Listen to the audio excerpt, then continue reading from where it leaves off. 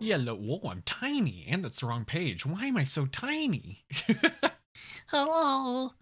Hello. How's things? How do I get... why am I so tiny? What the fuck? Where's the unlock? Why can't I can't even scale the model up. What the hell's going on? Typo. Is there typo in the title? Unlock.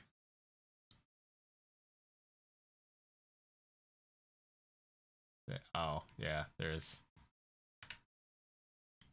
There you go. What the fuck? Why? Why is it like this? Why can't I can't even change the scale of my model. There it goes. There we go. Here, hang on. Hop over to here real quick. Everything's like out of whack. What the hell happened? That should be like right here.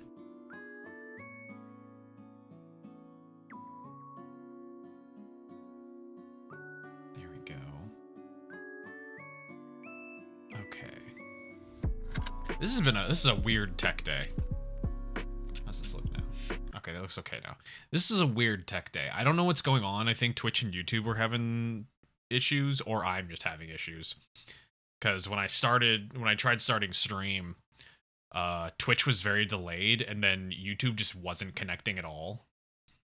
And I had to like stop the YouTube side and start back up again, so I don't know what's going on.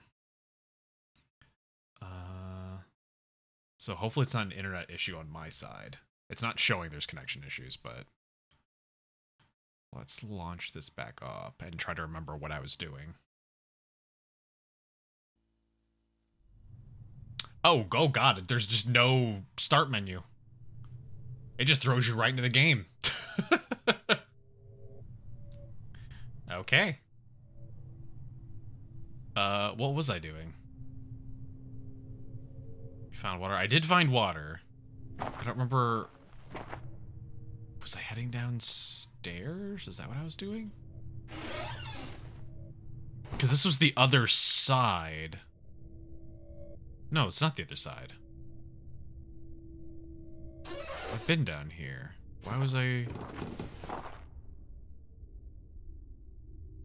Oh, I wanted to see if any of the keys that I had worked on any of these doors. And a morgue, yeah, the morgue with literally nothing in it that I have to assume will have a puzzle at some point. Lock click with somewhat pleasant sound as I turned the key, which echoed throughout the corridors and the gloomy area downstairs. But also, yeah, how it would do. Hopefully it's cooler than here, because it was like 90 something here. A fetid smell made me lose my balance as I prowled into the sewers. For a moment, I thought about running away and leaving this godforsaken place. I also had Cora had some like prescription medicine delivered today, and it was supposed to be kept relatively cool. I just threw it in the mailbox. Just a 95-degree weather. Didn't give a shit. Sewers extended, who knew for how long, but it was impossible to proceed anyway. So I had to like get a hold of my vet to be like, is this safe? Is this safe now? It's supposed to be kept under like 70 degrees. And they're like, yeah, no, don't give that to your cat. The gauge is presumably showed that water is still flowing through its pipe. Okay, so I need a valve. For a long time yet. Yeah, I don't think it's supposed to be too bad this week for us. Let me see. Like right now it's still in the 90s, which sucks. Tomorrow will still be low 90s, and then thank God it rains this week. At least have a little bit of cool weather at some point. And thank God it's not Midwest rain. If it was in the Midwest, it would have still been like 90 something with the rain, and so it would have just been swimming through soup.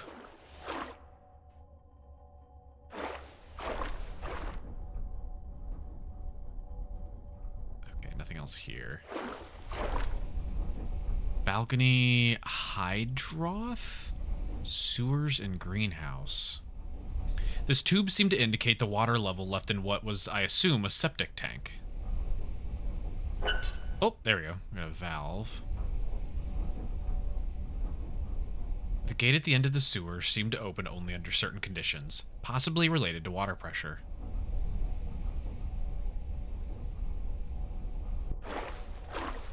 What's your miserably hot over here, everybody? I mean, going outside is miserably hot. Right now, I'm saved inside my office, which is usually really hot. But I picked up like a decent fan, and I've just had it running all day. And then I closed my blackout curtains to try and avoid any heat coming in. Cora wasn't particularly happy with that. She likes having the window open so she can, like, you know, bask in the sunlight. Because somehow she is unbothered when it's ungodly hot in here. She's still, even when it's like 90 degrees, she'll still curl up in her electric heating bed. It's like, what is wrong with you? How? This doesn't make any sense. It'll be so hot and stuffy in here.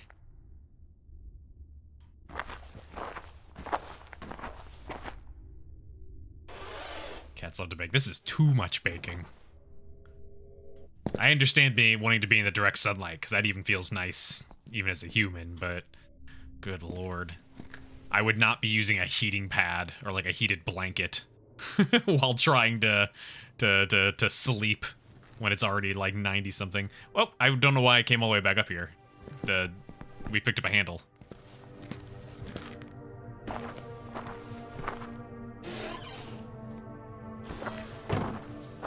Yeah, okay, go back. This is the first one.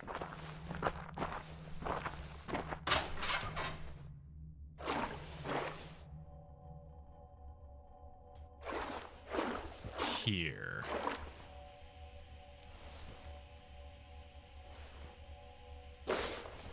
There we go.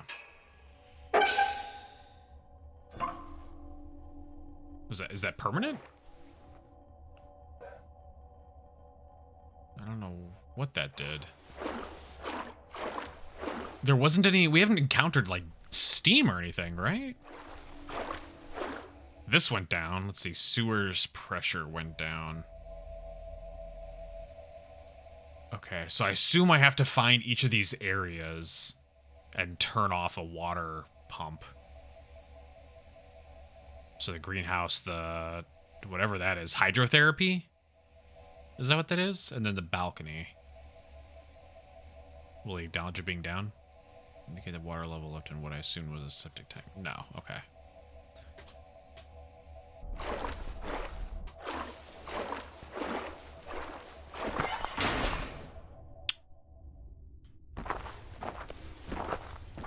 I'm trying to think. I don't remember seeing a valve in the... have I been to a greenhouse? I've been to... I think it was... right... This is a... Well, I mean, this is kind of a balcony. Like a mezzanine or something. I don't know. I don't think I was able to go out here. Yeah. There was the central plaza green area, but I don't know if that wasn't a greenhouse.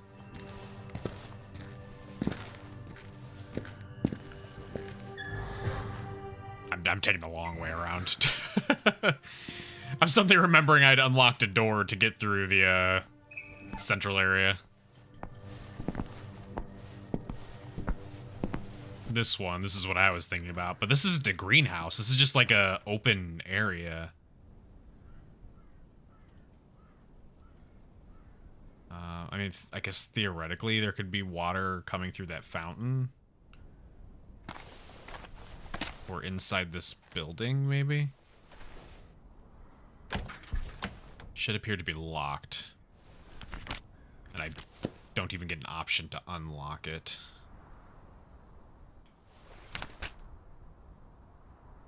Remember my past, drain the septic tank, enter Bertrand's cell. Right. Bertrand, we found out Bertrand had come back to the asylum. Actually, did Julie come back? Or Julia? She is back. Oh, Julia!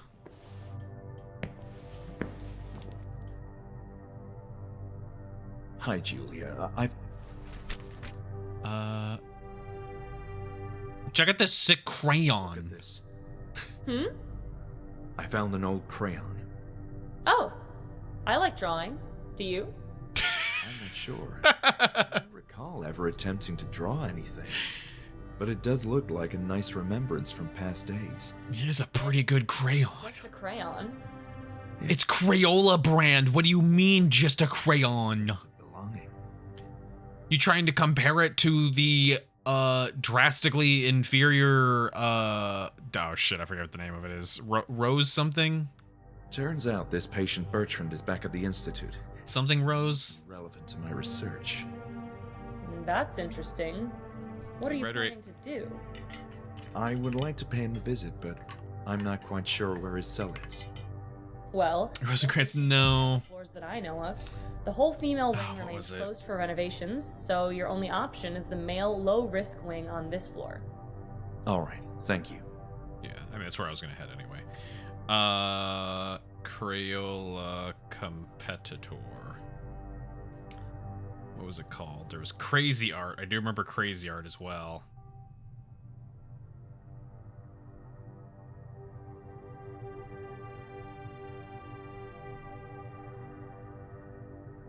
Rose Art. That's what it was. Rose Art.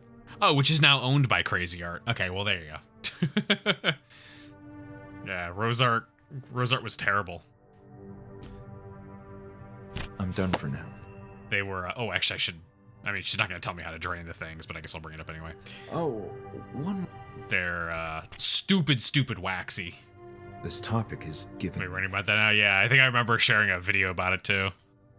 See you later, Or- Julia. Someone who had never used Rose Art or whatever did, like, a comparison of them all.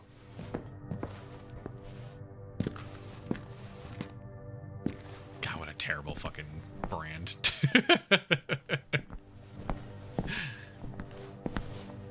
I used to be so happy anytime I'd get like an art set when I was a kid, but there was a couple times like I would be gifted, you know, stuff from like grandparents or something like that who didn't understand like, you know, the quality of the different brands. And it was so hard to be like, you know, yay, wow, and instead of just be like, oh, Rose Art, thank you.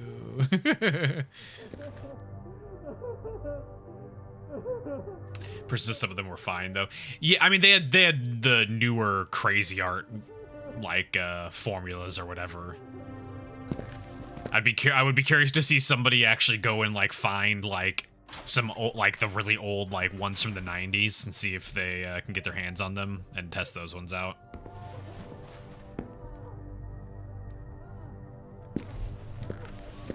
Cause yeah, I remember the markers would dry out crazy fast.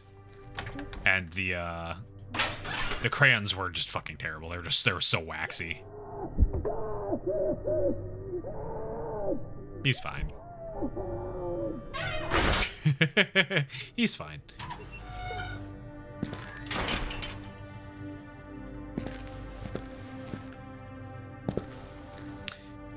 Markers have been bad until Posa? Never even heard that one. But typically, like if you're gonna give markers to a kid, usually you're just gonna give them like some Crayola markers. Just call it quits. Hello. Hi. How you doing? I mean, you're vibing at the door. I wasn't desperate enough to enter that cell without first dealing with the high-risk patient in some way.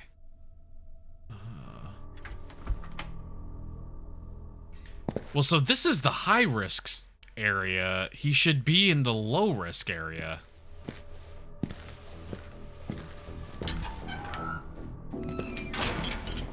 Did I write down Bertrand's cell number?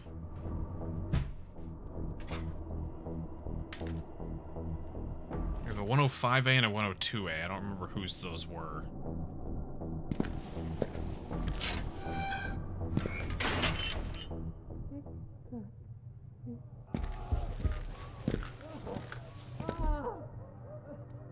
Okay, so it should be one of the ones over here, you'd think.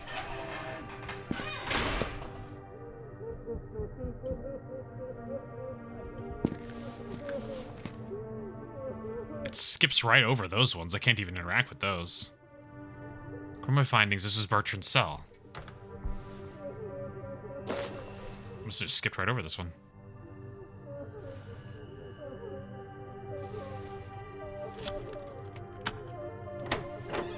Oh, Bertrand! Hi! I didn't expect you to be in here.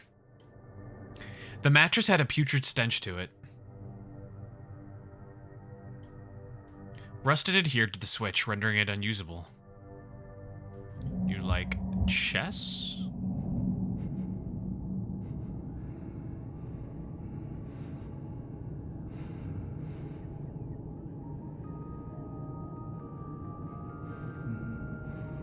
Okay. I mean, he likes red crayons.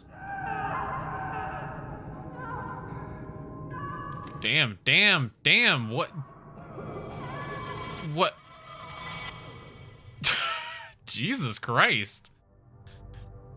Another vision, but with a clear sense of purpose. This patient, Bertrand, had been something of a major importance, which he absent-mindedly attempted to draw on the floor. Oh, had seen something of major importance. But what? Had I also seen it? It was an old, empty stand, sad like the rest of the furniture. I can't open it up. Okay, Bertrand. Bertrand. There he was, but seemingly in a state of catatonia, or trance. I wondered if he'd be of any help. What if I give you... a crayon? A little snack. It's red flavored. Oh, I thought he was, like, constrained.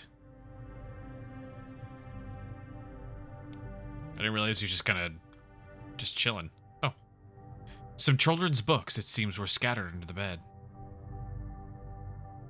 What have they done to you, Bertrand? Bertrand. There he was, but seemingly in a state of catatonia. Okay. So... nothing else I can do other than he wants, I would assume, a music box? Oh, I feel like I've seen a music box. Whoa!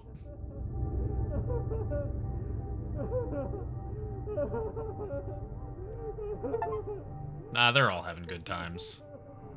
Bertrand was beyond help, yet he'd clearly seen something linked to my visions.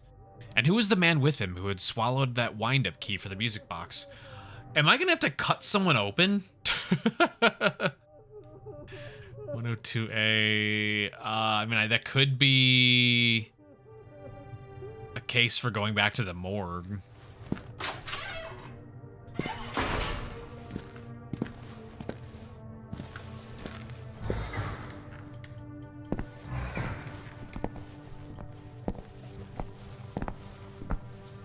Hospital for...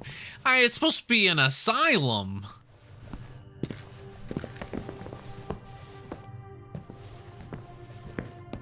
Cut open their brains, not their bellies.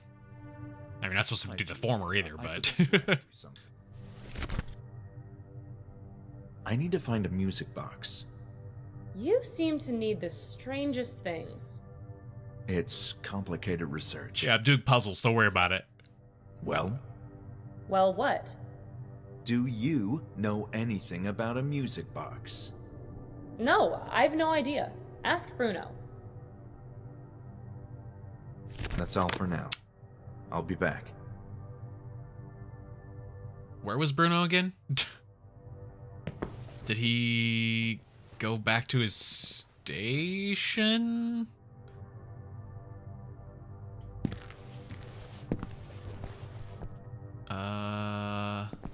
I haven't seen him in ages.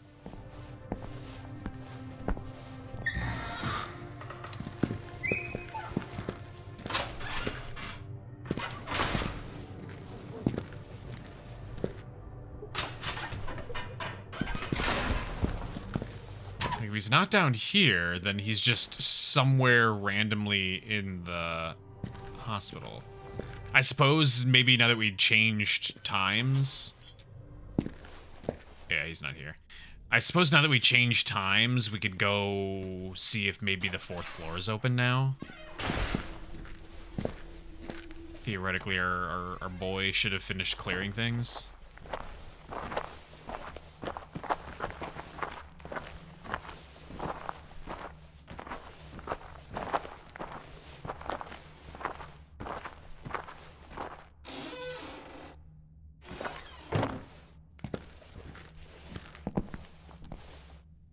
see.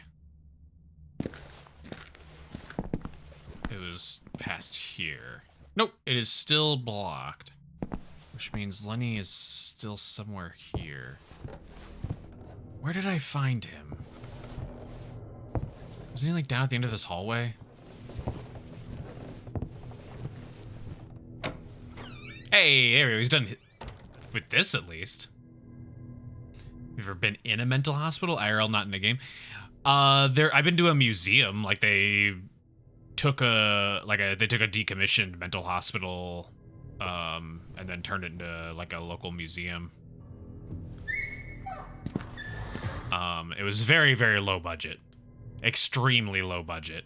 Like half of the exhibitions they had where they were trying to show how certain devices were used, they literally had like Barbies and Ken dolls and like G.I. Joes and stuff like that.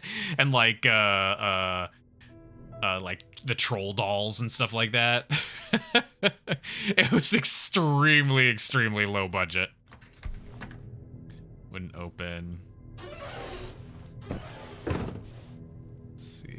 It was the cornfields. That one was actually definitely in the middle of bumfuck nowhere, because that was college town kind of thing, and that was kind of like the only thing they had going for it was the college. Everything else there was kind of fuck all.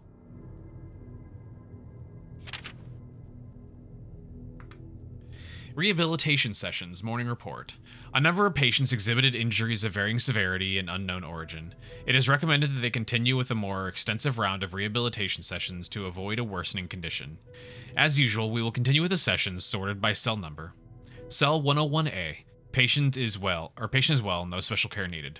Cell 102A. Cellmates Bertrand LaRoche and William Hodgson presented a marked deterioration in their condition. LaRoche is growing increasingly tense, and Nurse Marion noticed a number of bruises in his body. New episodes in which he falls into a sort of catatonic state, unable to respond to stimulations. Hodgson is similarly more on edge than usual, and presented serious burns on his chest that no one could explain. We recommend strict supervision. Cell 105A. We detected another fracture in Leonard's ankle. None of the staff can explain how this happened. They are aware of his osteogenesis, and extreme care was already enforced. 2 sessions each day are recommended. Noon report. You ever heard of Frances Glossner or her Nutshell series? Kinda sounds familiar, but maybe not. Cell 102A. Cellmates had some kind of quarrel over a musical box that LaRoche enjoyed, but made Hodgson nervous, as described by Marion. In the struggle, Hodgson retrieved the spring from the device and immediately swallowed it.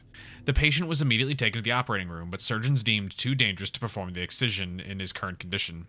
High blood pressure must be managed before administering anesthesia.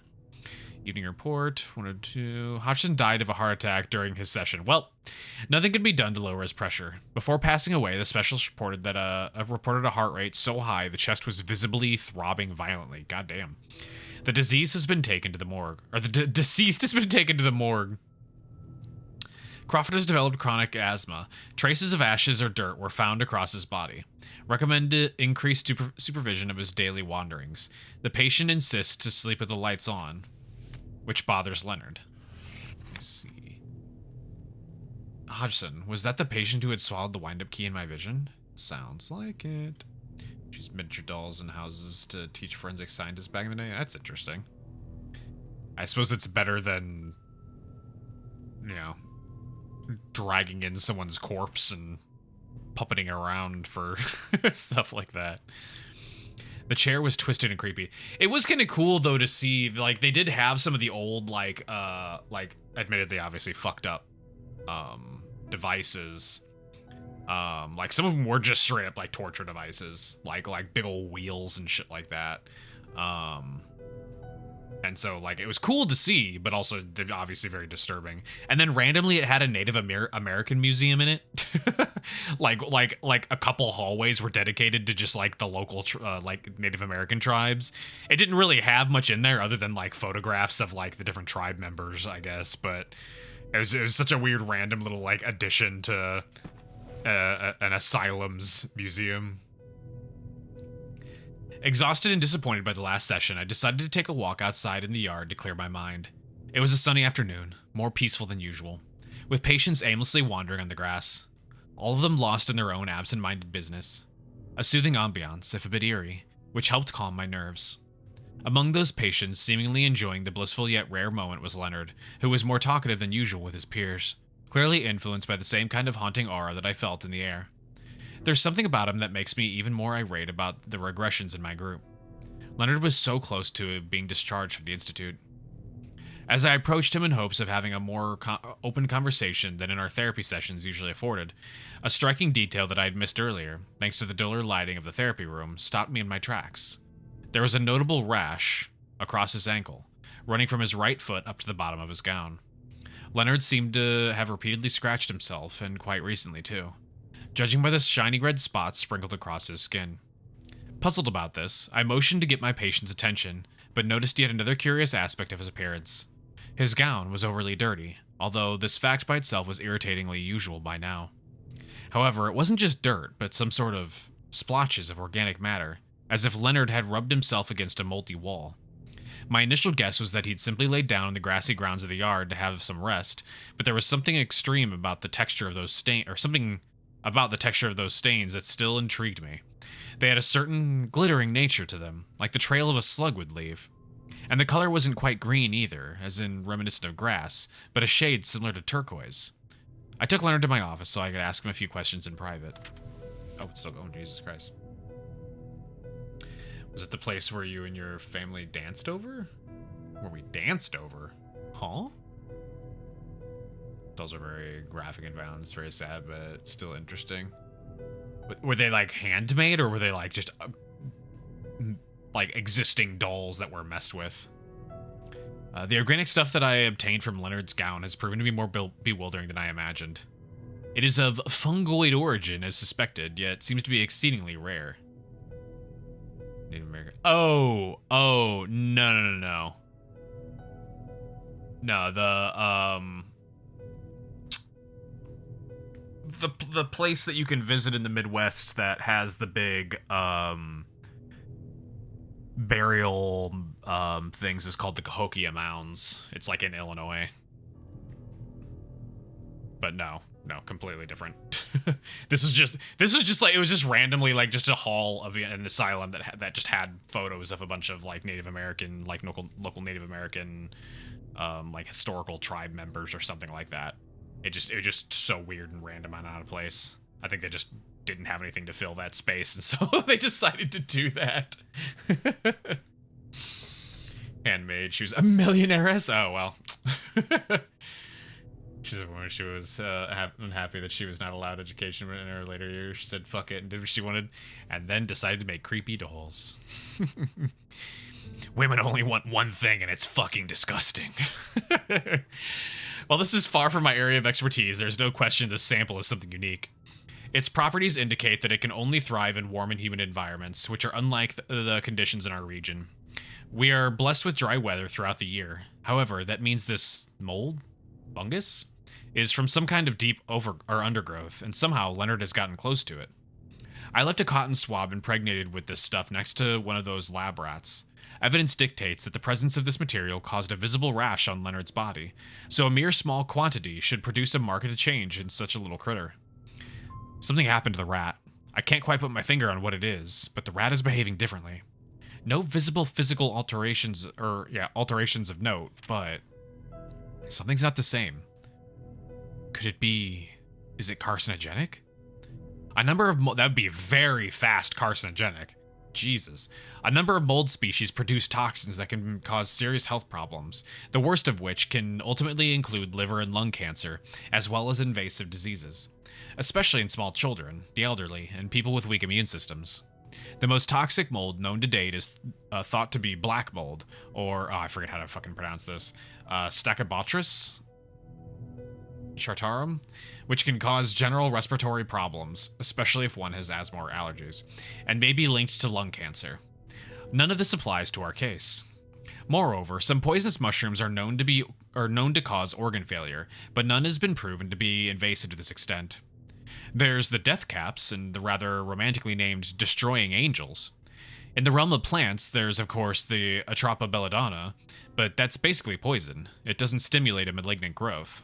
While some species of mushrooms contain naturally produced carcinogens, these exist only in minute amounts and cannot directly cause cancer.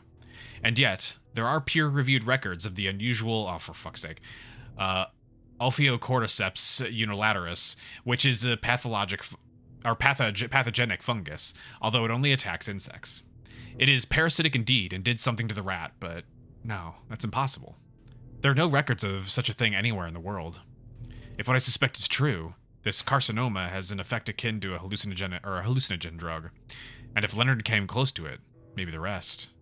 Oh my god. Oh my god. Oh my god. She didn't marry and have children, but she hated it. Damn. Poor kids. My mom never wanted me. She only wanted books. A broken wheelchair, useless.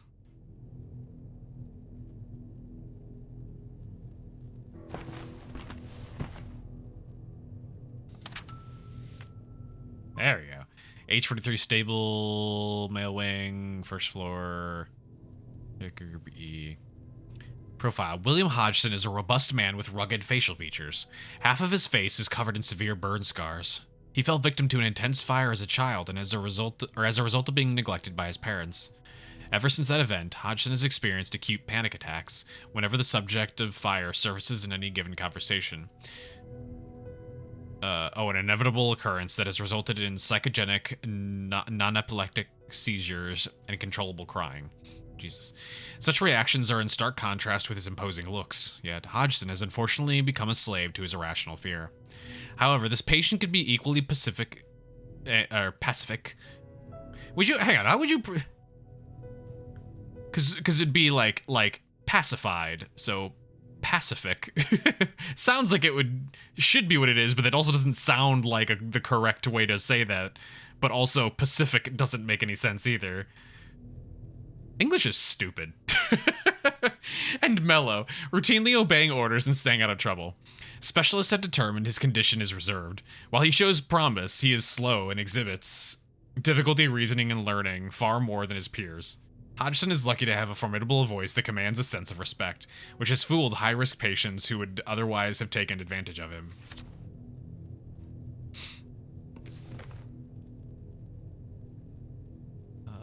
Leonard Hunting's. Can I take this, or is it just looking at it? Yeah. She's got a broken bone. A typical scale for measuring the weight of patients was rusted. A set of wooden stairs, probably used to train patients.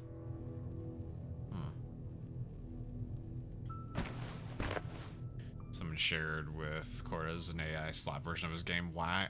Is it one of those cases of like they genuinely thought that they were doing something cool and fun and interesting?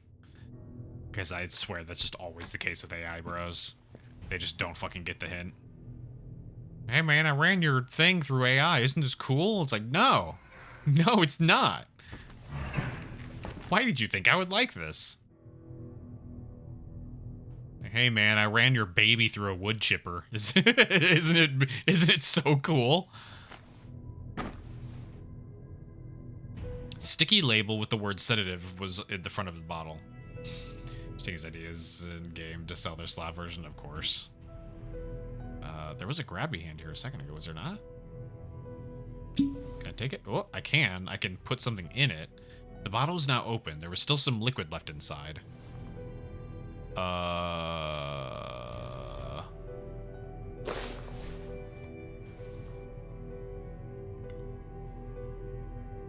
I just want to... There we go. Okay, so I need like a dropper, maybe? The drawers in this room seem to have been emptied a long time ago. Empty. Medical appliance or what? Oh, it's a bite guard. Oh, I hate that it's just like phallic though. This lamp is barely held by one of its wires, seemingly like it could fall apart any minute.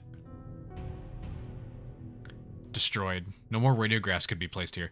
Yeah, I've seen multiple times, like, different artists I follow will have somebody, like an AI bro, like, respond to one of their new pieces, and, like, be like, hey man, look what I did. I made an edit so that it turns it into this thing. And it's like, why did you think that that was an okay thing to do?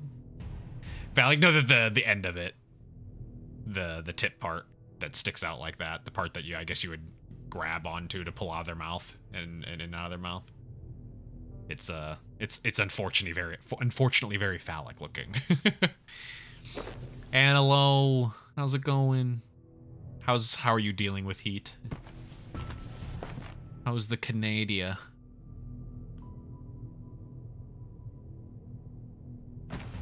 The dirty man. I mean, the internet has definitely ruined a lot of different things, because now it's hard to look at certain things or hear certain words and stuff like that without thinking about the implications. It's not too hot out? That's good, at least. Breakthroughs in experimental surgery. It is widely acknowledged that Dr. Hanwell was the architect of many novel medical procedures, as he championed technological advancements for treating his patients.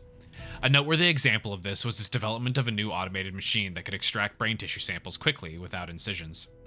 According to studies conducted by Hanwell Mental Institute, many patients suffer serious mental illnesses, SMI. I feel like that's something that doesn't really need to be abbreviated, but that are caused by brain tumors and must be treated with surgery. With a large and unexpected caseload of SMI patients, Dr. Hanwell felt the need to devise a system that facilitated the tumor detection process more efficiently than previous methods. In Hanwell's time, the most widely used process for obtaining samples of brain tissue typically required a great deal of time and required 3 to 4 surgeons per patient to perform the craniotomy and extract the tissue. Precious time was also needed to seal the large incision in the cranium. To expedite this procedure, Dr. Hanwell devised the stereostatic transorbital brain biopsy equipment, STROB, a wondrous machine capable of extracting a brain tissue sample through an eye socket, thus avoiding the need for craniotomy altogether. A doctor could simply put the coordinates of the tumor's suspected location in the STROB, could complete a complex stereotactic procedure using a sample extraction needle attached to a movable arc. Oh, there's a lot of big words. The queer invention led to controversy. Some scientists and surgeons believed that using such a machine would increase the possibility of brain hemorrhage, as its accuracy was questionable. Dr. Hanwell dismissed these opinions as uninformed, stating that the targeting mechanism of this machine was based on the most detailed brain atlas of the time, and that the STROB was manufactured by the most trusted and reputable professionals. Good lord. I'm shocked that I completely burned through that one. Where to go? The stereotactic transorbital brain biopsy equipment. Like, would have expected to stumble over that one. No job tomorrow, so you can watch till the end of the stream. Nice. Is it a holiday? You got any? This is just fun stuff going on, or you just happen to not have work.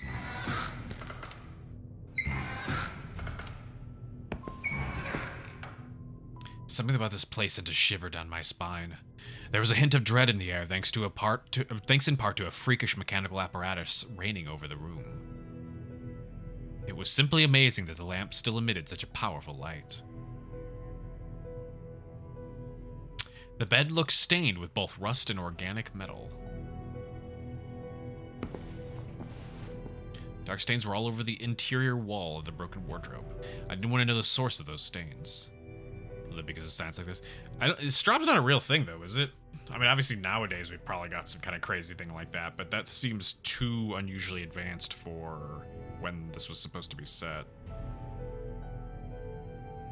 Straub. It gives me a music Instagram. Yeah, that doesn't look like a real acronym. It's a Quebec celebration. Nice.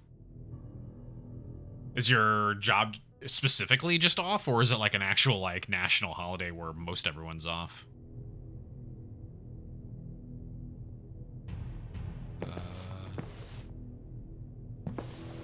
Oh, here we go. Syringe. I never liked syringes, but it was in good shape and could have proven useful, so I took it with me. We got this. Okay, that is where I need to put the slide once I have it full of things. Ancient Greek drawing. Bunch of cups. Would have enjoyed drinking coffee from any of these cups.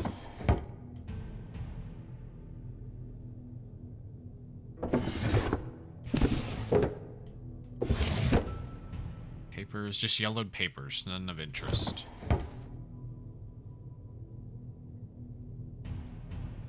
The blanket covering the stretcher looked disgusting, as if it had been drawing dust and fetid condensation for a long time. That's a good word. Fetid's such a good word. It just sounds awful.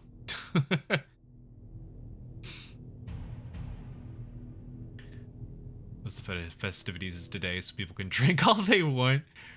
Provincial celebration. Celebrate the promise to Quebec. Oh, interesting. Oh my god. Oh, scusa. So what you're saying is you're gonna go get wasted. A jar that seemed unused and in newer condition than the rest of the items here piqued my interest. The label said hydrochloric acid. I nearly returned it to the shelf, but decided to keep it around. For now. What would I use hydrochloric acid for? Hey, running water. Steady flow of clean water here. Could I... Because it's not empty. So... Okay. Good, but you won't. Probably a good choice. This will make it easier extended by delaying to Friday, moving into Monday. Yeah, it's typically how pretty much all of ours are too. It's pretty rare that you have like a national holiday in the U.S. in the middle of the week. They're almost always guaranteed to be weekends.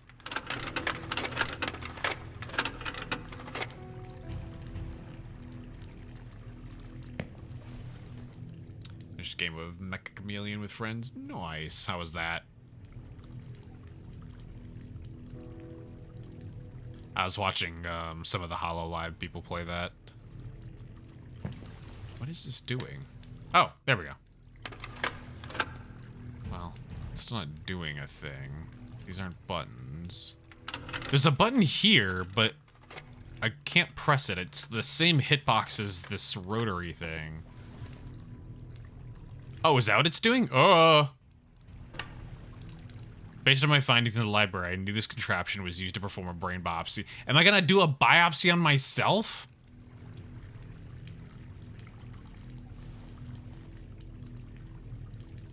That sounds like a terrible idea. That's like fucking the eyeball syringe from Dead Space kind of situation.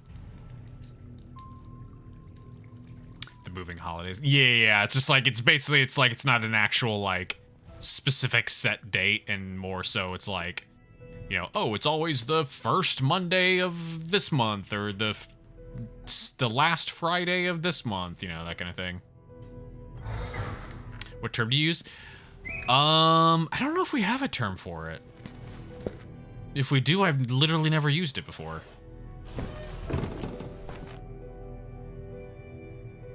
I guess roaming holiday would probably be the closest I could think. Luckily, there was nothing in this bathtub. Foul stench emanated from this bathtub. I didn't want to come any closer. Let's see. It was pretty fun for the first time. Nice. If it looks like it's a lot of fun.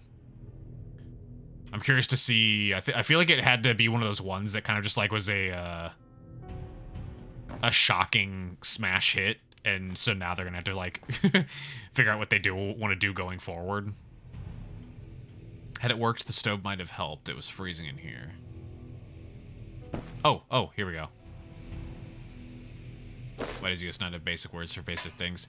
I don't know. Beats me.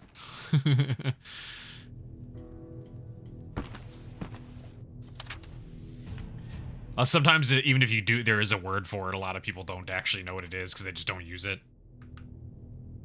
Several nurses who prefer to remain anonymous have filed further complaints about the egregious abuse of patients by authorities at Hanwell Mental Institute. This has led to a tense atmosphere of quarreling and accusations among employees inside a once respectable institution. Law enforcement officials, apprised of the situation, spent several hours yesterday evening searching the mental hospital. While no evidence of wrongdoing was found, they provided details during a press conference about the rapidly decaying state of the building and expressed concerns for the safety of patients. Injuries exhibited by allegedly mistreated patients could not be attributed to a particular source. Wounds ranged from severe bruises and cuts to violent fractures, and, in the worst case, searing burn marks, which would have been what's-his-face, I can't remember his name. Family members of the patients and employees demanded a more severe intervention by state authorities. Dr. Hanwell, whose disinterest in discussing these grave allegations with the media borders on offensive, did not respond to her inquiries, tarnishing his public image beyond repair. Thank you for hydrate. It's so important you need to know so you can maximize holidays.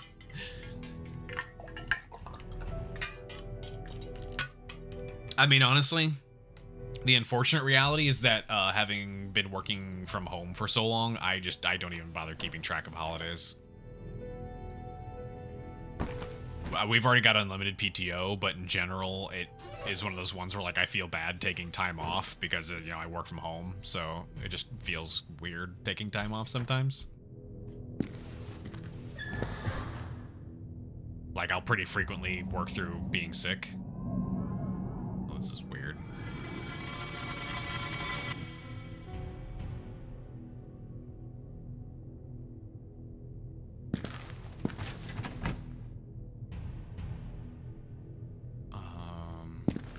But yeah, so like I honestly don't even know most of the holidays. I just kind of stopped keeping track of them. Oh yeah, I'm not complaining. I'm just saying. Here we go. This has to be a... No, it's not a greenhouse. Never mind. It's maybe a balcony?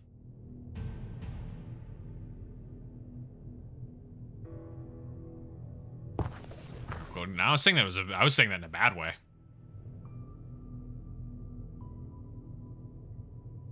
I've missed multiple holidays like Father's Day, Mother's Day, things like that because I just don't keep track of I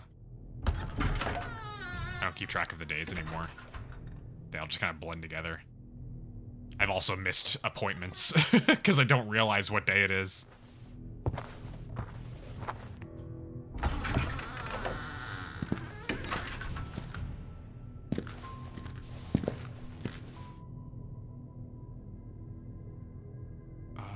Where are we at? Okay, operating room. There we go. Okay, this goes over into female hospital. Oh, that goes down a really long path down there. Okay. Whoops, didn't mean to do that. How do I... There we go. Oh, real quick, let's do our ad break. Yeah, we got like a minute left. Let's do our ad break real quick, and then we'll come back and we'll figure out where the hell I am. Burp, burp, burp.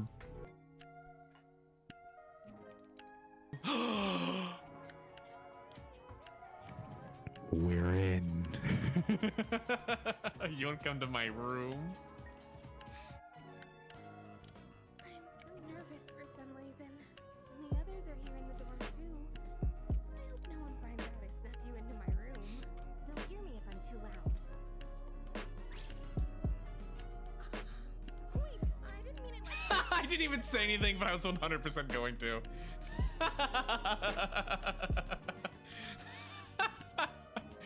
Too late.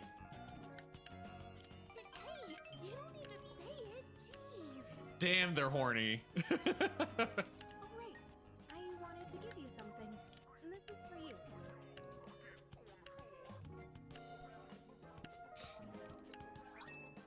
Yukari Hey, yo. Hey, yo. By the way, what is that? Oh, it's my bitchin' necklace. I got it at Spencer's. Dog tags. It has my fucking name on it. It doesn't even say Ryan, it just says Aether. No.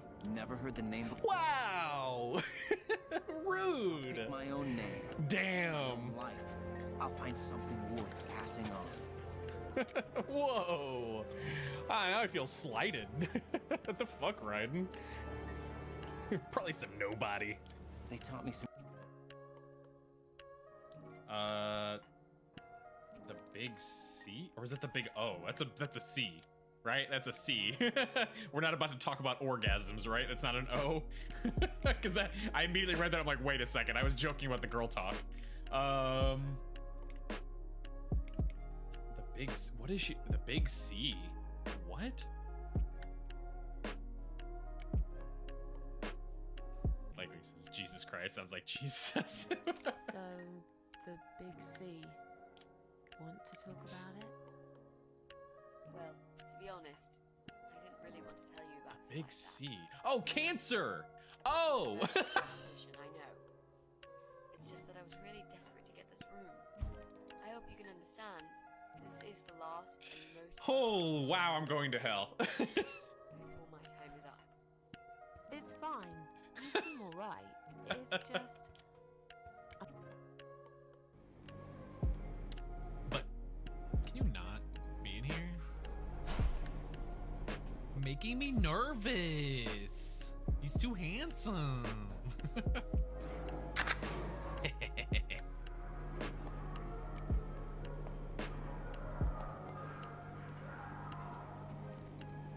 Oh wait, pee here? Ah, there we go. A below bake. All right. Shit. I just went through that door. Okay, yeah. Section from the roof below is visible from this spot.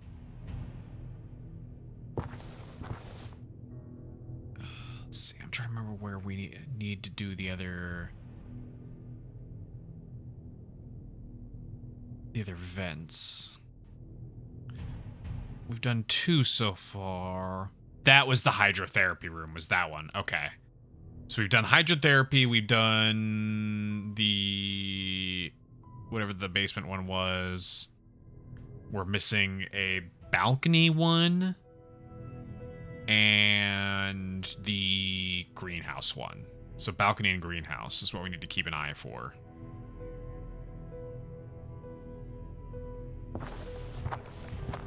Okay, I'm a little lost. Oh, this looks kind of balcony-y. What an astonishing view. Even during the gloomy night, the sky looked as if it was hand-painted. Because it is. Wait. Oh, there we go.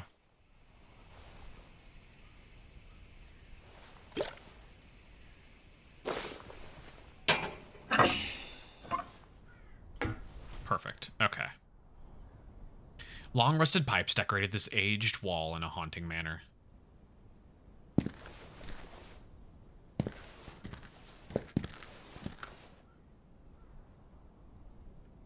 Several pipes adorn the wall in a somewhat grotesque way.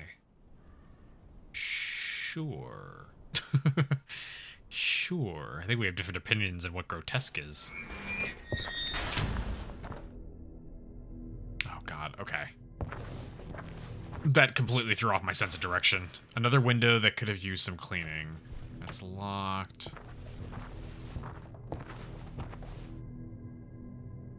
Okay, well, what would have been down here?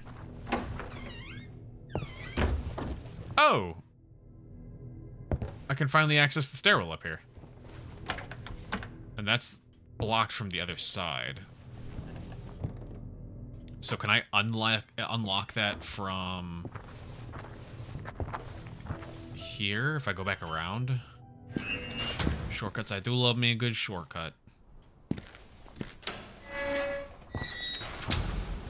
The best shortcuts are the ones that lead you back to places you've already been and opens up new ways to backtrack.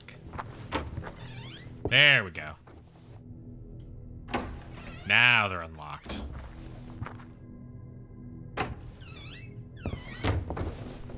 It like recontextualizes your exploration.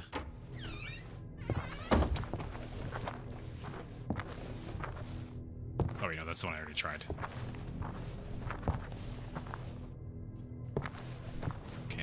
locked thing here. Firmly locked. Shit's locked. Okay.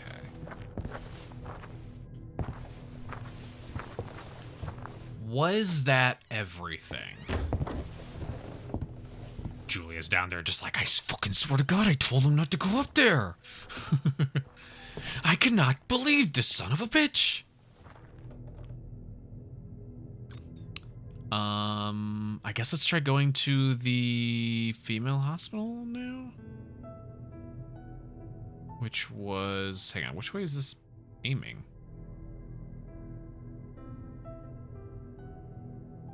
It's that way. So around this corner? Oh. I accidentally clicked on wherever that was. Oh no, the female wing is completely closed off. Go around here.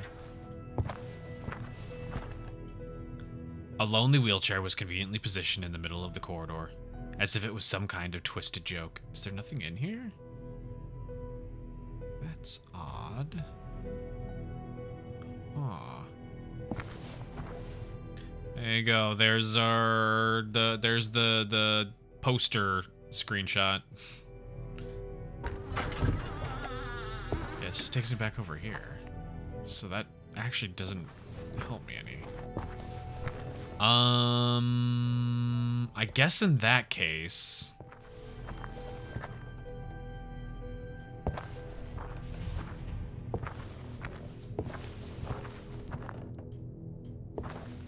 my brain is so thrown off right now. Okay, I want to go.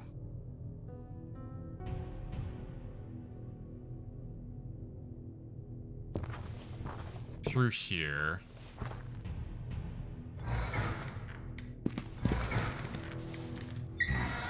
Now that I have a syringe.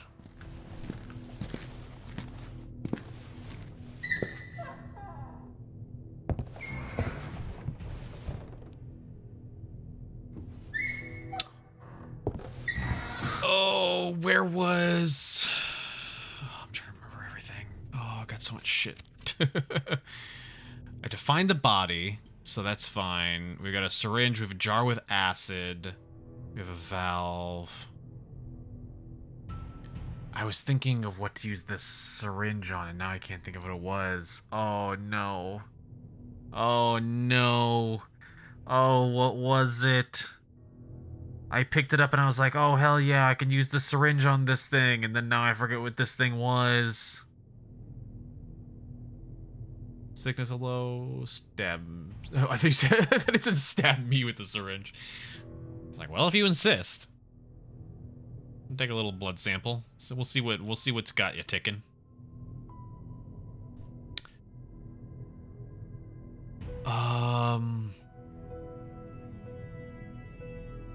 Shit, what was it? What was I just thinking about? There was something that that like were exploring last time, and he like commented on like not being able to extract the liquid.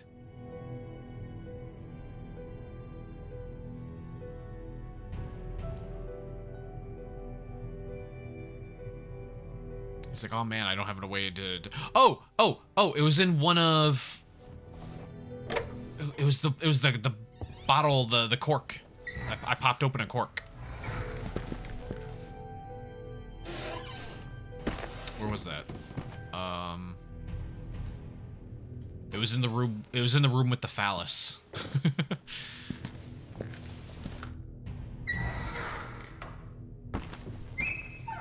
This one. Here we go.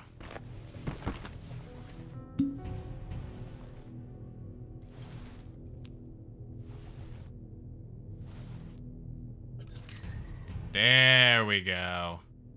Okay, we got some sedative. Who should I could use the sedative on the dude freaking out, maybe?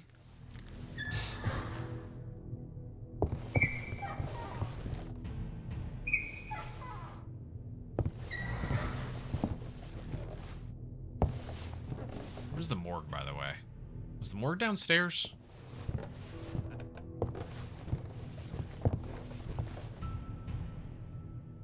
morgue I just passed by.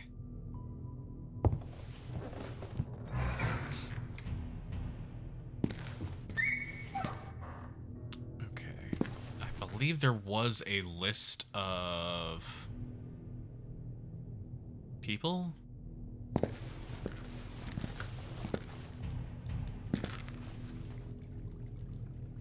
Hodgson's remains were right here in the morgue. Yeah, but where's he at? Where? Will Hodgson, E103.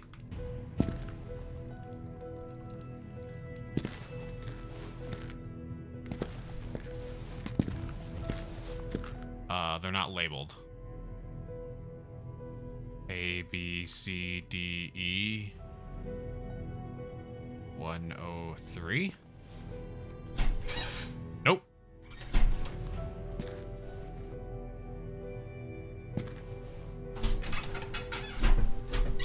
Oop. Alright, well, I thought that was a good way of figuring out where he was located. Alright, none of these are labeled, so...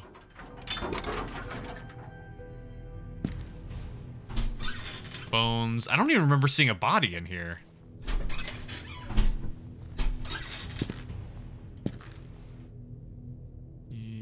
I did write down E103. So it does have to be in here somewhere. I'm noticing that's something I wrote down in my notes. So it maybe is towards the end.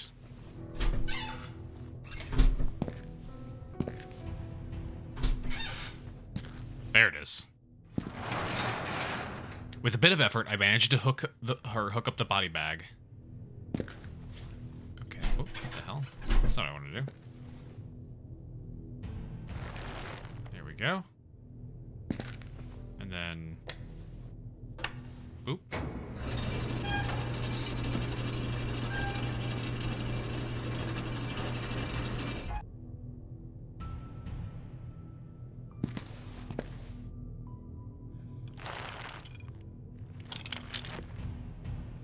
Damn, we're strong. Oh. Oh, that was fucked up. That thud.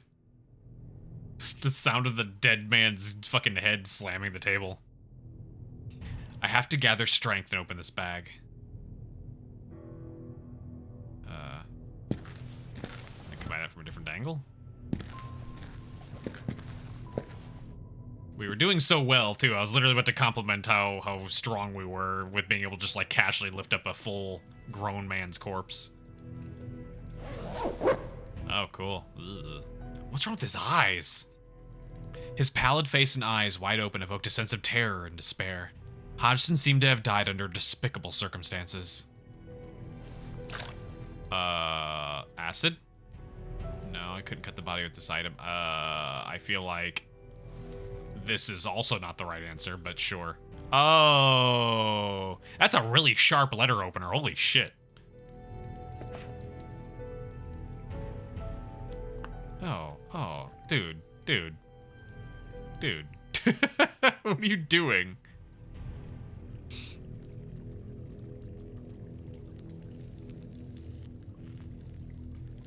How sharp is this letter opener? That's also not a letter opener. That's definitely a scalpel.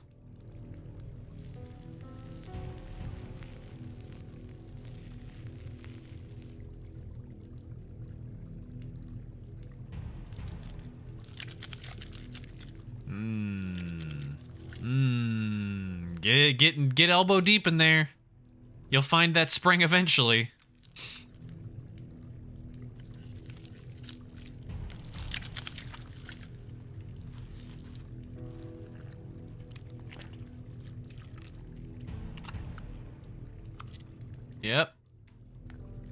Yep, just kind of just give a little rummage. There you go. How did it get out of his stomach? Hi. No! What'd you spook me for? Oh, well, son of a bitch. Was it necessary? he was doing it so casually. Just enjoying the warm feeling, you know? Oh, for fuck's sake.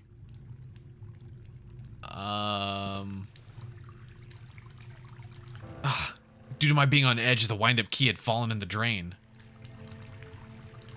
Where's that damn wind-up key? I have to assume that that leads out to the septic tank, then. And that's why I'm trying to turn off the septic tank.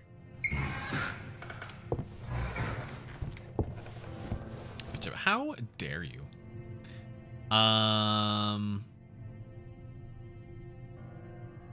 Let's see.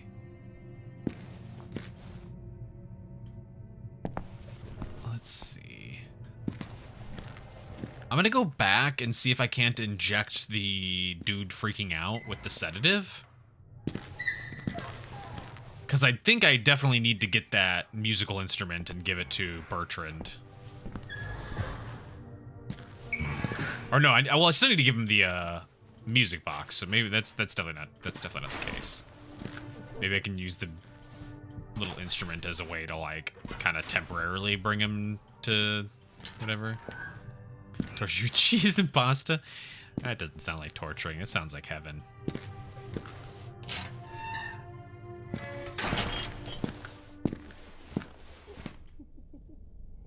Hello. I just want to give you a little shot. Hi. Oh, I can't give you anything. Alright. Alright, well, never mind.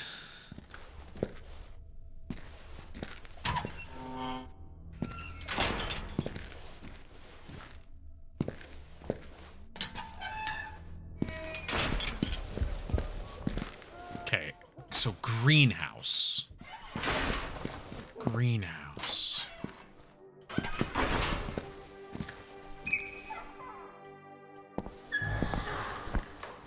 So is the implication that the people here are like these violent psychopath cliches because of what's happening here? Because some of the people are relatively normal-ish people, and then you have the other ones that are kind of like the cliche of like gibbering maniac.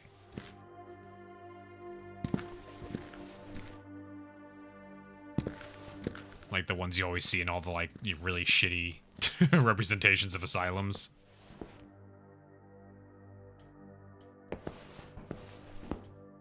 Let's see.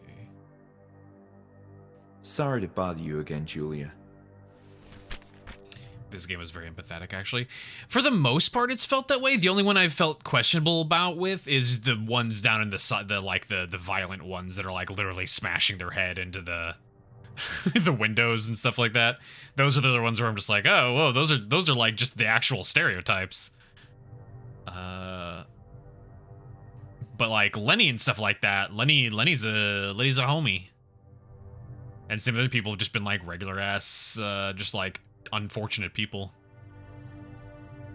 I have nothing else to say. I can't. Fine by me. I can't ask her about that. I don't think... Thank you for being...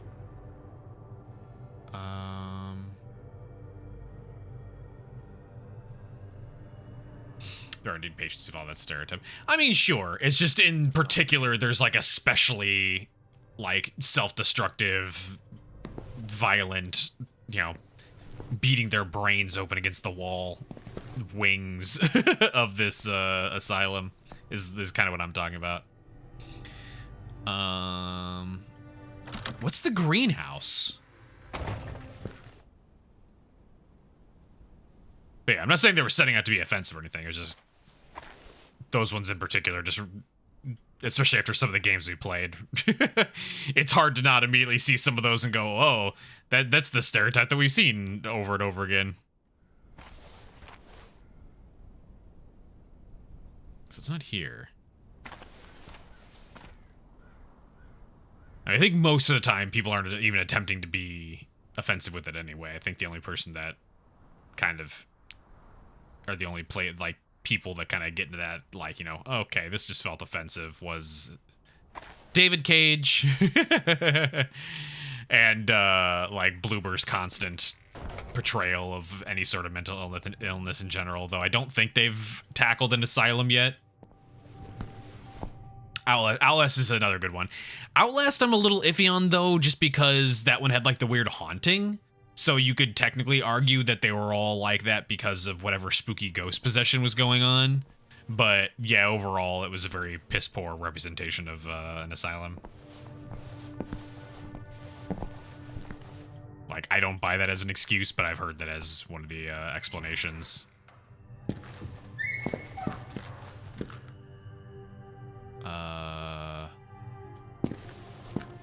I need another map.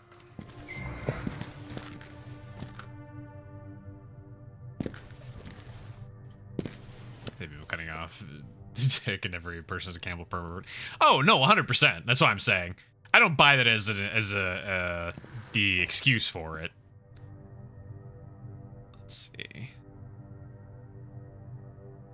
How do I? Where is the greenhouse?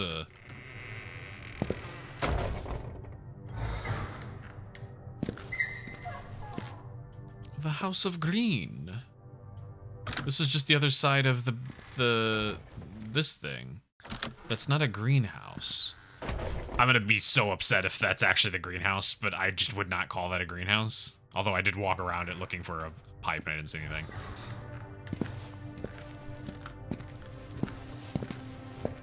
A greenhouse either has to be on the ground floor or maybe on the top floor. I can't imagine a greenhouse being anywhere else.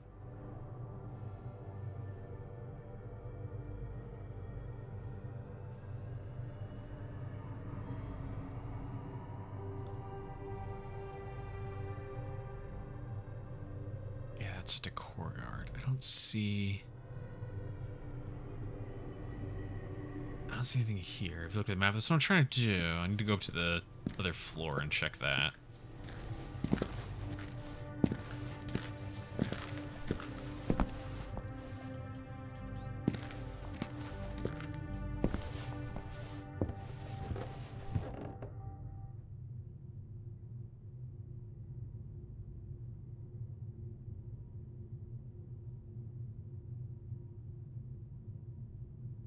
There's nothing here.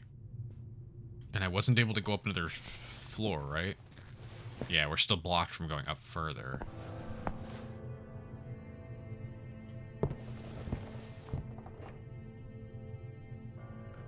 I saw something that kind of looked like it was supposed to be a greenhouse.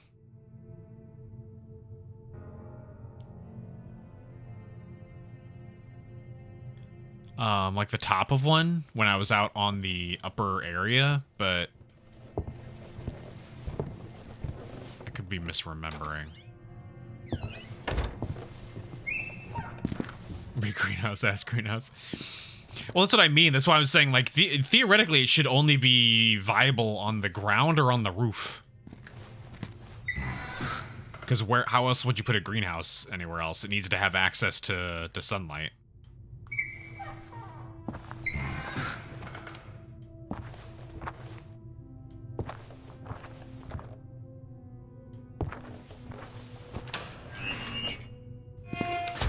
That right there. Where's that?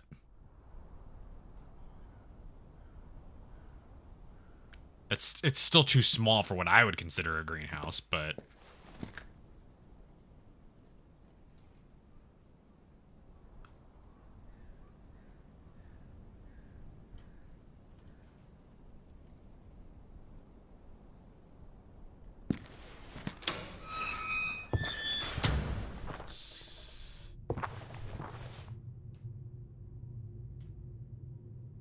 I think that's just overlooking the entryway and letting in some natural light into the entryway, so I don't think it's that.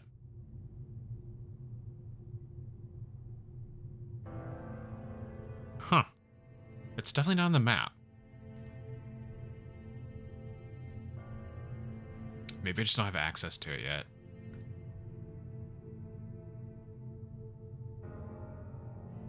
I would say either on the first floor or maybe like an area of the first floor I haven't been to, or maybe it's on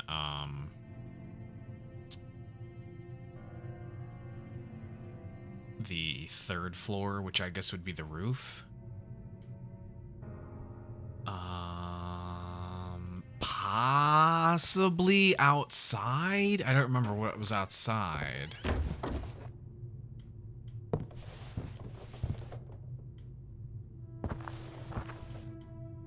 Wait, it's dead.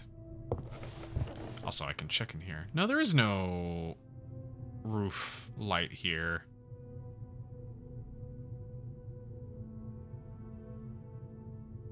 Hang on.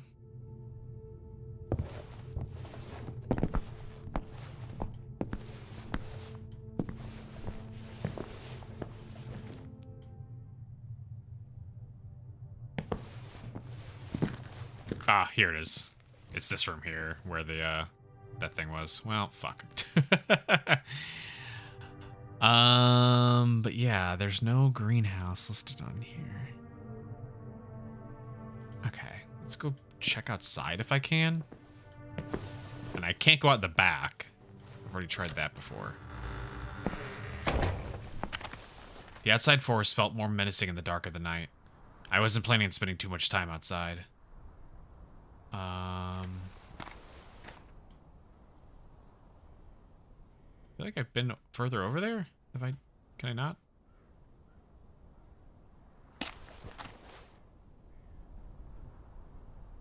Huh. I feel like I was able to move around a little bit more previously. Alright, well. Unless I'm missing a magic pixel that lets me go further, then it doesn't seem like it's over there.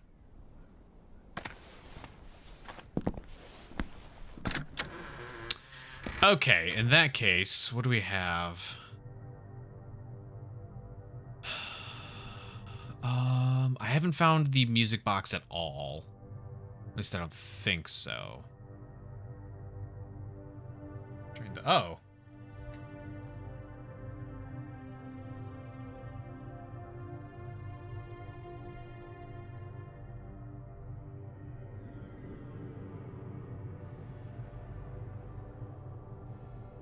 Is it back?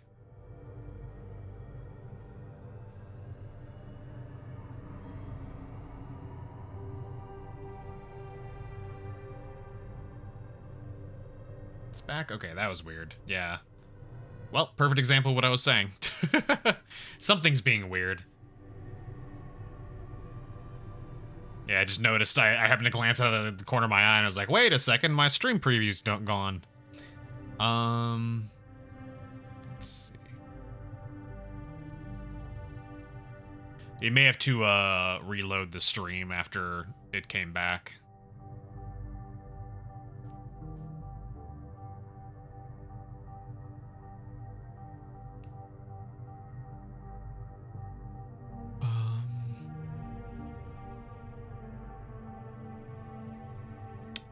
So I haven't seen.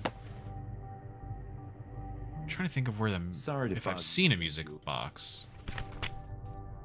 I have nothing else. Find that. Okay. What do you think about nursery rhymes? What kind of bizarre question is that? It's just not focused on the greenhouse. I immediately gave up on the greenhouse when I realized it wasn't out front. I hate so nursery rhymes. Got you. because I don't have access to any other portion of the building yet. There's a strange contraption in a surgery room. Aren't the surgery rooms upstairs? Yeah. Where I haven't been. We're not supposed to go upstairs. I heard there's a strange contraption upstairs. Okay, then stay away. I've been learning about the early history of this institute. Quite unpleasant things. Yes, apparently it was a troubled time back then. There was some kind of situation going on between the employees and directors. Disagreements, I think, which devolved into a sort of debacle. It was all over the news back then. Maybe it had something to do with the alleged abuse of patients. Abuse? Nah. But I couldn't say either since I'm new here. I do believe those were wild rumors, though. Nothing was Were ever they? confirmed, and it could have been that staff members who were displeased with the management had spread lies to the newspapers. Could they? Underpaid people can get angry. Can they? The legend was a blatant lie either. Well, the truth can be subjective. An act that may feel deeply outrageous to you, for example, if I pinch your arm on a whim because your questions are annoying me, may seem like only a mild reprimand to me. Perspectives do matter. Well, I believe the truth is definite, and how we may feel. That was the most like fence-sitting kind of response you could have ever given. Facts can be elusive these days, especially when you involve the media. But enough of this. In any Oh case. no, I know what you are. Well, many other hospitals for the insane have faced similar fates. Bad management, if you ask me. Okay.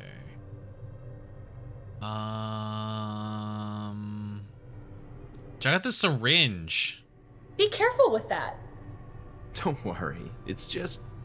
Get that out of my face, please. That's all for now. Okay. So, note to self, don't wave a pointy syringe around in people's faces.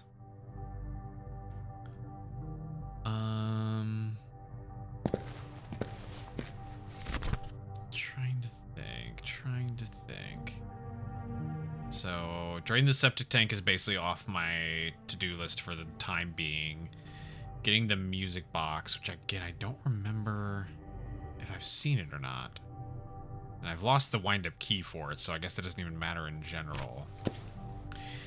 I weirdly don't know where our boy is. I feel like he's just kind of gone. The to-do list was still showing that he was supposed to be on the third, or on the on the upper floor, third floor, right? Let's see. We couldn't unlock this, right? Keys were meant to open doors, locked doors. What?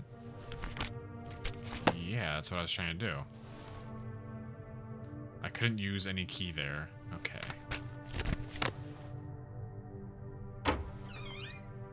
That leads back out to there, the waiting room.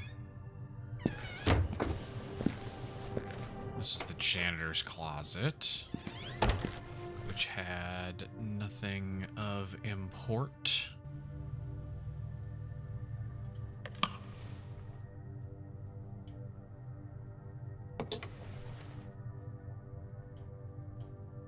Radio, okay.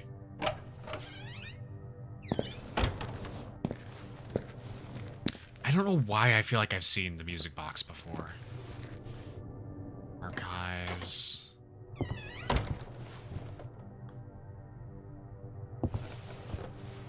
There's this. The wiring diagram. I still can't get that open. Safe that I can't look inside.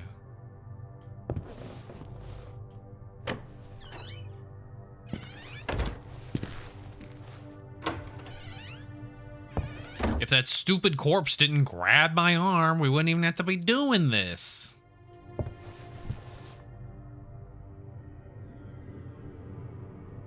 Okay, nothing in here. I don't know, like for some reason my brain wants to say that I saw it very early in.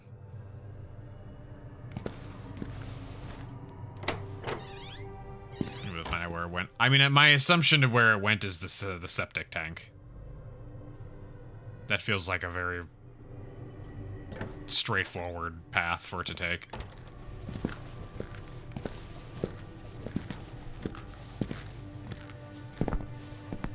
Okay.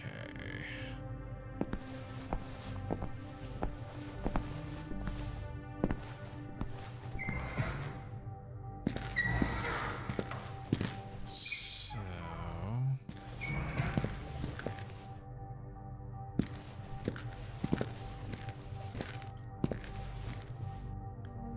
can't do anything there. Is there not a map down here? There we go. That was the games room, I think. Yeah, the game room and library. The library. Their room, laundry, kitchen. Have I even been in the kitchen? Why do I feel like I've never been in the kitchen? I'm almost positive I have been.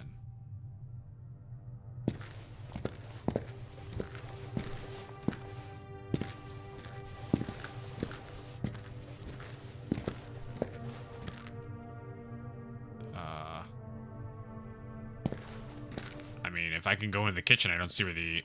Is this the entrance here? That is not. That is the laundry. How the hell do you get into the kitchen? This one? No, okay, it's firmly shut in place. All right. Let's see if I can find our boy. Where is Lenny?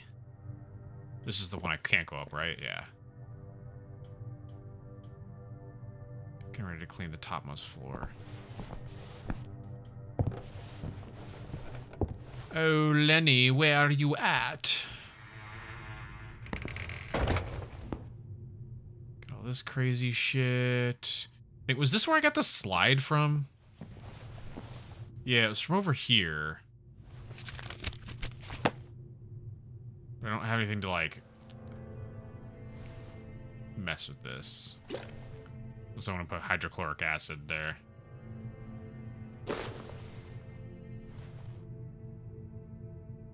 Okay, so it's not that.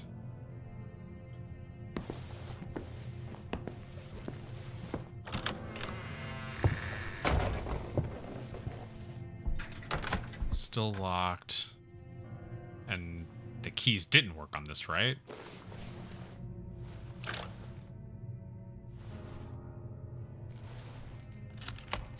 Yeah, okay.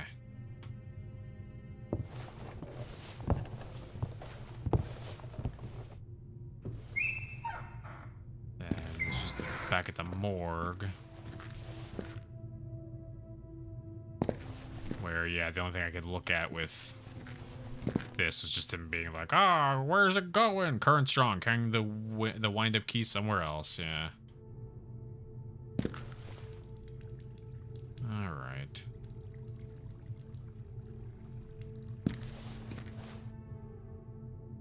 Yeah, it certainly didn't just move it through the room.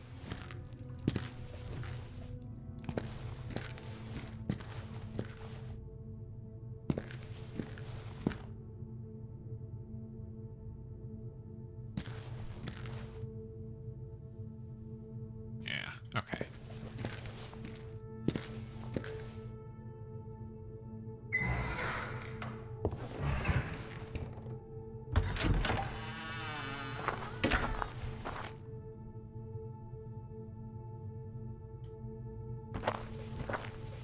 There's nothing in here. Kind of half expected to see Lenny poking his head over the edge there. Well, hey there, friend.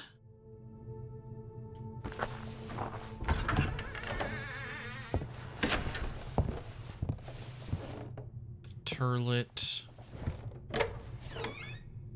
Is the doctor still in here? He is. Oh, that's right. Hang on. We had something with... There's like a rat here we could mess with, too. What was going on with this? It didn't deserve my attention. What would I do with this? It's dead. Dissolve it with hydrochloric acid? Or I'll have to call security. It's dead. You can't tell me what to do.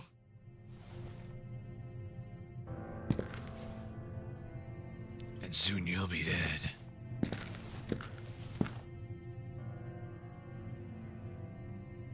Dr. Miller? What is it this time? Just one moment of your time, please. I'm looking for a music By box. chance, have you seen a music box? A what? Your questions are beginning to bother me. Have you seen a key? I forgot to ask something else. I'm sorry, but... Okay. How about a nursery rhyme? Would you say it's possible to stimulate the memory of a catatonic patient with music? Certainly within the realm of possibility, yes. The mind is still a mystery. There's much we don't understand. But a terminally ill, withdrawn patient who suddenly reacts to a visual or oral stimulus could happen, yes. Thank you. Have you seen a strange contraption in a surgery room? That strange contraption is Walter's most remarkable creation. What's it for? Seriously? We have a gigantic library and ample documentation on the history of Hanwell Institute. Go see for yourself. Damn, okay. There's one more. What's the goss? Enough chatter. Oh, he doesn't want to gossip. Hey, I found this jar with acid. Do you know what kind of fluid this is? That's hydrochloric acid. It can kill you. You shouldn't be carrying that thing around. Is that strong? Extremely. It's capable of melting down metal surfaces, such as iron and steel.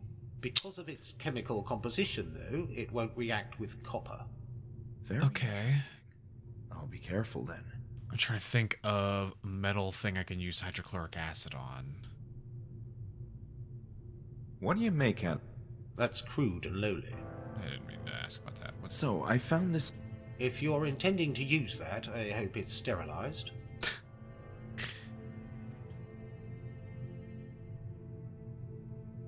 I appreciate the okay? conversation.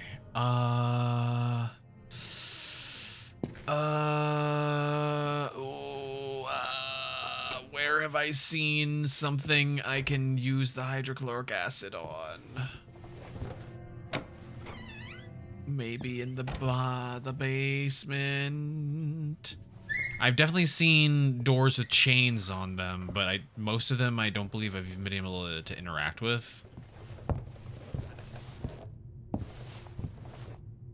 Need a hint. Give me a second. Let me see if I can. Let me see if there's something in the basement that I can pour my goo on.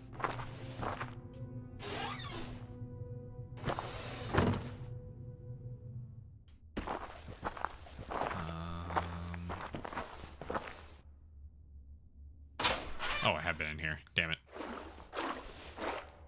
Well, there's this. And I can't use an item on that, unfortunately. The other side just has the closed room. I can't do anything with that. What if I put the hydrochloric acid into the sprinkler system and then turn on the sprinkler system, murdering everyone, but also at the same time, it would pour the hydrochloric acid all over everything, and so then everything would become unlocked. Then I don't have to worry about locked doors anymore. They'll all be dissolved.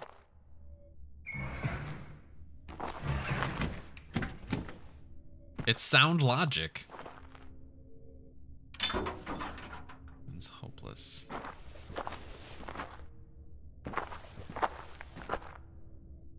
Kill the people and probably not even work on the locks and doors. Well, we won't know till we try. It's for science.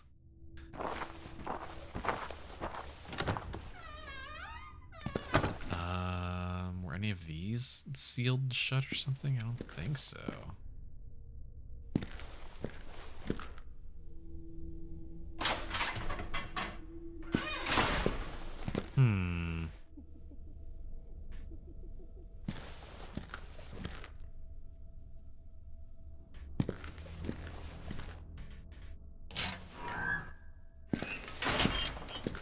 What would I be able to pour the acid on? Why do I feel? Will I get him to come over? Why do I feel like I've seen a door that this would work on? You only hear logic exactly. The biggest brain.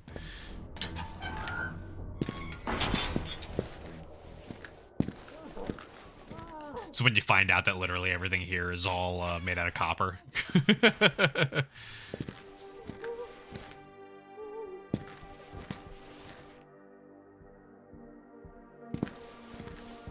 Bathroom one over here. What was in that bathroom?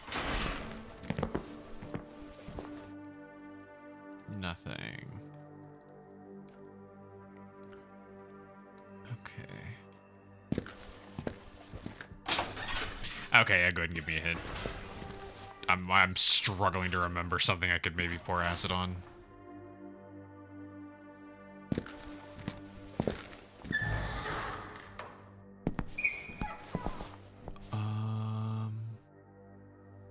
The rat was a good idea. I mean, he wasn't particularly keen on letting me dissolve his rat. What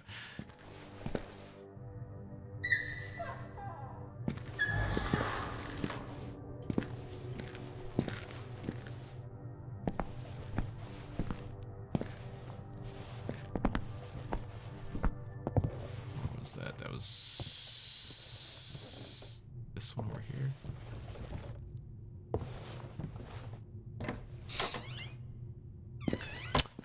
What if I splash the acid in his face and then he can't see me and then I can use the rat? He can't stop me if he's blind.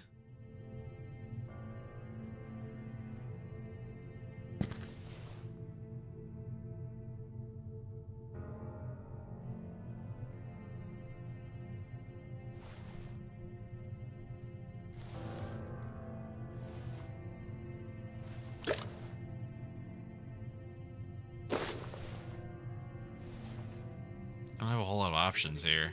Things in here. Stay away from that. The only way we'd be able to do this, anything with him, is if he's gone. Can you go away? Can you just turn around?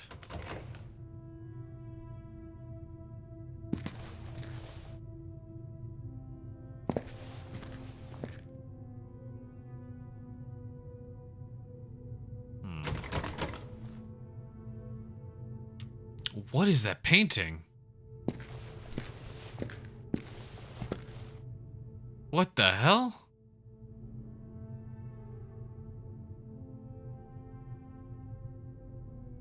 Interesting. Yeah, you're gonna have to give me a different hint than that one.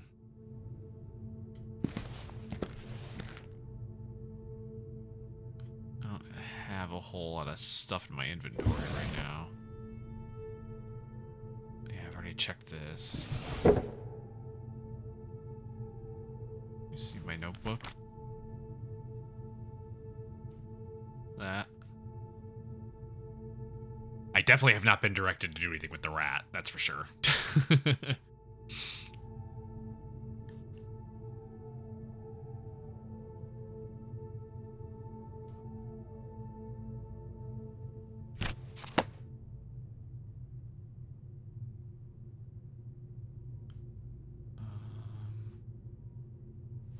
Yeah, I don't have a whole lot of items either.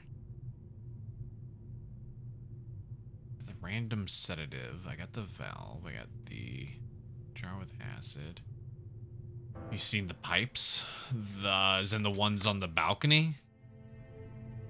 The ones that the character commented that they're creepy or something like that?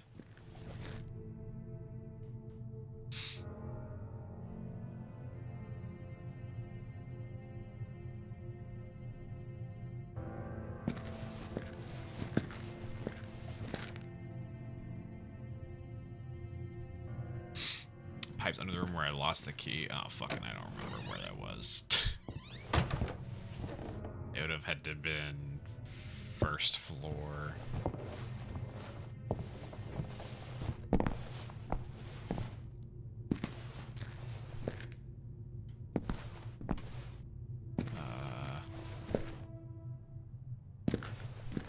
Was it here? I don't think it was here.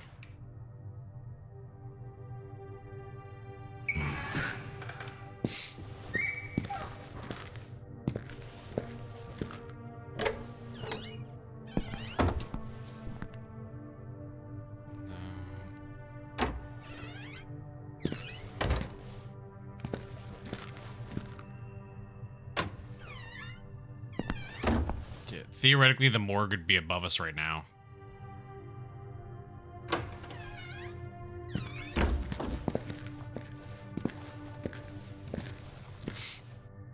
None of these rooms have pipes in them. Also, the morgue didn't have pipes either. The morgue had like a weird waterway.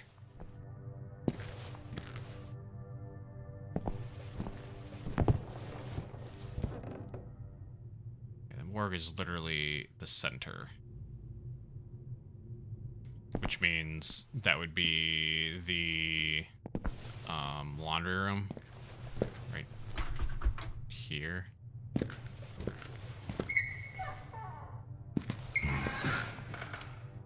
So yeah, there's no pipes in here. Weirdly no pipes in a laundry room. You'd think there would be.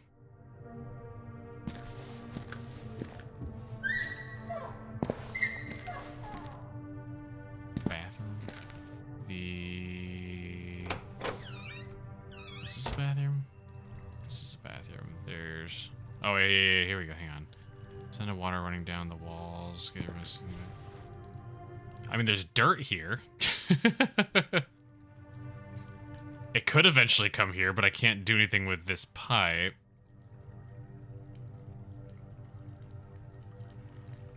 It's like... I can't even interact with anything here.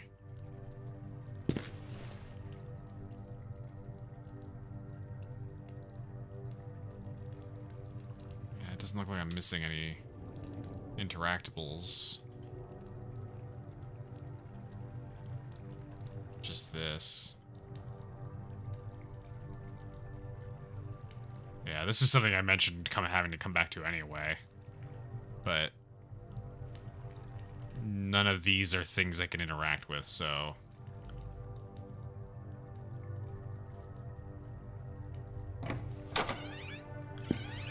The only thing I think is maybe you could, like, pour the water into the system that would have caused that eventually, like, to degrade and erode away, but... I wasn't able to interact with the more waterway system.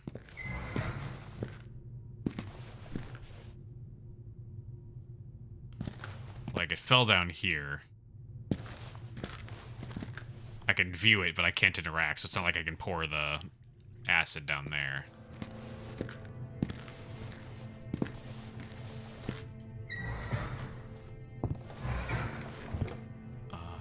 Also, yeah, I don't remember where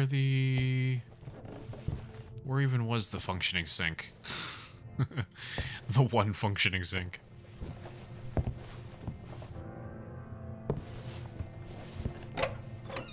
Is it this one?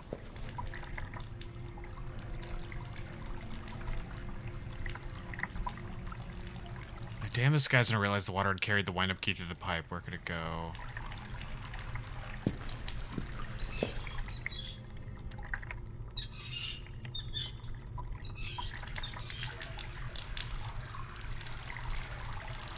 Oh, wait, hang on. Can I pour it into... here? I didn't want to wash this. That's not what I was trying to do. What if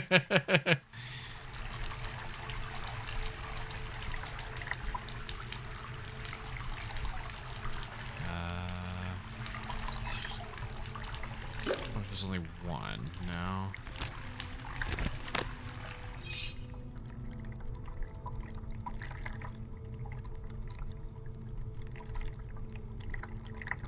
Well, now there's no water running through it, at least.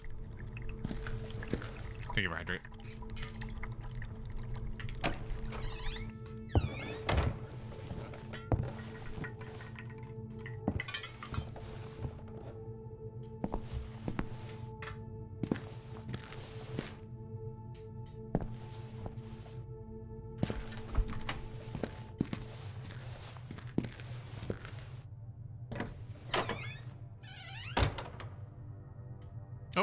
Oh, well, why did that make it fall down? I turned off the water. Okay. Well, we have the key.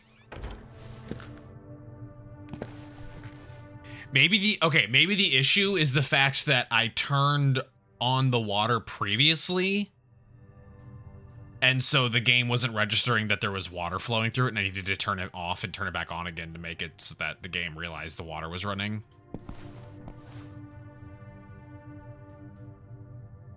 So it's kind of like a little bit like a sequence break or something. Well, I have the wind-up key, but also still don't have a music box.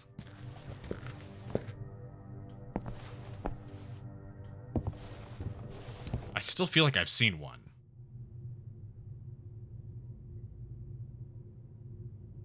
I feel like I've seen a music box.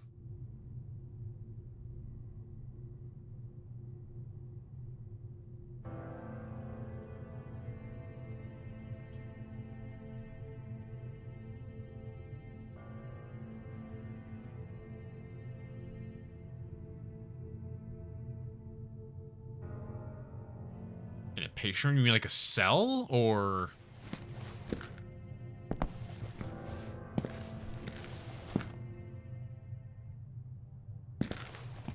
Here's a map.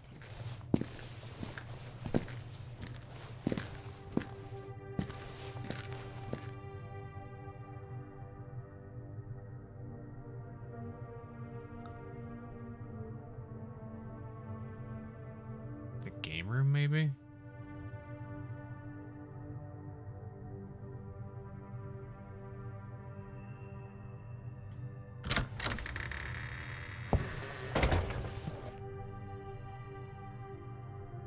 Doesn't look like it.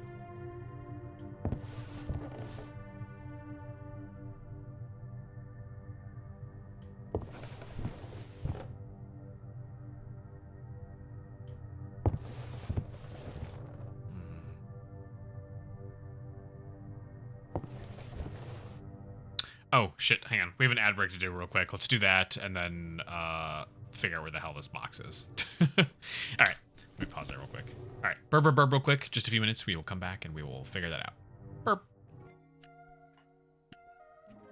Demetrius, 53. Got a rash on the head. Got a mole on the right shoulder. Mild abrasion. He-Man. Hi, yi. Hello.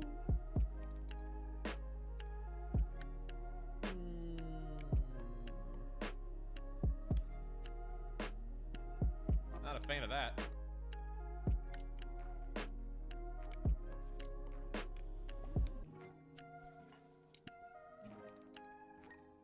Here we go. What the fuck? Bro, what? Bro, what? Excuse me?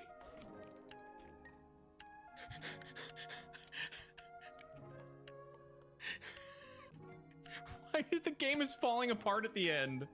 What is happening? Bro, what? I'm not your girlfriend. Shady middle-aged men like me, and find what truly makes you happy. He's got a point. There you go. That's the one good thing he said the entire time. Bye forever. Stop talking to shady middle-aged men and go find something that makes you happy.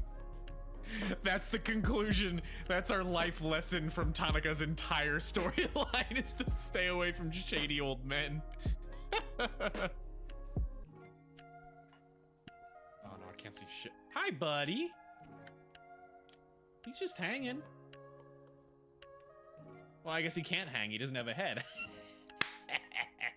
Got him. That just didn't want people to be creeps, which, yeah, understandable.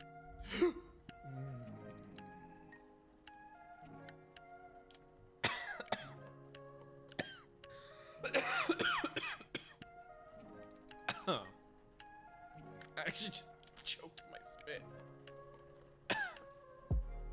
from gasping it so much. Oh my god.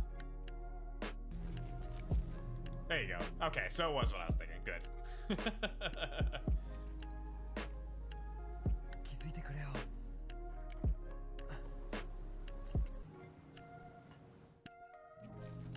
And now we just wait 10 hours for her to come back that way. Oh!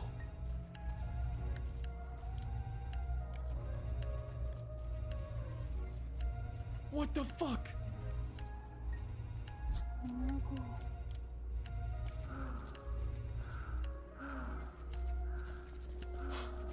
My heart sunk.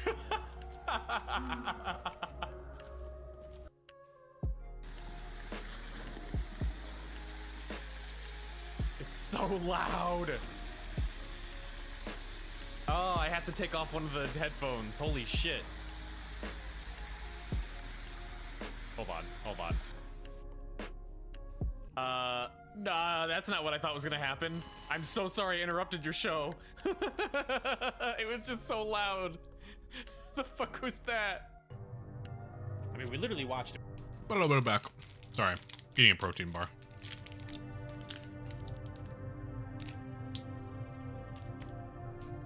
I haven't had much food today. This is my supplementary nutrition.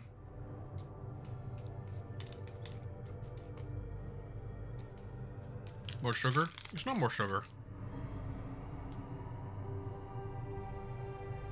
It's only got like 2 grams.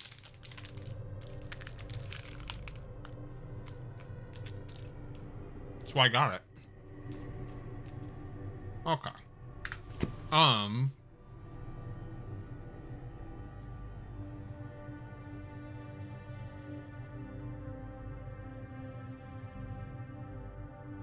Let's see. I remember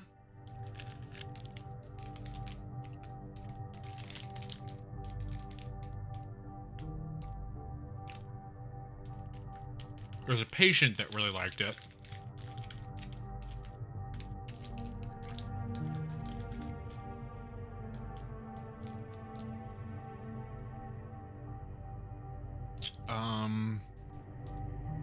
The security guard took it, but I've been in the security guard's room. It's in her syringe, a sedative. Sleepy juice.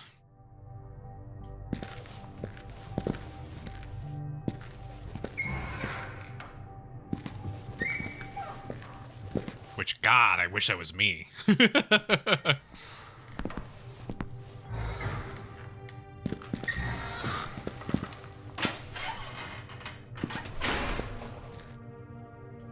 Hard time sleeping last night because it was like really warm and I can't sleep without a blanket on. I have to have some kind of covers or a blanket or something like that.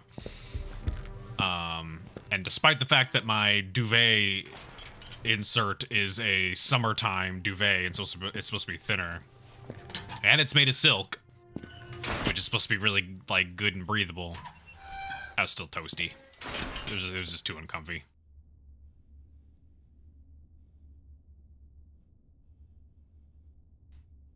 Clutter in the room. There's nothing in the cabinet. Was it not in the cabinet? And now that I'm like messing with it, was there not a music box in the cabinet?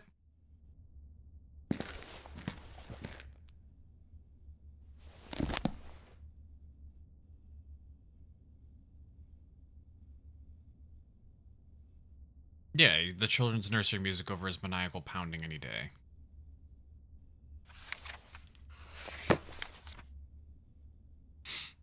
Oh, why did my record book just get updated? Hang on, did he update his records?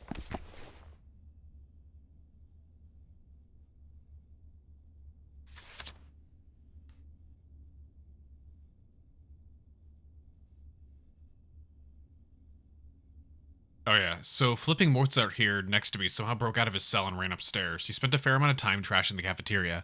However, this random guy, yeah, that's how bizarre this place is, helped me to calm him down. Whatever, I'll take it.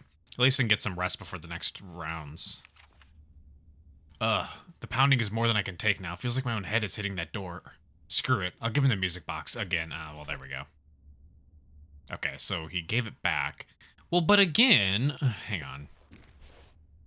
Did I just have to maybe get that information before I could do what I wanted to do? Hello?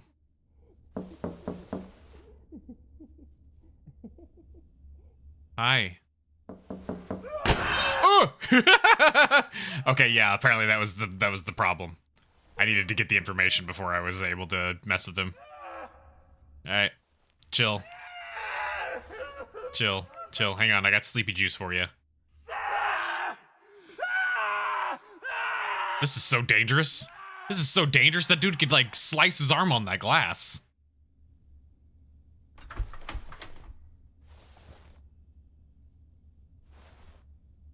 You could trespass into his realm. There we go. Gather the strength to carefully trespass into his realm.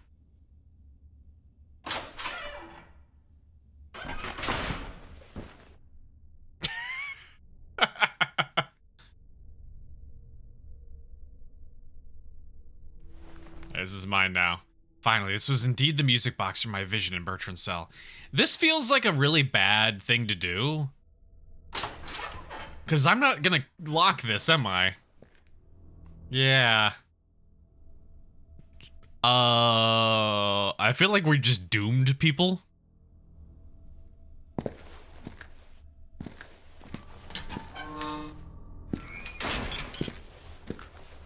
That dude's gonna get out now.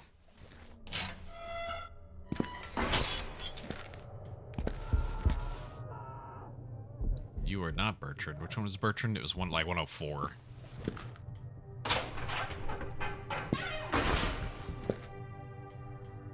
That one there, I can't interact with it though.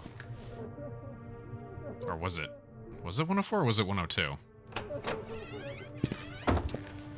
There we go. Mr. Bertrand. I can't just give it to you. Place it here, I guess.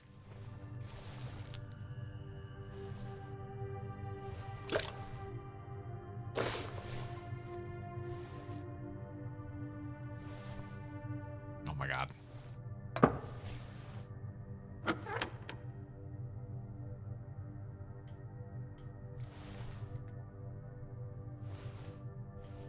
There we go.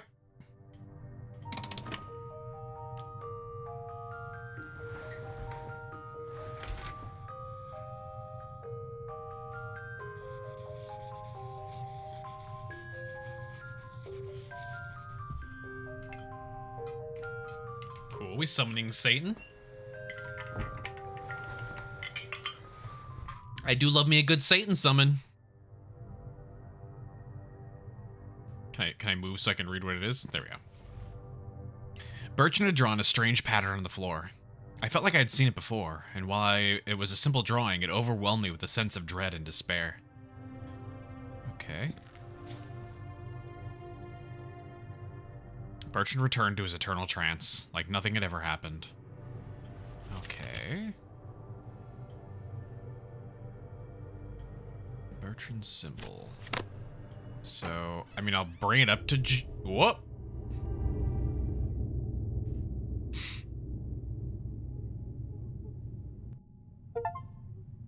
Psst. Oh God, Jesus Christ.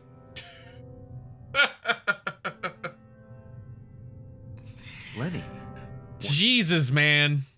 I was cleaning the showers, and I heard something. What were you doing inside that cell? I saw something very strange. I can't explain it yet. However, a picture is beginning to... I love you, Lenny, but you can't just go silently stalking around. Understand. Maybe I can help you. You can? Please tell me how, Lenny. I'm growing more and more desperate by the minute. I'm growing crazy. I took it a long time ago, before they released us from the Institute, around the time of the event. A key for what? Capital E event. Can I trust you? Of course you can. Yeah, we were homies. We were in Group E. E-boys. We're E-boys. We're E-boys. Come on, man. We're E-boys together. He knew things. There was chaos all around, and nobody... Once an E-boy, always an E-boy. Unlocked his office. Dr. Hawthorne. Of course. Ebis Baker mentioned him in one of her recordings. He was quite close to the head director, right? Yes. He kept secrets inside his office. You should look inside. Thanks, Lenny. This is hugely helpful indeed. Oh, one more thing. I was never able to enter the head director's office. None of the keys I took while cleaning worked. I think Hawthorne kept that key with him. So Hawthorne's office may lead me to... Why are they saying it like that? Hawthorne. Interesting. Wha- Well, here we go. Here's the key. And good luck. Thank you.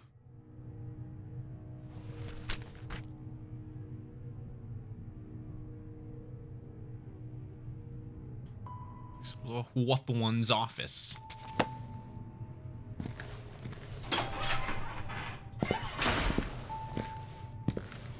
Was Hawthorne's at the entryway, or is that the one on the second floor?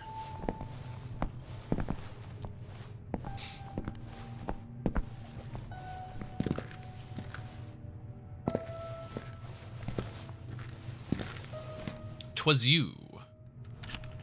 There we go. Thanks to Lenny, I had access to Hawthorne's office.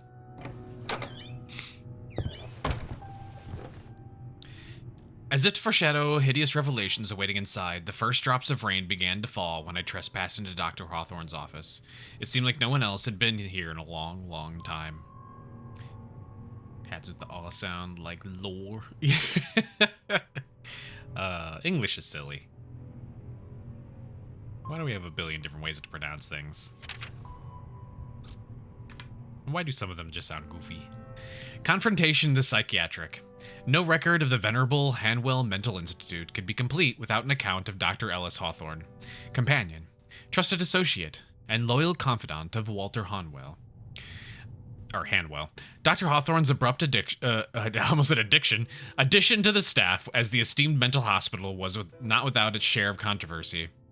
He was an inscrutable character who, to the astonishment of many, quickly joined the highest ranks of the personnel list, skipping over roles held by established and arguably more qualified colleagues in the process. Say catty corner because catty corner is funny. Why would I just say diagonal? That's boring. Gotta spice up life with catty corners. Dr. Hawthorne's accomplishments in the field of mental health are, for a noteworthy physician, meager at best. He rose to a certain level of public regard thanks to his imposing personality and stern countenance, rather than distinct achievements, as he had a formidable presence that allowed him to immediately command the attention of everyone in a room simply by entering it. His signature neat black suit paired with his cold, guileful gaze inspired equal measures of respect and fear in his peers. I don't know why I kept stopping like mentally after signature. And so like it just really threw me off. Rumors among those who were acquainted with the Institute's founder insinuate that Walter Hanwell's seemingly friendly, almost fatherly demeanor worked against him when it came to achieving his own ardent goals. It is speculated that this is the reason he chose to partner with Dr. Hawthorne, who soon proved to have more manipulative, ruthless ways of managing Hanwell Mental Institute. Over time, the grisly details of Dr. Hawthorne's practices began to surface. Many colleagues were horrified, others who knew him well, less so.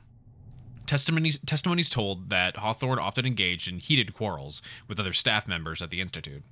Nurses, who chose to remain anonymous, claimed that medical instruments previously thought to be lost would appear scattered around his office. While it's not unusual for a physician to work with dangerous tools such as scissors and scalpels, it is far from common to find them mishandled in an unsterilized environment. Nonetheless, this particular form of misconduct in Dr. Hawthorne's career could not be confirmed, and was dismissed as malicious gossip from disgruntled employees. Dubious stories of patients secretly taken to his office late at night have not been verified either. I see. It just kind of confirms what we already knew. Piece of shit.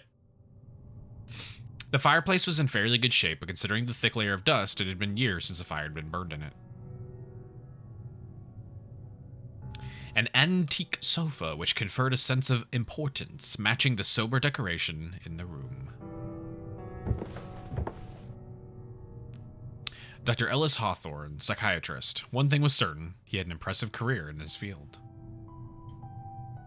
The ocean still loomed outside, its hypnotic ebb and flow. Oh my god. That just stole the text from me. I was reading that. Books on medicine and, unsurprisingly, psychiatry.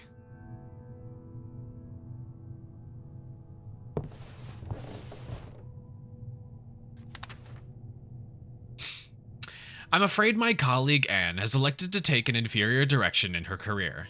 I try to be open-minded while considering new ideas, but my goodwill doesn't extend so far as to resorting to shortcuts when it comes to the advancements of the healing arts. As much as I can fathom the notion of integral approach, contemplating the impact of emotions on our behavior, biology is definite. Our physical body reacts to physical impulses. We could spend ages assessing the mind's response to kind words, but ultimately it's the configuration of our phenotypes that matters. One cannot possibly identify a subcortical disorder by means of a conversation. The direct stimulus of cells will always secure the path to success when dealing with an obvious alteration to the brain. Yet, Ebersbacher insists on her holistic approach, which inevitably devolves into a waste of time. Our society is crumbling. Swift action is necessary, and in the case of this establishment, we are also spending valuable resources which are dwindling every day on her theories. Since I was hired at Hanwell Mental Institute, I've had the good fortune to work with the various unique patients, investing a great deal of time in learning about their issues.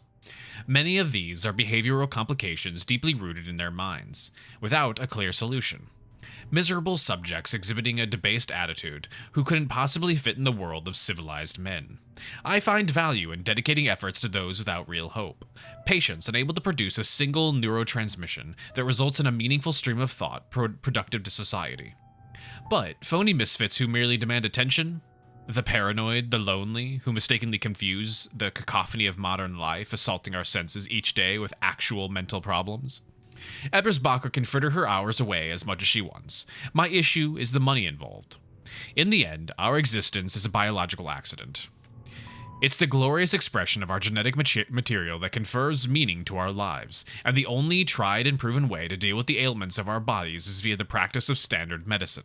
And thus, a shattered brain can only be fixed by physical means. Jesus Christ, man. Fuck. So basically looks down on their patients and wants nothing to do with therapy. I will be taking that. I will be taking that. If Lenny was right, then this was the key to the director's office, which was now in my power. Hello, hello. Oh.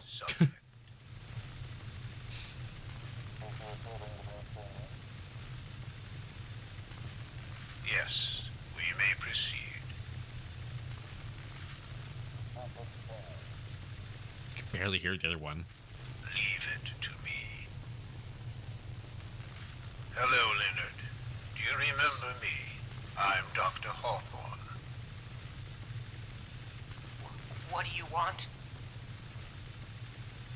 Well, you may not remember this, but yesterday you went inside a place. A big room. We need to know what happened in there. What did you see? I don't remember. You need to make a big effort to remember, Lenny, or unpleasant things may happen. There was a tunnel, but not ours. Things looked different. The smell... Is there banging outside? What is that? And then... no. What happened next, Lenny? At the end of the tunnel, I entered a room. Oh, my head was in pain. So much pain. Describe that room for me. I don't want to go back. I don't want to remember. Describe that room. Now. It's so large. The walls are strange, with shapes I've never seen, and there's a glow everywhere. And in the center, What is at the center of the room? no! What did you see? My head is pounding. Think. Think. Remember. No, no, no, no, no, no.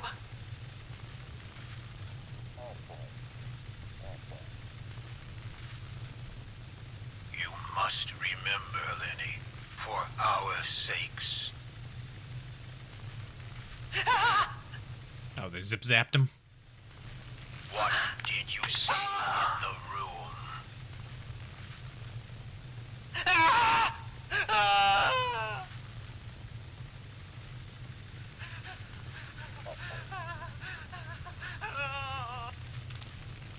I'll off recorder until he's ready to speak again.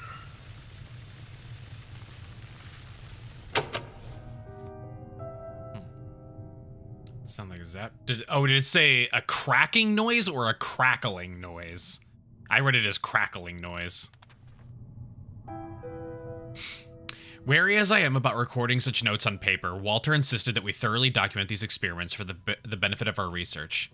It's true that the process of writing in a journal allows one to more efficiently collect thoughts and ideas, make sense out of them.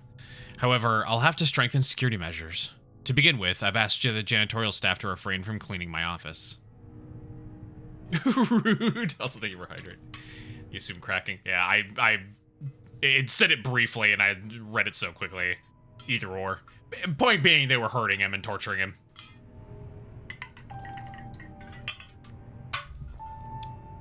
At first, we tried straightforward questions. What did they see? Could they hear sounds? How large is the chamber? Yet they seemed to have no recollection of the encounter. Next, we followed with a set of more specific inquiries. What is the being inhabiting that chamber? Does it look like an animal? Can you describe its shape? Did it move? Nothing worked. Their minds are completely blank, as if that moment was erased from their memories. However, there's no question that whatever happens inside that chamber provokes a severe reaction in them. The procedure is rudimentary, to say the least, but effective. We tie a rope around each patient's wrist and push them inside, resisting the temptation to gaze beyond the threshold with all our might. It's hard to tell from our vantage point next to the doorway what transpires in the interior, but we don't sense any movement. Apparently, the patients remain still, or are paralyzed even. After a few minutes, we firmly pull the rope and haul them out. Bruises are inevitable as they hit the ground, but there's no better way of doing this. They don't react to any stimulation while in that chamber. Walter then uses the device to lock that strange door. He's far more knowledgeable than me on such esoteric matters. We believe what the patients experience is unbearable fear. Our initial guess is that they were becoming paralyzed was correct after all. It's like they shut down in the presence of that blasphemous form before them. The human brain is such a marvelous organ. Even their deeply damaged minds react to protect them when they're in danger. As we drag them out of that ancient room, we can discern an expression of absolute dread on their faces. Insane or not, human emotions are still the same. Yet they return to their old selves shortly afterwards, as we drive them back upstairs. I now understand what we must do. The goal is to instill fear. Their minds are clearly processing the visual information. The theory is that, if we're able to reproduce the conditions of the encounter, we should be able to recover details about it. Even if one patient is unable to describe it all, we could piece together a more accurate picture from multiple recollections. Our current approach is savage. We subject them to extreme situations in hope of prompting a reaction. I'm not proud of blatantly beating someone like some goon, but the promise of the knowledge and purpose concealed in that chamber is too powerful and supersedes my dignity. However, these methods aren't working. They react to pain, they cry and they scream, but they don't do anything else. It's not true fear. We're not replicating the conditions well enough. This afternoon, I spoke with Ebersbacher about the regression she's observing in Group E. Of course, I had to play the fool, but her incessant babbling formed an idea in my mind. For instance, H has pyrophobia. The mere thought of fire or talking about it makes him tremble in fear. Ebersbacher recalled an instance during one of her therapy sessions in which a patient casually said something random about firefighters, and H instantly became agitated, tears rolling down his face. Following this revelation, I took him to the boiler room. The incandescent red glow from the incinerators, the shadows flickering on the walls, and the intense heat emanating from every corner in the room caused a wild reaction in him. I proceeded to question him about the encounter, and finally an actual detail emerged. He simply said, "Big." But it's not enough. More stimulation is required. Further efforts have involved more extreme measures. Simply placing the gas burner in front of him provoked a state of shock, not unlike what we surmise occurs within the walls of that room. Poor soul H can't grasp that an industrial incinerator is far more dangerous than a small laboratory burner, but who am I to judge his emotions? However, that state of fear wouldn't allow me to press on. He didn't respond to any of my inquiries, just kept silently staring at the flame. And so I moved the burner closer to his chest. Leveraging their fears is indeed the key. We managed to obtain much more information from these new sessions than from all our previous efforts. A picture is beginning to form. JC Afraid of the Dark, LH Brittle Bones, RB Sexual Act and BL Denigration. Damn, son.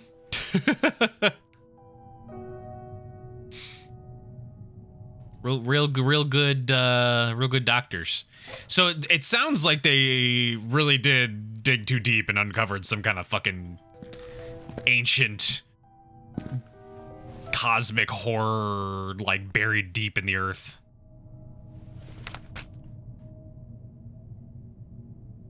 Oh, that was on the second floor.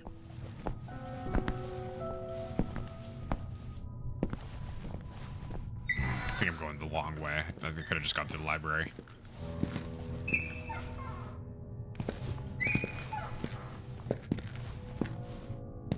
Which actually this works out in my favor because the office I need to get into is up there too.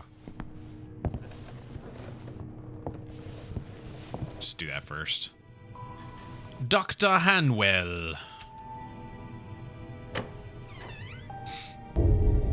2 a.m. The other witching hour. What? Jesus. At last I found myself at the heart of the Institute, the director's office. Was I going to find the answers I was desperately seeking? What the fuck? Why would you keep these in your office, you psycho? An elegant urn, which hopefully didn't contain any sort of cremated remains. Striking paintings decorated the walls of this office.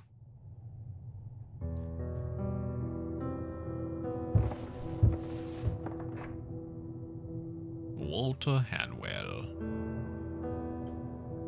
The elegant fireplace was a neat match for the style of the room.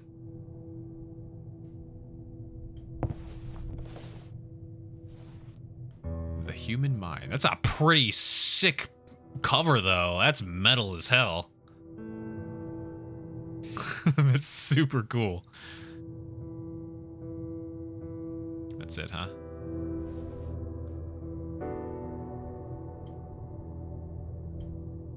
A large collection of books, mostly focused on the topics of surgery and psychiatry. I couldn't make out what these jars were filled with, or why they were in this office in the first place. It's a neat color, yeah. It's really cool. It's kind of... I don't remember what game it was in, but there's a game... Was it one of the Resident Evils? I don't remember. One old horror game has a ball of corpses as like one of the like bosses or one of the enemies or something like that. It kind of reminds me of that, except that one's shaped like a human head, which kind of makes it more neatly intricate. A tall ladder used for reaching the books in the upper shelves of this private library. The director seemed to keep his belongings. Something. It kind of went away too fast.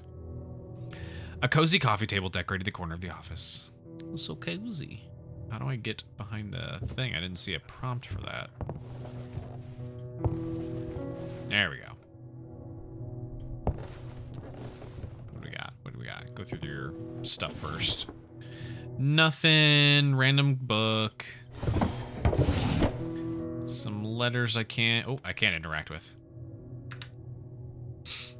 My esteemed colleague, I received news of your current line of research. What a remarkable find. To think you chose to erect the building in that particular spot. Without a doubt, the Moray have guided your way. See if you can locate in your local library a copy of Solix Vellum, an ancient manuscript by an anonymous author which presents an alternate configuration of constellations, one deemed too profane by the would-be astronomers of his age. It's a fascinating read that you'll find of exceptional interest, and I believe it will also assist you in making sense out of your fortuitous discovery.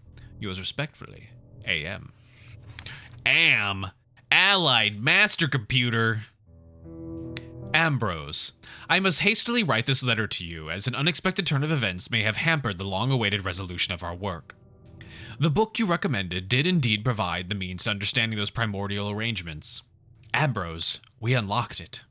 What an extraordinary document. So precise. What seems to be inside, I can't elaborate further, and couldn't even if I tried my best, but I'm penning extensive notes for posterity. We must act quickly. There is a plan in motion, so to speak. It's far from the scholarly treatment this immeasurably overdue encounter deserves, but circumstances are acting against us. We need visual information that few human beings are able to provide. However, as you rightfully said yourself, Providence is on our side. Okay. Some cigars. Oh, old pens is no use to me. Okay.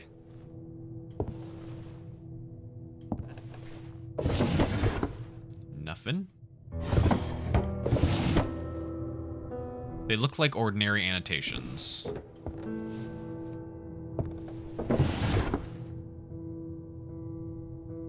Bunch of pencils scattered in the drawer. Oh, Michael, how it do? Thank you for Googles. There we go. The Vision of Walter Hanwell. The Hanwell Mental Institute was founded by Dr. Walter Hanwell, whose remarkable knowledge in the field of mental health care shaped the philosophy and forward-thinking nature of the establishment. As a young and promising general surgeon, he became fascinated with how mental illness worked, and firmly pursued his goal of understanding the intricacies of insanity. Dr. Hanwell actively encouraged colleagues and contemporaries in their studies of mental pathologies, earning him the reputation of benefactor of the insane. Crazy title. His strong legacy in the subjects of psychology and medicine permeates every room in the Institute. Dr. Hanwell is also known for his open mind when it came to the application of experimental psychiatry, surgery, and more enigmatic forms of alternate medicine. One of Hanwell's greatest contributions to the field was the creation of the Straub, an ingenious contraption for probing brain tumors, which is discussed later in this article. While this wondrous machine showed promise, it was developed too late for its time. He developed the Straub just before the dawn of the new technological era, in which the proliferation of far less intrusive magnetic resonance imaging, MRI, used for the detection of brain tumors, pushed it all too quickly into obsolescence. Walter Hanwell's approach to mental health care was not without its share of controversy. However, he was known for adopting a mindset strongly focused on achieving fast results, disregarding established ethical standards in the process. One example of this was his blithe attitude toward conducting experiments on live animals, a practice already rejected among his peers. An anecdote in the Annals of Hanwell Mental Institute history describes a shipment of foul-smelling rats transported to the premises for his gruesome purpose. In years later, Dr. Hanwell's interest shifted toward more holistic, perhaps even spiritual methods for uncovering the secrets of the mind. I see. How would do, Pope? How you coping with the heat? See, that's one we just opened. Seems like a fine and expensive ink bottle. The director of the Institute seemed to like handwriting. Yeah, I bet he does. I bet he likes handwriting. I don't know what that's supposed to mean. We prepared to delve deeper in the tunnel. Ellis had a few words with the security staff, playing the bad cop as usual and warning them about patients often going missing, while I returned them to their cells. Afterwards, as things went quiet, we grabbed a lantern each and scouted out the regions beyond the crevice. The smell was nearly unbearable as we traversed the tunnels. I could recognize the handiwork of our motley crew in carving out the walls, but suddenly the shape, or rather texture, of the tunnel began to change. It was still man-made, dare I say, but yet different. Clearly the result of more crude tools. The rocks had developed a shiny, slippery surface, massaged by the history of who knows how many countless centuries? Millennia? As we stepped forward, we noticed curious patterns on the stone walls and also objects such as pots, effigies, and other fragments scattered on the ground, which were covered by a layer of spongy moss. Somehow, a whole ecosystem had survived within these underground, prehistoric walls. I pondered the deeper secrets that could be concealed within the bowels of this towering cliff. When I grabbed one of the items on the floor, my eyes were dazzled by a craftsmanship unlike anything I've seen in my life. Not even in specialized publications or museums. It felt strangely alien, with hints of human crafting, yet at the same time it was not quite human. When I showed a weird sculpture to Ellis, he seemed more excited than I had expected, and urged me to move forward. We resolved to move these fascinating objects to a location where we could properly research them. We both agreed that the third floor of the hospital, currently in disuse, would be a suitable spot. Needless to say, there was a mutual agreement to keep this find from the rest of the staff. The continued investigation of these newfound underground tunnels are far more important than the remodeling of the building. Ellis warned me about the expenses and such, but I dismissed such mundane considerations. Words aren't enough to convey my excitement. My hands are shaking with adrenaline as I transcribe this account. What we found at the end of that tunnel, it is beyond our comprehension. An ultimate, glorious secret, right here beneath us. Ellis, impetuous as he is, motioned for us to go in, but I caught a glimpse of his presence, which was enough to paralyze my body and mind for what seemed like an eternity. That capitalized that H. Yet a fleeting moment must have passed as I grabbed Ellis's arm and ordered him to stop. We cannot go in. Our rational minds wouldn't be able to stand it. The same patients from Group E as before are the key to making progress. It's nothing short of a miracle that our financial woes prompted us to resort to using our own patients to conduct the work rather than a professional construction crew. The patients have no idea what we found, and even if they spoke out, who would believe them? Tunnels? Weird smells? Strange artifacts? An idea is forming in my head. I'm sure Ellis will agree.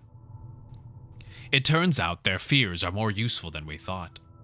They've helped us come closer to the entity. I've no other words to describe him now. No rational mind can withstand his sight. After all, what do we know about reality? It's all merely electric impulses traversing our neurons, but if an alien being operates beyond the limits of our comprehension, those impulses would fry our brains. Unless our minds aren't operating correctly to begin with. They are indeed able to visualize something we couldn't possibly process with our sane minds. The fear they experience when they enter that chamber is evidently unbearable, according to their own testimonies. Even worse than long-standing fears from their own past. Yet, something sticks in their damaged brains. We're unable to recover that information unless we somehow reproduce the same emotional conditions as those patients had upon entering the chamber. So far, we've been able to recover one piece of knowledge from each one by stimulating them to experience their past fears using various methods. If we put everything together, then maybe. An unexpected turn of events. All patients presented to the entity have developed an anomaly. Something physical has changed in them. As far as we can tell, they're all developing brain tumors. Why this is happening we can only guess, but the evidence is unquestionable. Is it that even their damaged minds can't withstand the glorious sight of the being underneath? Or is there a deeper meaning behind this alteration in their physiognomies? There we go, Jesus Christ. We have no choice but to further investigate these tumors. Yet we can't do it alone. The extracted tissues must be subject to standard procedures, and thus thoroughly analyzed by our pathologists. For obvious reasons, the source and nature of the masses can't be disclosed.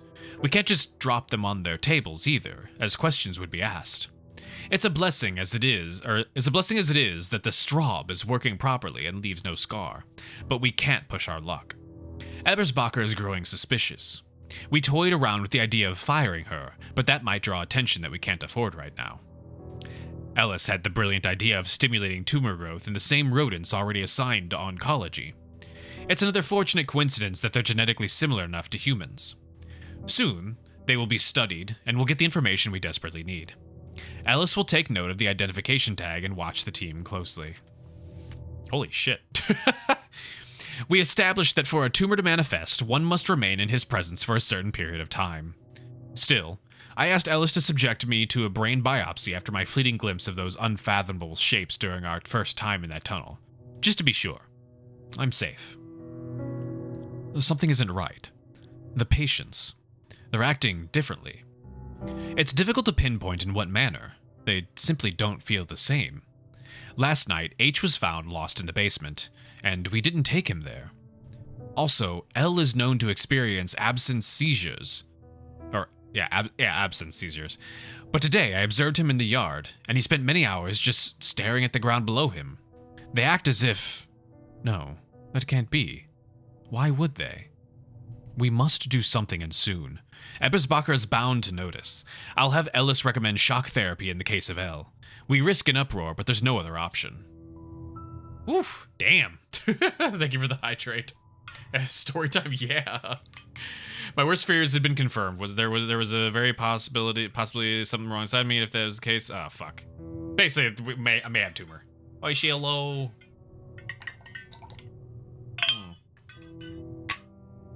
That was long. That was a lot of information, though. So yeah, basically they found some sort of cosmic ancient being underneath the asylum, and it literally makes people mad if you're not already insane, and insane people are instead just getting tumors because they're being exposed to this otherworldly entity for extended periods of time.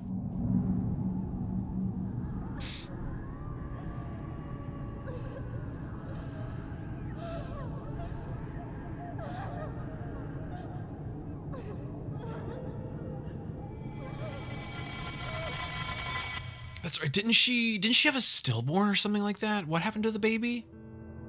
Would that maybe be why the baby dedged? No, I thought she did. I thought the baby was dead.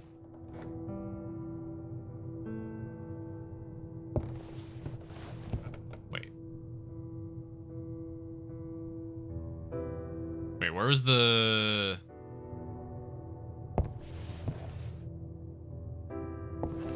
Where was the room with the film?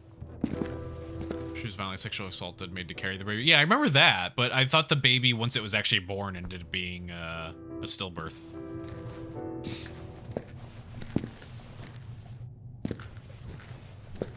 Is this one? We don't know what happened to the baby. Oh.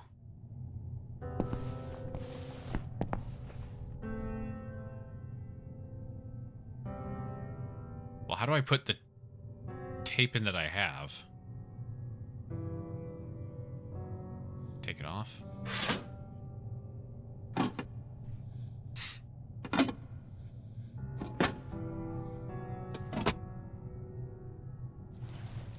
There we go.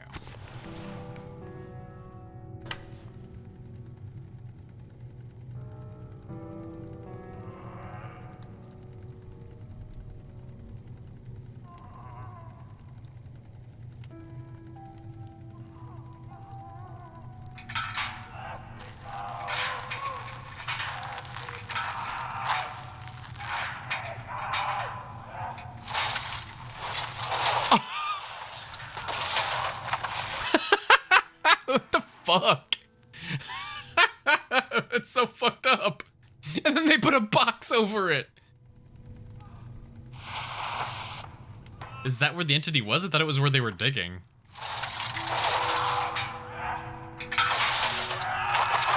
Careful, the artifact. Oh, he sold the artifact. What artifact? Okay, well. Kind of sucks for that guy. Get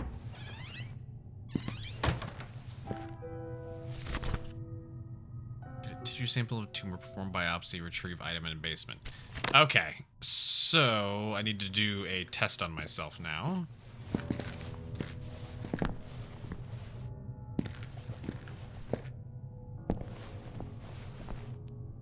It's like a creepy game. It's more like oh, this is still blocked off. It's more the story is disturbing and the ambiance is disturbing than anything else. Like there's been a couple like actual scares, but yeah, it's more about the like the mood and the vibe than anything else. But yeah, it's still a horror story.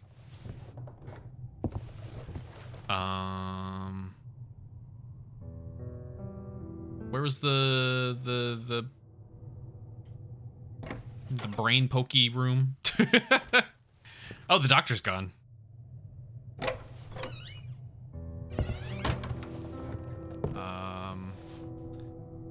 Brain poke room. Where were you?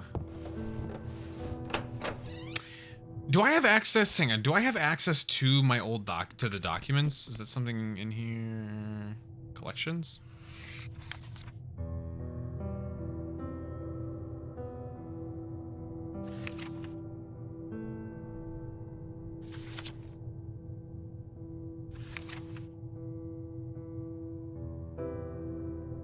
This is the one I was looking for. The biopsy instructions. Okay. Good. Just need to remember that it's there.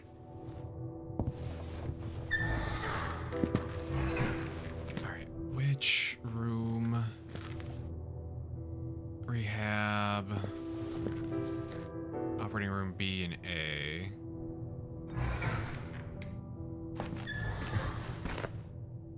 Okay, it wasn't this one.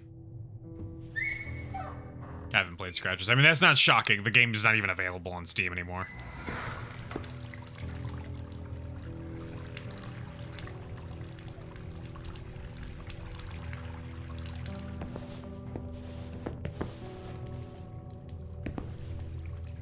Okay. So did that... What does that do?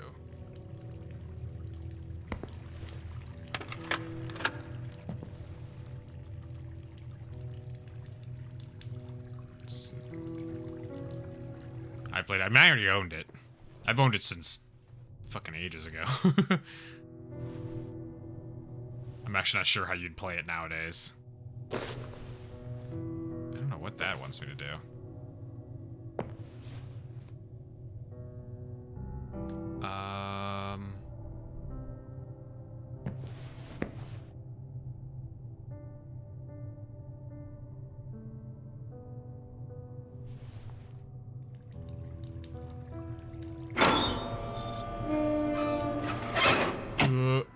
Is it all automated? I don't have to worry about the setup.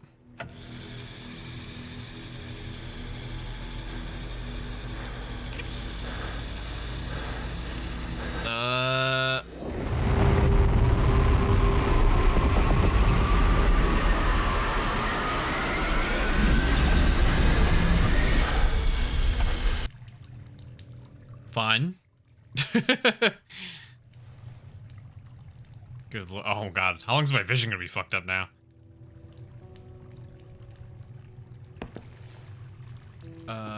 Is the sample in my inventory? Where'd that go?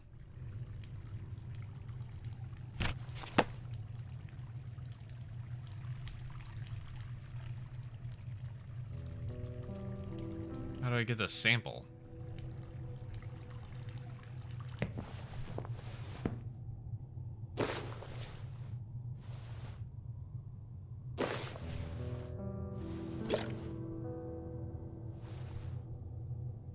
It's not something I have in my inventory. It slurped out my brain juice, but where did it deposit my brain juice?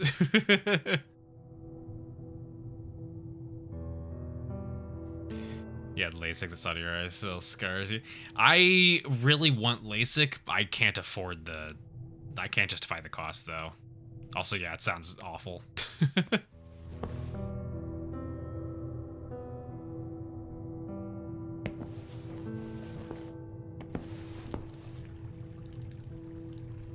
I hate that it's... Huh. I hate that LASIK is considered a, machine seemed in good condition and should work. No, never mind. I hate that LASIK is considered like a optional, like cosmetic surgery. because it's one of those things where I feel like it makes sense even for insurance, where it's like, I'm gonna have to still pay for eye insurance no matter what. Even with LASIK, you still need to be going to the optometrist afterwards, just for like your regular visits and stuff like that. So I'm already still gonna be paying for it, so they're not gonna lose money off of that. If anything, they're gonna be gaining money, because if I get LASIK, they only have to put down a handful of $100 to pay for my surgery, and then for the rest of like however long, like they're not gonna have to pay for me replacing my glasses or replacing contacts or something like that. Whereas without LASIK, every single year I'm going to get glasses or I'm going to get a pair of contacts, because why would I not? I'm already paying for insurance. If they're gonna pay for it, then I'm gonna take advantage of that, you know? So it's like, it would save so much money for insurance to just pay for the LASIK.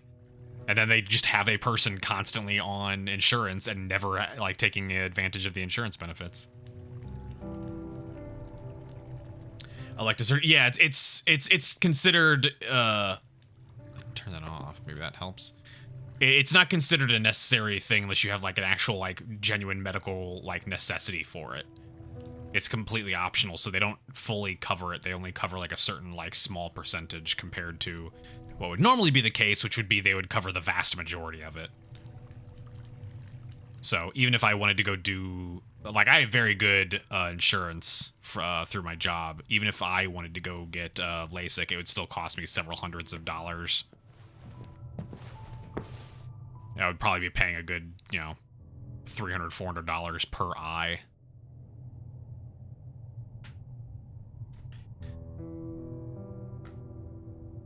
Thank you, Frederick.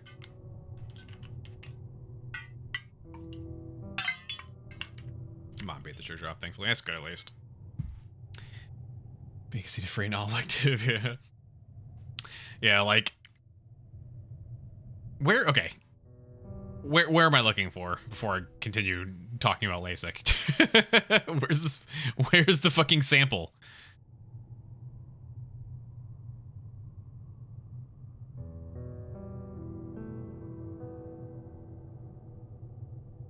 Yeah, I can't really do contacts because I have really bad allergies. The back of the chair? I mean, that's what do I have to physically stand behind the back of the chair? There we go. Okay. Do I take it out with a syringe? Syringe is filled with sedative. I needed to clean it first. Shit. Do I just clean it in the sink? Carefully, I have cleaned the syringe as best as I could. Okay. That definitely would not get it sterile, but that's okay.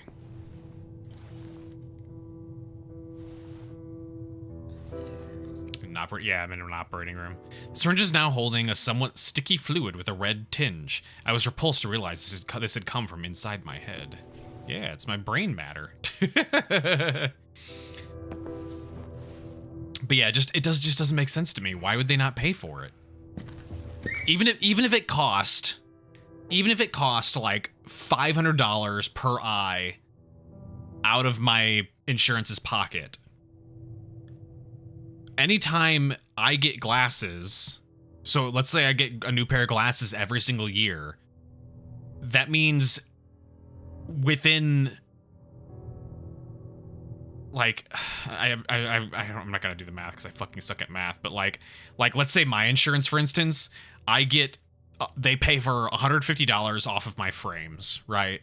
And then I can't remember how much percentage then they'll pay for the lenses themselves. So anytime I get a new pair of glasses, which would mean, you know, technically every single year I'm able to get a new pair of glasses when my benefits reset, they're already going to drop like $200-something on me when I claim my benefits. So that means after only a handful of years, LASIK would start saving them money.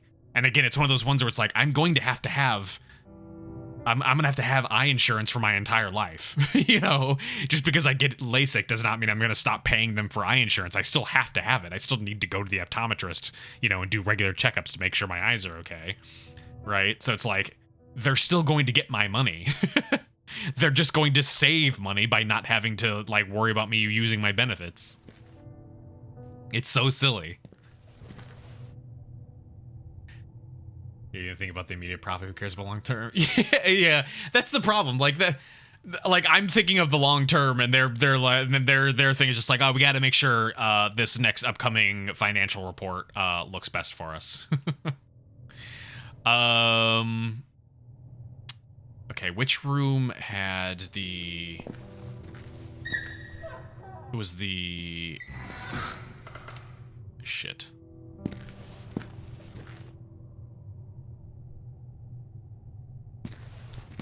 The room for the slides was the museum.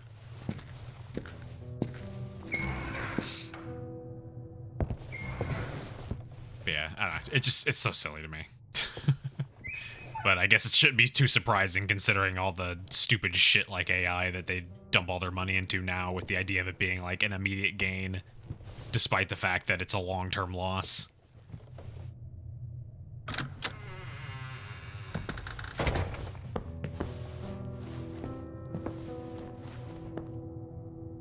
Okay, so place the slide here.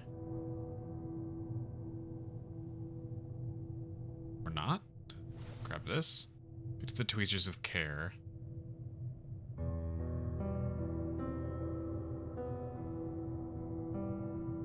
Wait, how does this work?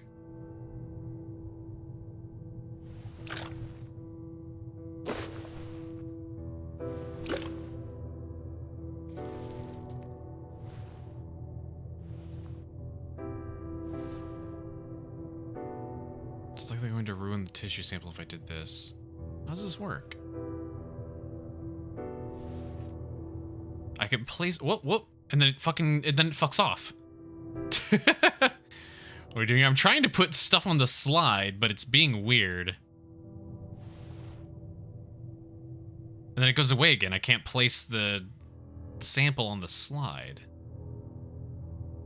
I think this is not it, really? Seems like a convenient spot for placing a glass slide to pick up samples. I mean, that's what it sounds like. It sounds like that's what it's supposed to be.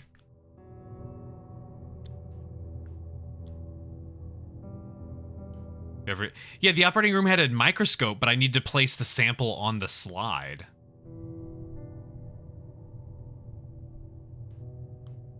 So that's where the problem is.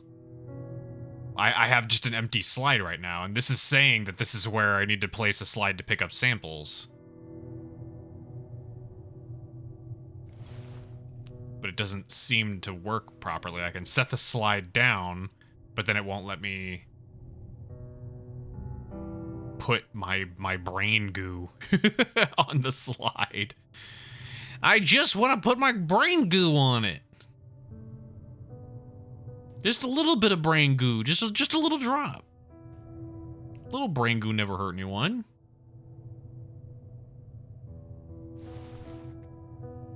And I can't place the sample first. Got it. What is it? I skipped a step? Okay. What's the other step?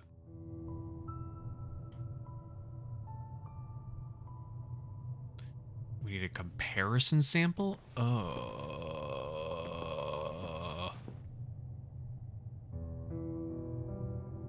Well, couldn't tell you on that one. You combine them. Unfortunately, it's not one of those kind of games. You can't combine inventory items.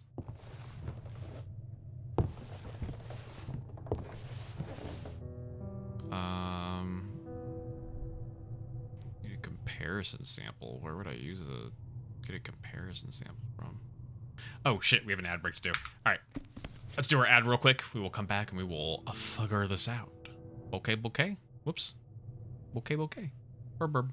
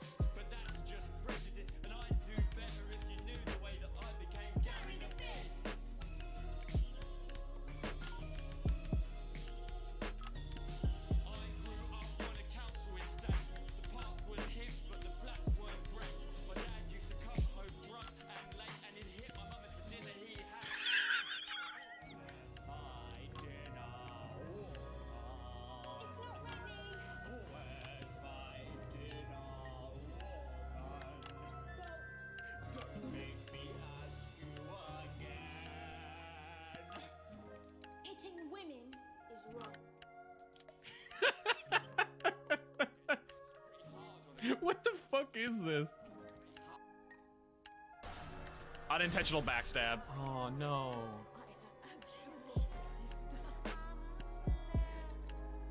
Now I'm sad.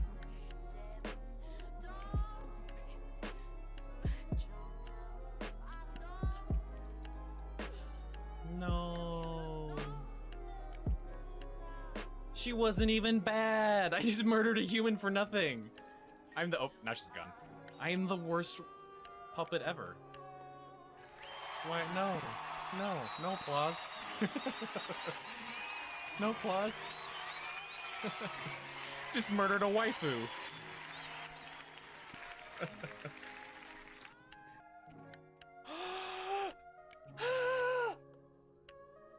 It's her boy!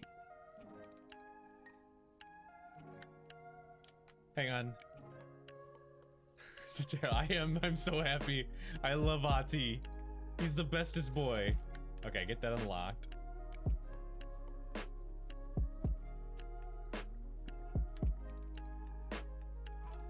Oh, the shit just happened there.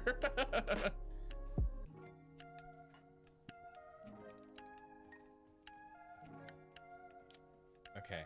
Yeah. Fuck the bathrooms. Ati! My boy! My boy! It's just him!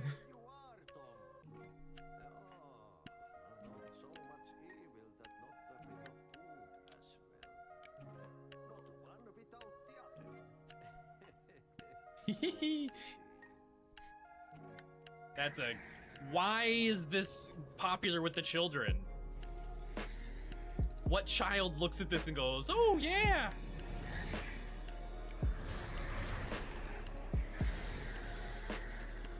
Mommy, I want to see the death robot.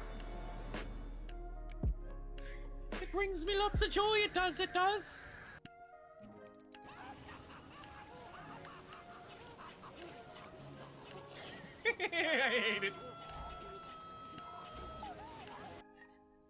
I hate it. Oh my god, is he gonna be chasing us this— oh my god. No way. No way, he's chasing us like this. A belly back. Oh.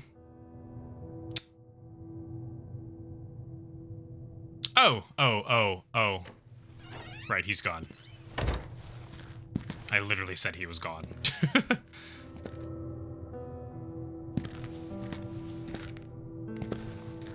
Then I just walked out of the room.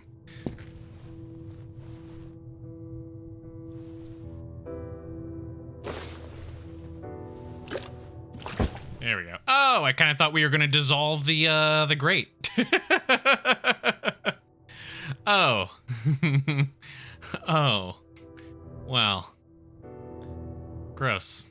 Cool. Well, we just dissolved a rat corpse. That was fun. Now what?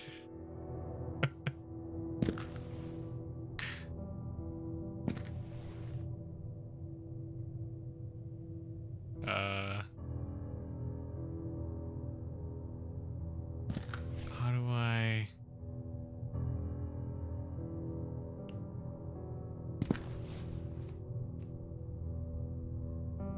I can't interact. How do I get the sample? Rathu, yeah.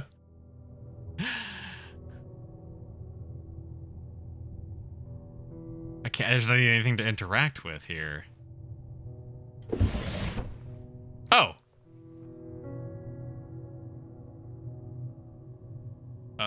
Where's my pen? TPT048. Is it like the tag around its neck? Gross, that's just... just rat goo. Cool.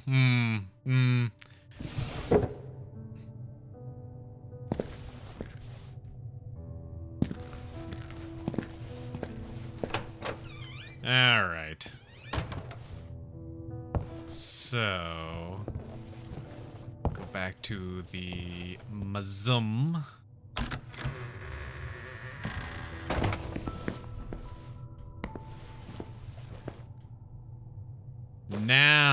let's put down the slide.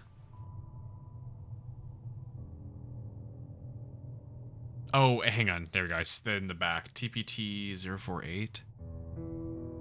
Oh, it's so dark I can't see this one. TPT 048 is written on this label. There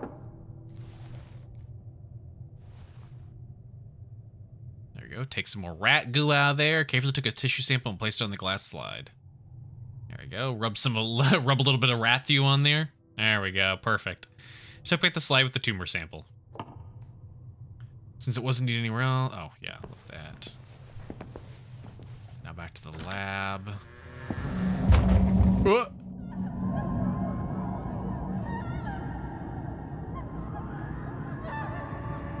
Oh, she's having a rough time.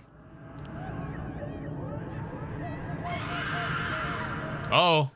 Don't do that. Don't do that. Stop doing that. Lady, stop her.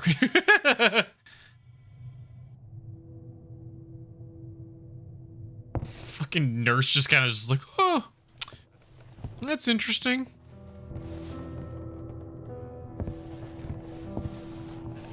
All right, back to the brain goo lab.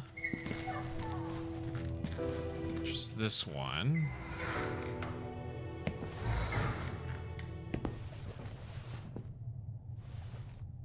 There we go. Let's look at rat through under of a microscope.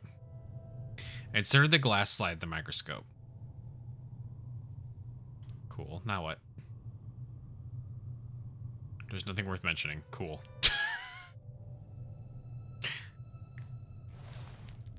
Do I also put my goo on there too? Ah, there we go. With much care, I placed a drop of the sample on the slide.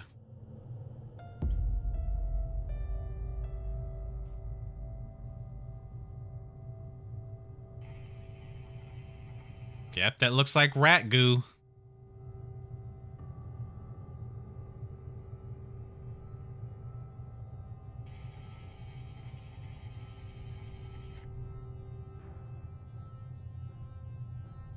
I don't know what I'm looking at.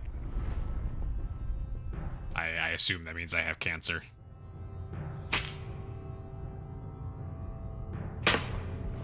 Oh, those are expensive. Those are expensive. Stop that.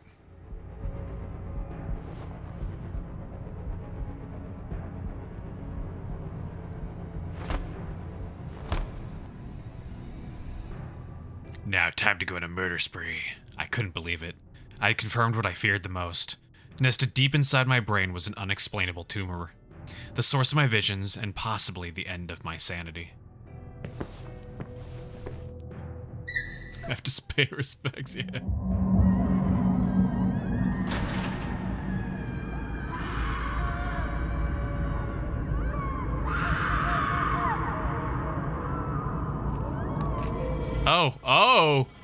Oh, well, we know what happened to the baby now. Because it was the witching hour!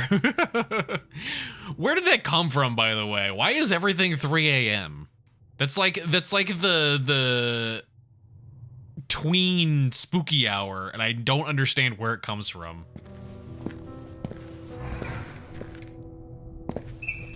Oh, I went the wrong way. Should be 4 a.m. Now, anytime you see something like, I called SpongeBob at 3 a.m. and he came to my house to murder me. It's always 3 a.m.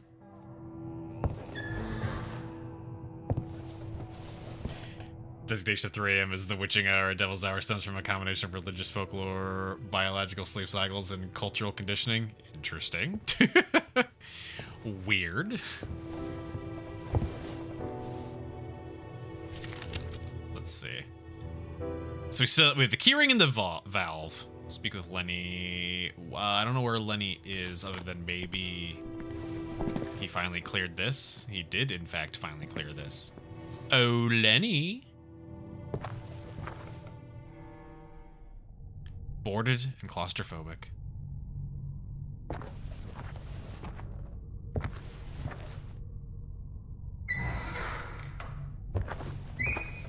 Whoa, there's a theater here. The theater must have been charming in its old days. Now it was pitiful and dirty. You having a good time there, Lenny? The once classy chandelier was now a sorry feature of the theater.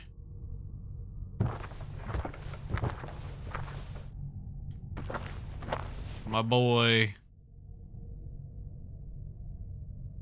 Lenny, what are you doing here? I'm watching the show. Show? What? Oh. Why don't you sit with me and we can watch it together? It's very entertaining. Lenny, please, you must listen to me. I have the tumor. I think you have it too, and Bertrand. We all do. Everyone in Group E.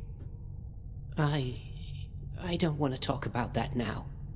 But Lenny... Did he know he had one, I guess? Maybe it's good if we don't remember. If I was in pain, I wouldn't want to remember. I'd prefer to be happy, like I am now. My visions are getting worse. You will have them too. Why are you doing this? Because I need to know, Leonard. I can't afford to lose my mind again. I want to remain in control. Oh. Oh, this next part is fun. I see. During the height of the witch trials, the Catholic Church seen restricted activities during 3 a.m. to 4 a.m. window to fear dark magic. Interesting. How dare! Many Western Christian traditions consider 3 a.m. a mocking inversion of the Trinity, since Jesus Christ is believed to have died at 3 p.m. 3 a.m. is historically labeled as the devil's hour, when demonic forces... What the fuck? I had no idea there was that much to it.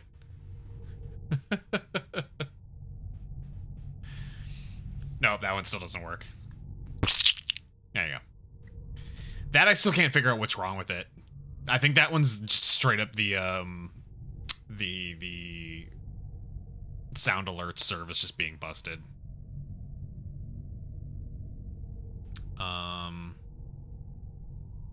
Lenny, what did they do to you? I listened to a recording. It was horrible. Yes. Now you know. But why? No. I guess sometimes people are just mean. I mean, he's not wrong, but... To this. They wanted information from you. What was it? I can't. Please, I'm too weak. You must keep looking on your own. There's something down below that they want. Only we can see it. Who's we, Lenny? People with mind problems? Yeah, we know that. Anything from Halleck? Just the sounds of him eating human flesh. Those maniacs tortured us in the worst imaginable way, Lenny. Leveraging our deepest fears for their own gain. Yes. It was different for each one of us. We were scared when the burly man appeared with new burn marks. We rejected him, but then it started happening to the rest of us. Lenny, what did they do to you? Since I was young, my body has been weak. I move slowly because I'm afraid to break something. Oh no. Did they? Yes. They broke me. That's the pain. What the hell is wrong with this place? What is your worst fear? My worst fear? My fear. I'm terrified of losing control, Lenny. I must know that I'm in control of my own actions. I don't want to lose my mind. Lenny, please help me. I can't. It's too late for me. This guy looks rough. He's probably the most sane and lucid out of everyone we've out of all the patients here so far. Lenny, do you remember seeing a red symbol? Like a circle with... No! Stay away! What? Don't go there! That symbol means bad things. The pain. All right, Lenny. No more talk about the symbol. Okay. So, that's basically everything. Do you remember anything about the sewers down in the basement? Me? No, I've never been there. And I don't want to. I believe there's something important down there. Is there anything you can tell me about the sewage system in the building?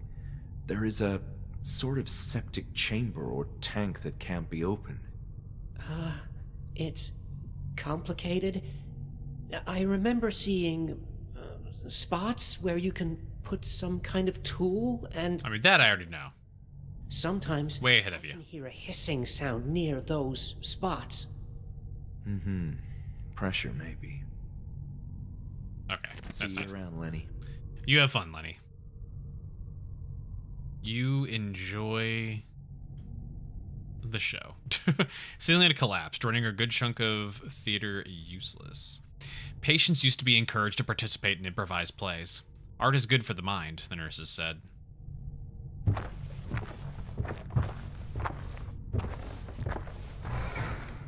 We're gonna, like, fall through the floor. This is where they said that everything was unstable.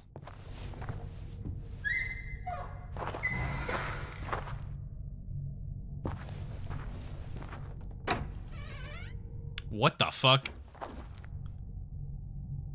Okay, well, I hate this room. What are some of these? I kept thinking to myself that art could be anything, provided it depicted a sincere human emotion without any commercial interest. Thus, even a deranged patient was more sincere than most artists these days. Damn. Many cans of paints that had been emptied a long time ago. Zachary Blakely.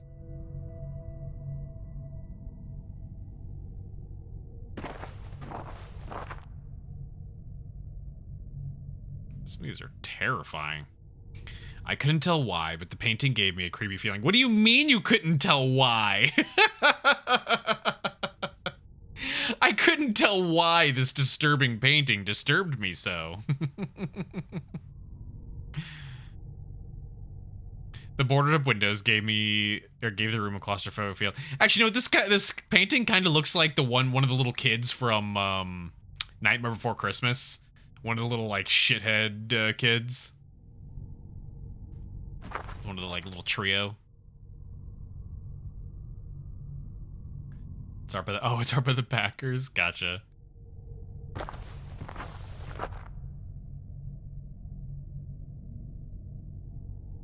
Wanna boogie woogies. Little shitheads.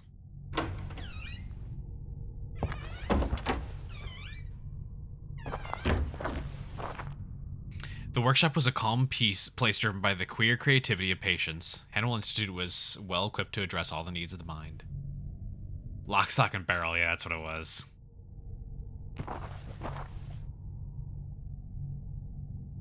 I guess working on this thing was good for the mind of the patient.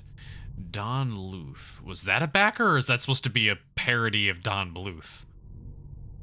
Ava Foursome, that one doesn't sound like a name, or similar to a name that I recognize. Gwen Benjamin.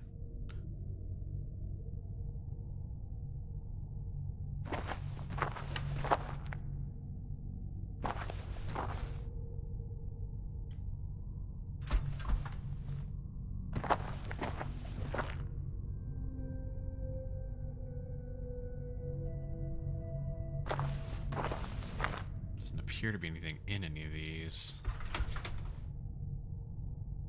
Old clay bowl.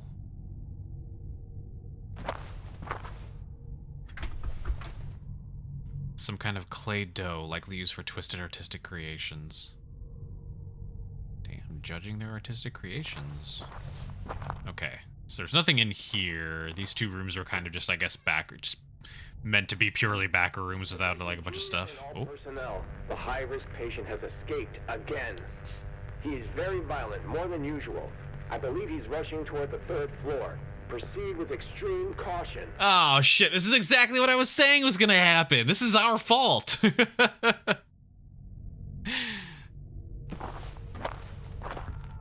Suddenly, I heard a noise. Something close to me.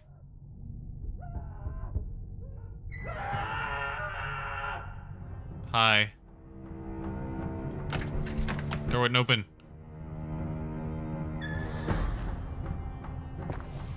There we go. They'll never get me in here. I think it was a bad idea. No, it seemed to be a dead end.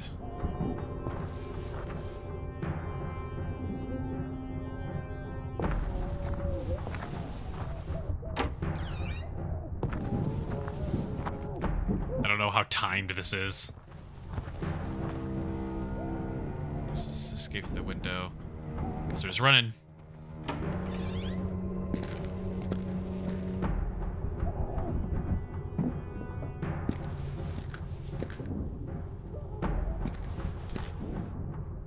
Don't got a whole lot of options here. This appears to be a dead end. Wait, unless... There we go.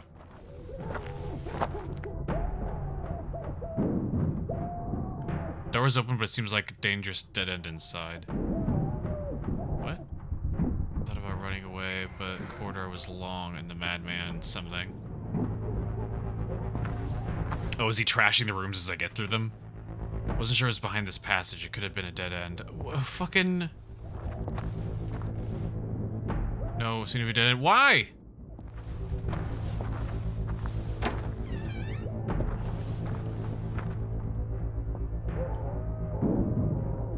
I feel like one of the insects, the spider webs. Okay, cool. Now it's not the time for monologuing.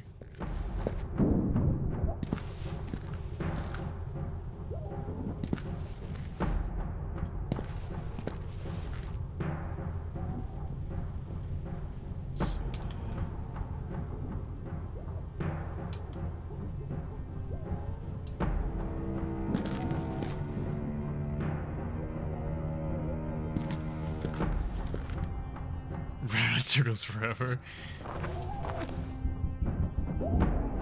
Is it like actually timed, or is it like just movement based right now?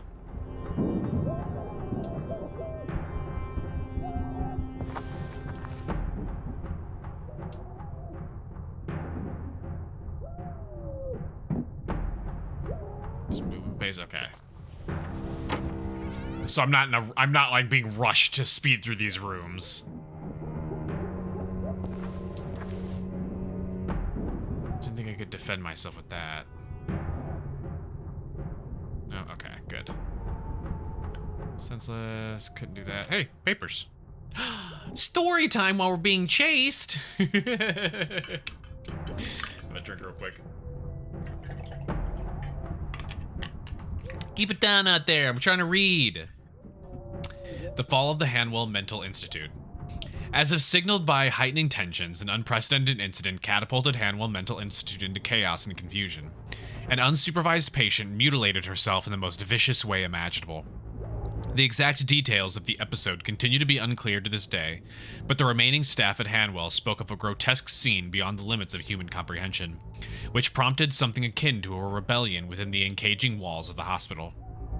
Word spread fast, and authorities who had already set their sights on the establishment were quick to act. Had it been an isolated affair, the conclusion to this chronicle might have been different, but the combination of disenchanted employees, wild rumors, and growing public scrutiny spelled doom for Hanwell Mental Institute. In a heartbeat, authorities swarmed inside the building with a warrant order, apparently having prepared in advance for just such an occasion. What follows next is a tale of mayhem. Documents were seized. Oh, how dare! Family members taken into custody, and much of the faculty or facility equipment shut down. In the blink of an eye, Hanwell Mental Institute simply stopped functioning. The building was evacuated almost immediately, and all of its patients were redistributed across a number of smaller but more modern facilities. Of the executive staff, Dr. Ann Ebersbacher turned out to be the most cooperative. Speaking during interviews about the oppressive nature of her working environment, Dr. Ellis Hawthorne was found in the basement of the building, seemingly attempting to evade the authorities. This fact deeply damaged his legal case as it followed grave accusations against him from the staff that were further supported in the statements made by Dr. Ebersbacher. Dr. Hawthorne sought refuge behind a team of lawyers and continues to be embroiled in trials to this day. Dr. Walter Hanwell could not be found inside the building at the time of the raid. However, he willingly presented himself for questioning at a local police station some days after the grim streak of events. It transpired that Dr. Hanwell corroborated all of Dr. Ebersbacher's claims, thus sealing the fate of his loyal right-hand man and apparent friend, Dr. Hawthorne. Those who interacted with the once world-famous surgeon during these climactic moments were perplexed by his neglected appearance, so unlike that of the figure who once commanded so much authority and respect. No case could be built against Dr. Hanwell himself, who disappeared from public life shortly afterward, never again working in the field of medicine. More recently, a few years after the interlude of depravity that became the downfall of Hanwell Mental Institute, the possibility of rehabilitating the symbolic building has resurfaced. Once again, Dr. Ambrose Miller, who is closely acquainted with its history, has expressed interest in helming efforts to return the establishment to its glory days. Which would be who had letters written to them. That'd be Amber. Answer to my current predicament. The answer came to my current predicament was not in these books. Hi.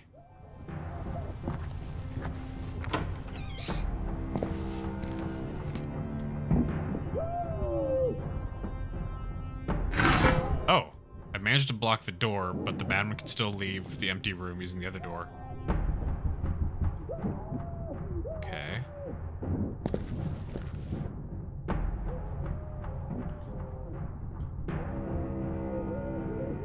Can I not use that?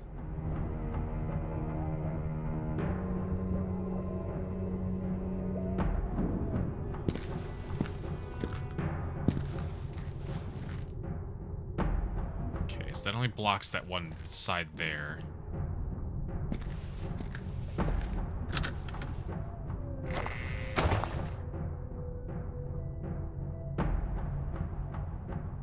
So I want to go there. Basically, my goal is to lock him into that room.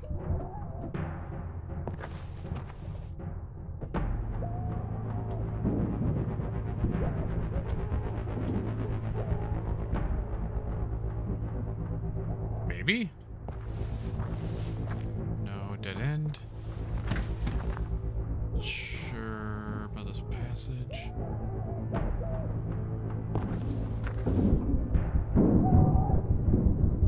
He's definitely in there.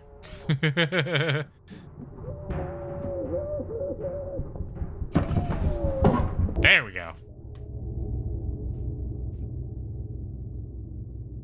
Damn, that took a whole hour? Holy shit. How long was I running around? Without the madman chasing me, I readied myself to explore the rest of the topmost floor.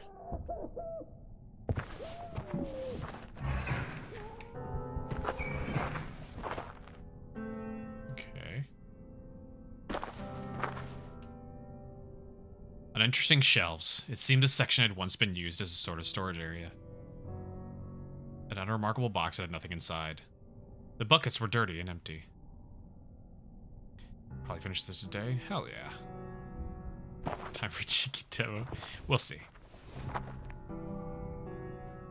It is 9:36. I don't have a shit ton of time left to do. But some time. Some amount of time. There's the greenhouse. There's the house of the green.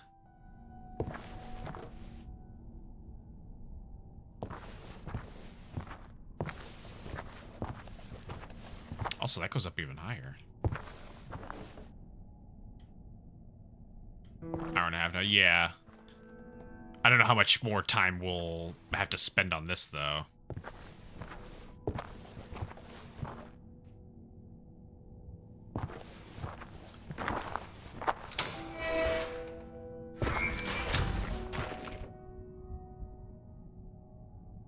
No traces of plants. No amount of water could save them. Wondered about the fates of the birds which lived in here. Oh, that sucks.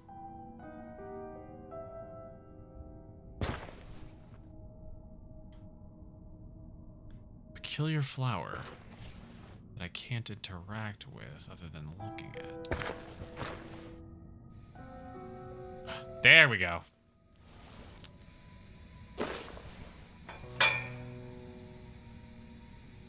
Valve wouldn't turn. The spigot seemed to be rusted in place. No! Oh, well, shit. Okay. I need some goo. This is a dead end.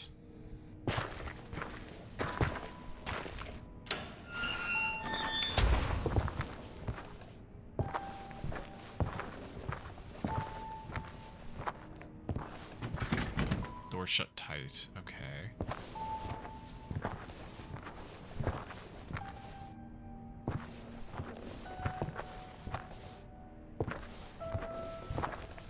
That was a dead end.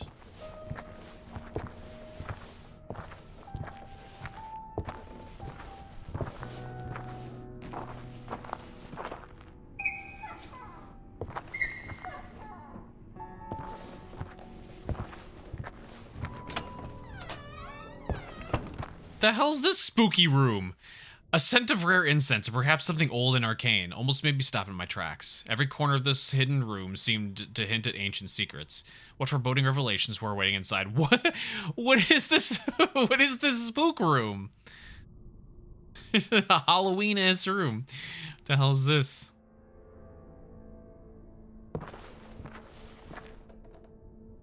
A bunch of old candles. Who could tell what they had been used for? It was an odd-looking structure, perhaps an altar of sorts? But from where? This is just the Halloween room.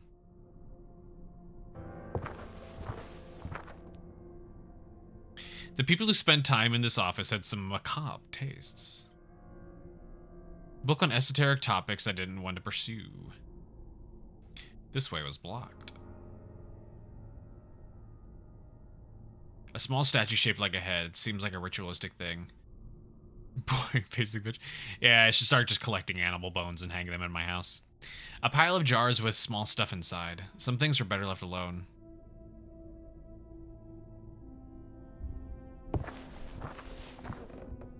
This symbol. It was Bertrand's drawing. Cool, cool. Okay, there's the one thing we saw the one person grab inside the grates.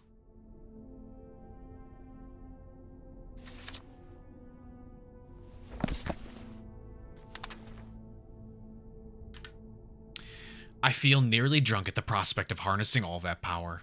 We can't stop until his mysteries have been fully unraveled. I'm ready to exhaust all my resources, sacrifice anything and anyone until our goals are met. This is greater than mankind itself, even greater than me. This is the right symbol, I know it. The next step is to translate the logograms, which won't be an easy task considering the poor state of the stone slabs. So many millennia? Epochs of abandonment. I don't know, I've heard it said two different ways. I'm never sure if it's just a case of, like, context changes what it is or what. But how? This finding predates any recorded history of scientific research. There's no written account of the servants anywhere else. I'm not even sure what's the proper translation. We're properly on our own. It's imperative that we focus on the task at hand, and make no compromises if we're to succeed. We may well be the first civilized and sane human beings to ever gaze into the innards of this mountain. If what I suspect is true, what awaits inside grants the means to ultimate enlightenment, the permanence of actuality at our disposal. Servants is far from an accurate word, but there's no better way to describe them with the meager information we found. Contrary to other ancient tribes, chief among them the so-called Dalmar, who at least had a sense of purpose in keeping a vicious god at bay, the servants sought to communicate with a benign, malignant entity. I wouldn't call this a goal per se, but rather a way to exist. The servants sensed, as much as their primitive nature permitted, the formidable but alluring power of the entity. To achieve this communion, these earliest beings would make use of psychoactive substances, or entheogens, as they're referred to in ancient time or in recent times, to reach the state of genesthai, the true meaning of existence. Consider the implications of this fact.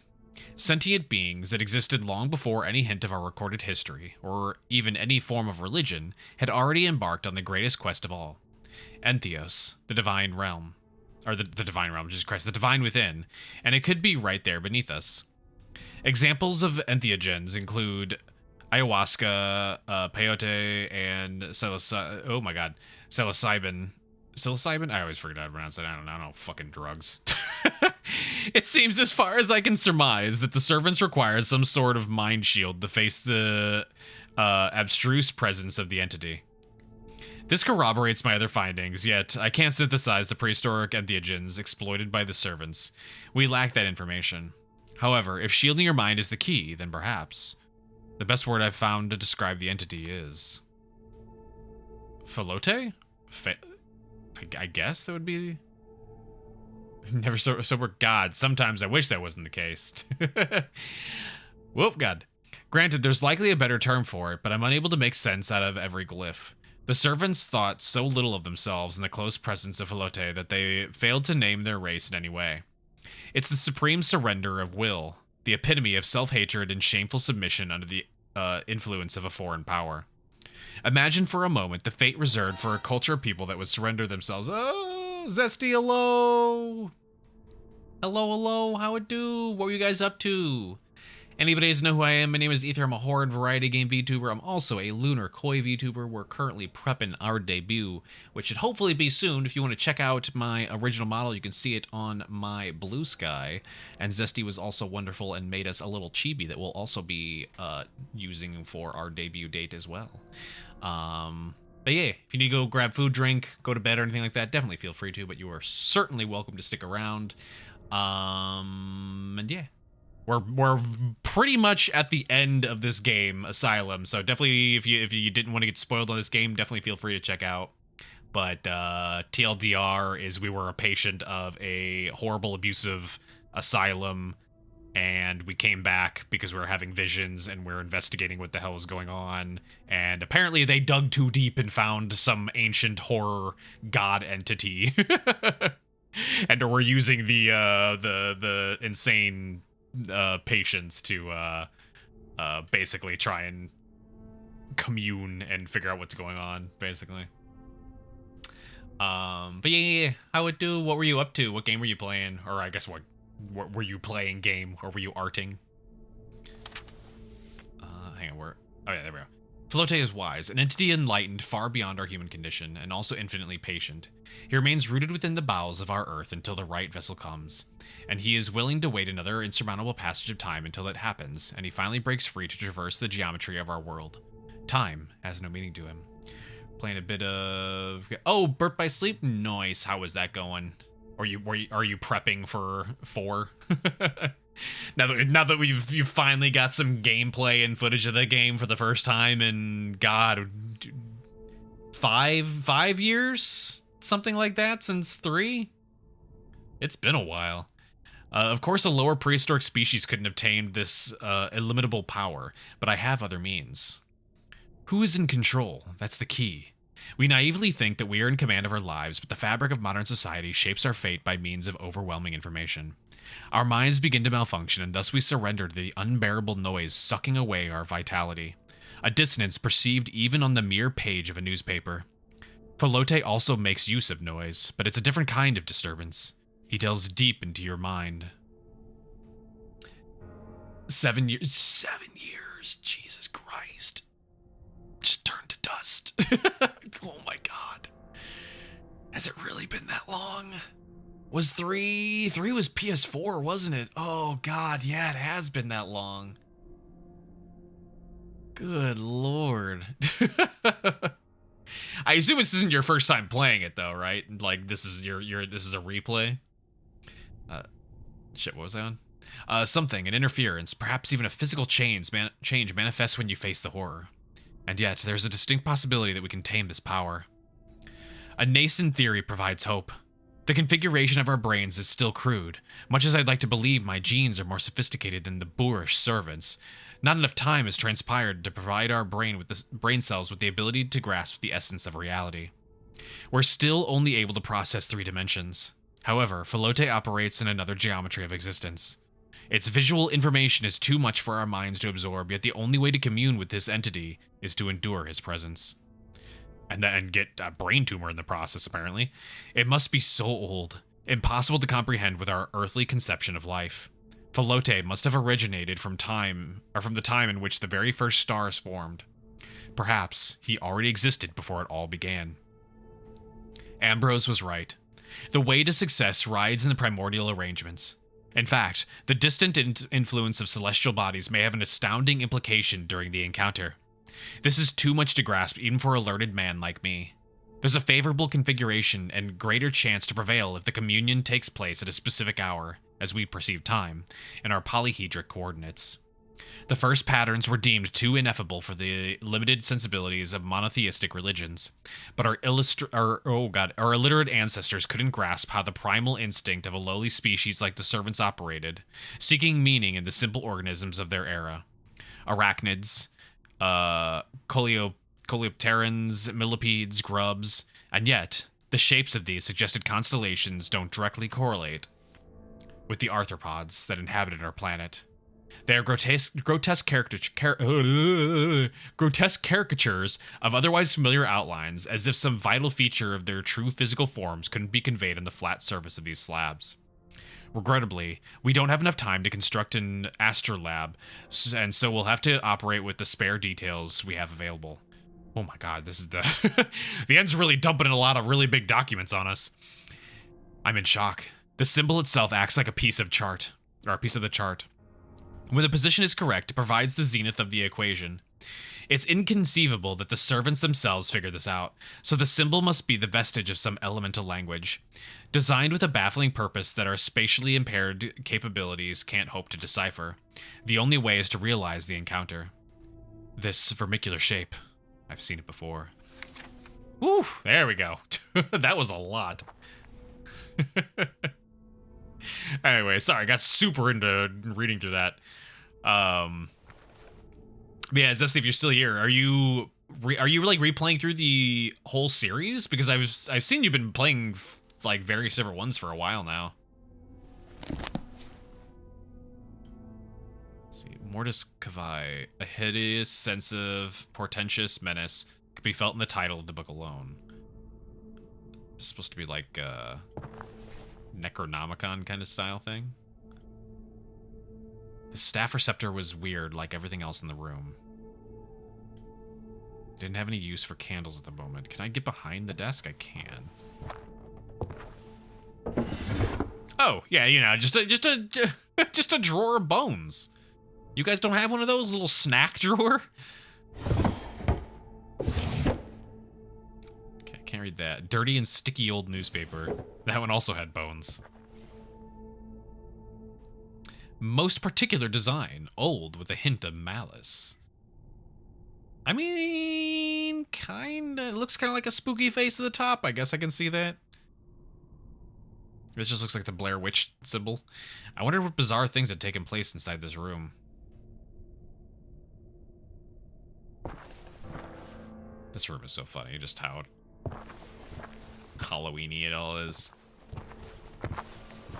Can I get behind it? I can't. So I can't get to the other side of the desk.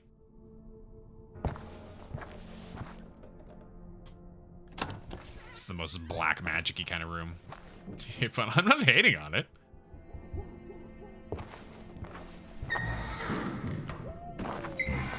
It's just so over the top. It's like if I walked into a spirit Halloween store. It needs one of those motion sensing witches where when you walk in front of it, it plays a theremin and starts laughing at you.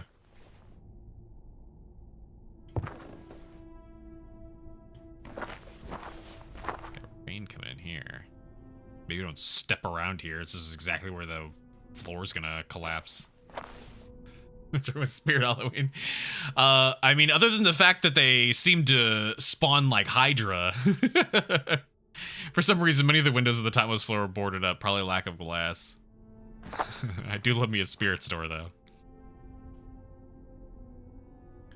It is so funny. It's like as soon as a building suddenly becomes like empty, it like the spirit immediately moves in and takes over the store. Like they were just standing outside the store waiting for it to close down. I assume these are also all backers as well.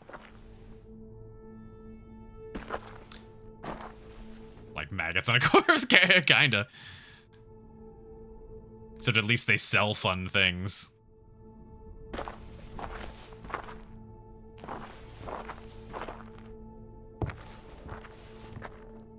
Okay, so basically this entire upper floor was a combination of exposition and, did I like them in the church? Exposition and, backer rooms. Is there anything else I can do in the church here?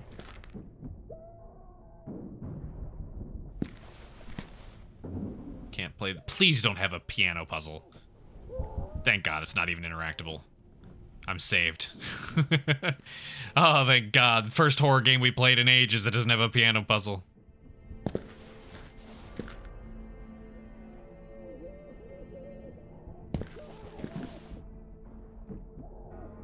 I'm starting to take it as like a personal slight, like every single developer is just like, how could we make Aethers suffer as much as possible? Oh, I know. We'll add math puzzles and piano puzzles. Oh, wait, these are the art rooms. That's right. That you know of. No! I'm gonna get down to the basement and there's gonna be a math puzzle in there. Okay, so we are still missing the catacombs. I still need to find some way to turn that lever. Maybe the end game ends with back-to-back piano. Yeah, that's the that's the boss battle. Piano or math puzzle? Oh, it would depend on the context. Piano puzzles that rely entirely on just your own ability to detect the note are the worst things ever, and I would rather do math. I would rather do math, because at least I can punch things into a calculator and attempt to do things like that. But if I have to try and figure out notes and just by hearing the songs and the sounds, no fucking way. No way. Let's see. Hey, was that chair always there? It was always there. That's been there. Offensive. Fuck that. I mean, if it's gonna make me do complex math, then yeah, I'd rather take I'll take the piano puzzle any day, regardless of what the piano puzzle is. But like, I'll more than happily take like the math puzzle from Blueprints, for example, over having to determine notes by ear. You took piano classes decades ago. Literal decades ago.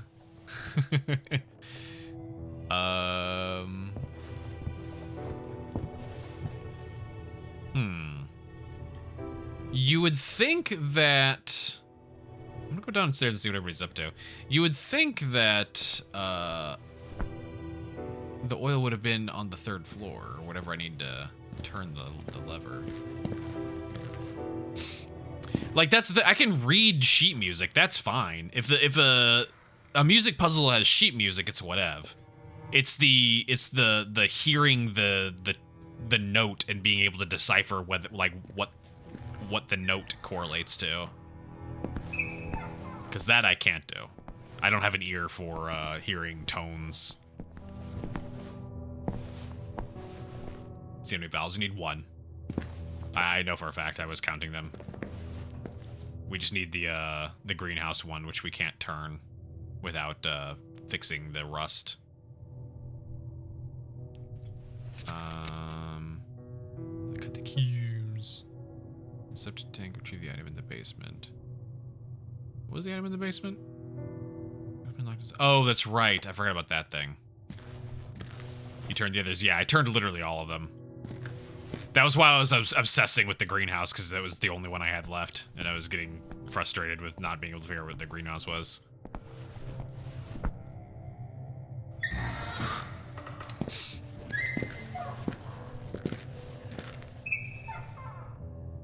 Maybe there is something else in the basement? Maybe some oil?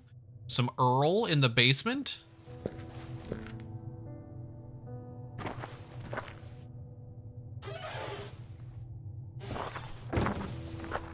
There's this, but that's more like a bug spray than anything else. What's up, kitty? I hear ya. Yeah, you want some more food? I'll give it to you for the break. Yeah. Yeah. Hi.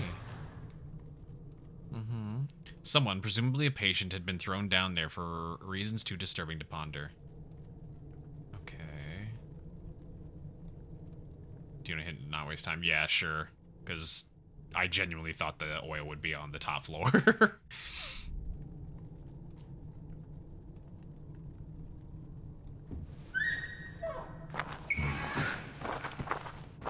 Oh, it is back in the greenhouse? What the fuck? Okay.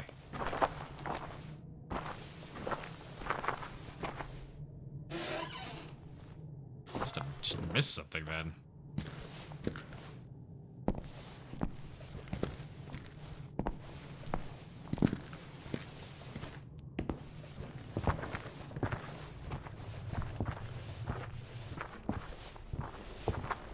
That's a long way. Wait, no, that's the wrong one. Greenhouse was the first door, I think. Nope, that's still the theater. Where was the greenhouse? That just goes back downstairs.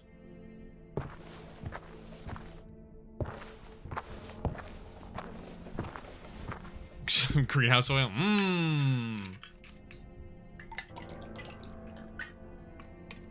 It's all natural. Made from plants. That's how you know it's good for you.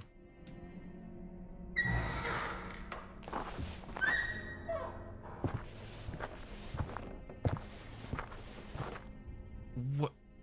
Where's the greenhouse? Okay, hang on. I gotta go back. There's a map on the ground. Where'd it go?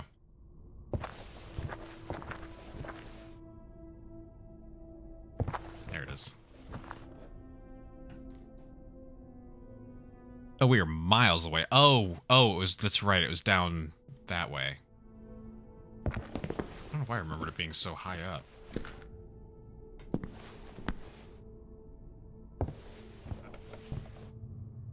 No, it was high up. What?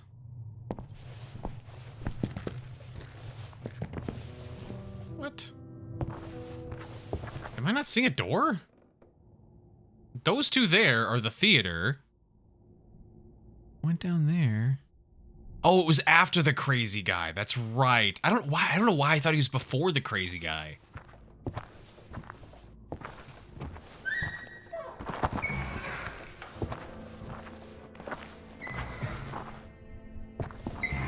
Then it was just through here.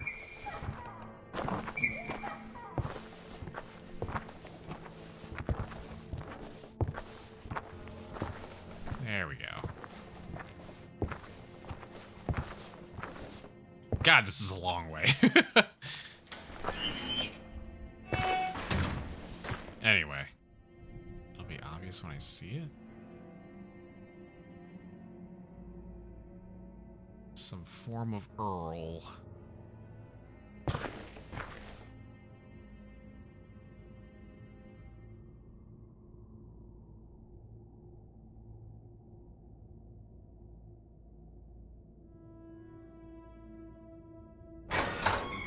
Oh.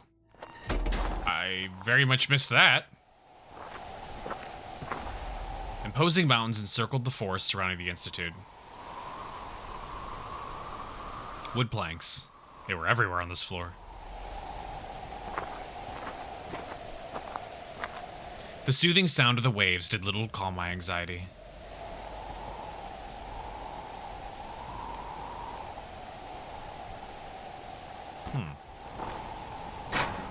Okay, well, it's not out there. I checked this already. This is just randomly a plant I'm able to inspect.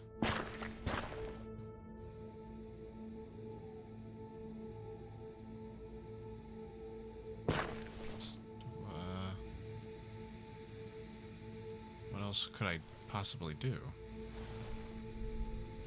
I could stab it with my key. Oh, was it outside? Where? All these look the same. Ah, is this? There we go. Tucked down behind these burls. Thank you.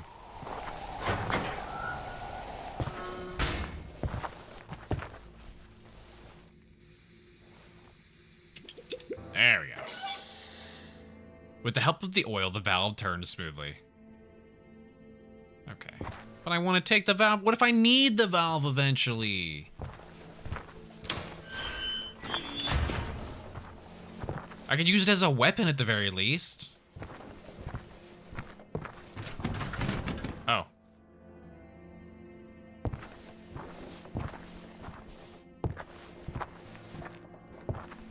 There we go.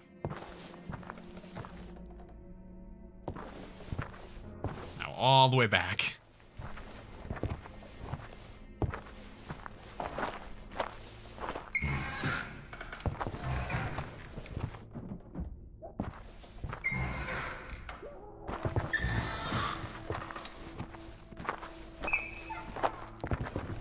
The moving rapidly through these hallways is kind of disorienting.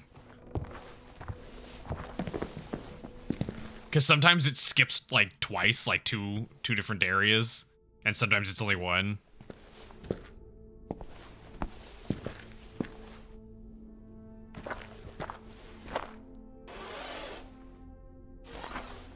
Okay. Into the Siwa. Always my favorite level of every game ever. And I've never said otherwise. Okay. Actually, perfect timing for an ad break. We gotta pop it in like just a minute and a half here, so. Let's go ahead and do that now, and we will come back and we will wrap things up, potentially, when we come back. Okay? Okay. Burr, just a few minutes. Whose body is it then? I don't know. I don't know. This has to be the finale, right? We're on a train station platform. Well, how is there another chapter?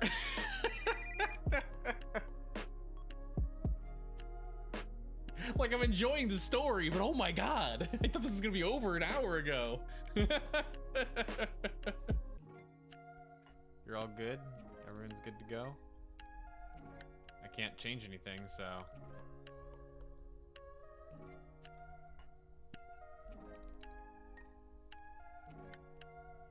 Ah, fucking Jesus fucking Christ. Come on, man.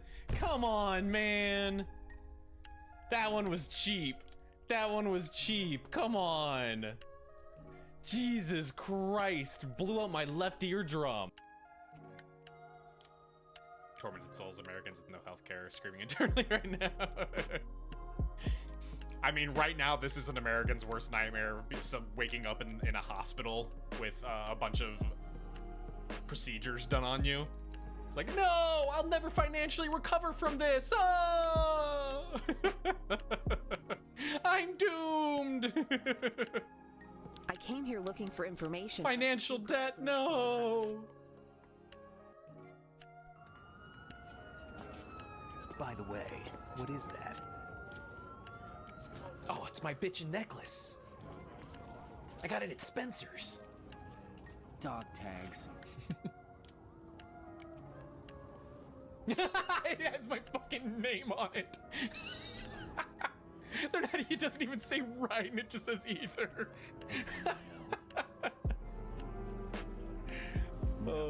Never heard the name before. Wow! Rude! Pick my own name. Damn! Life. I'll find something worth passing on. Whoa! Ah, now I feel slighted. What the fuck, Ryden? Probably some nobody. They taught me some. This is delicious. I can't get enough. There's another voice clip to throw out in the ether. That's awful. For an old folks home of all things too. Oh, he's got his own microwave and a coffee machine. He's got the best one so far. Never mind. He doesn't have the best room so far because he's right across from Cynthia. Ati, can I have a hug? That was scary. I hear Piggy. I hear Piggy. Piggy. Hello. I can pick him up. He's mine now. He's coming with us. He's the new party member. No! Come back.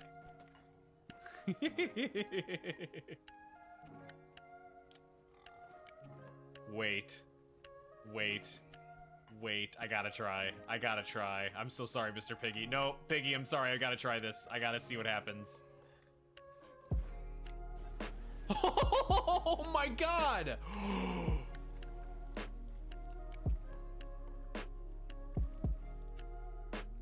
Oh my god. I didn't know that was gonna happen. Oh no.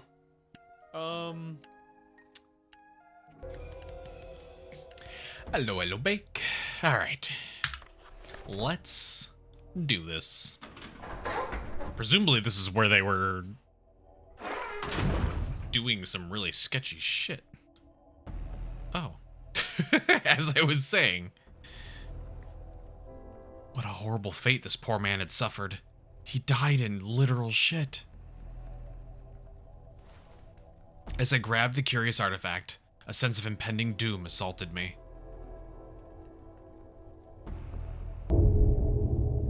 Bum-bum.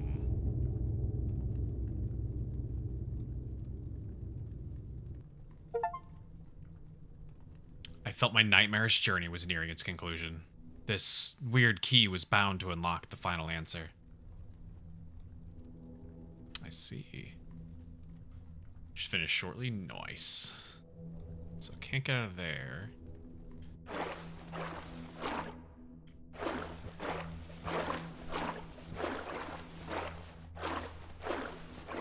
Whoop, too far.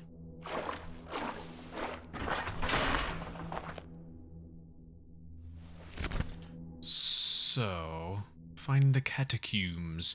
No doubt the fantastical discovery in the Institute's underground passages would provide the ultimate piece of the puzzle. But how? Where was that mystifying tunnel located? Well, one would assume in the one that has all the diggy spot. An opening in the construction area was boarded up.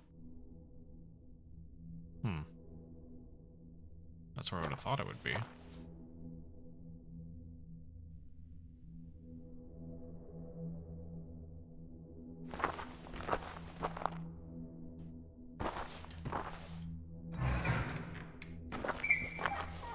Is there any...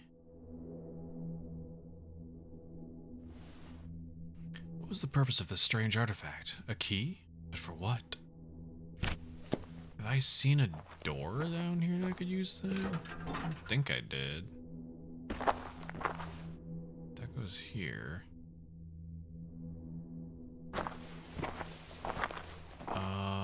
Where have I seen a door? The basement. Yeah, I didn't plan on it because, I mean, there's nowhere else to use the thing. Or there's like everything has been leading me to the basement. Everything is happening here. All the documents are saying they were in the basement. I'm just struggling to remember. Any other passages? That was room. The diggy room.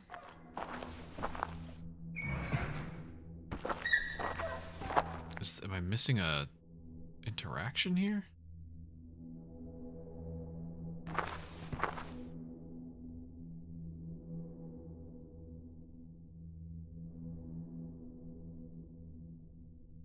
Like, move two ways. Move that way or that way. That didn't. Oh, maybe, maybe, maybe.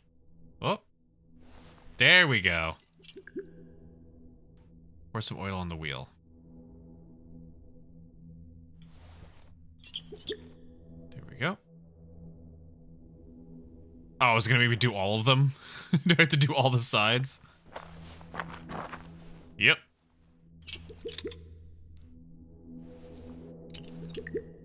There we go. Then get behind it, maybe?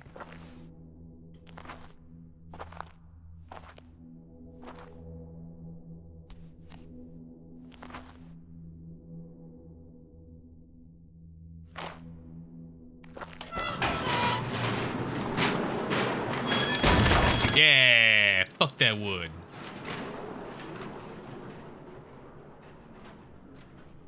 It's taking those boards along for a ride.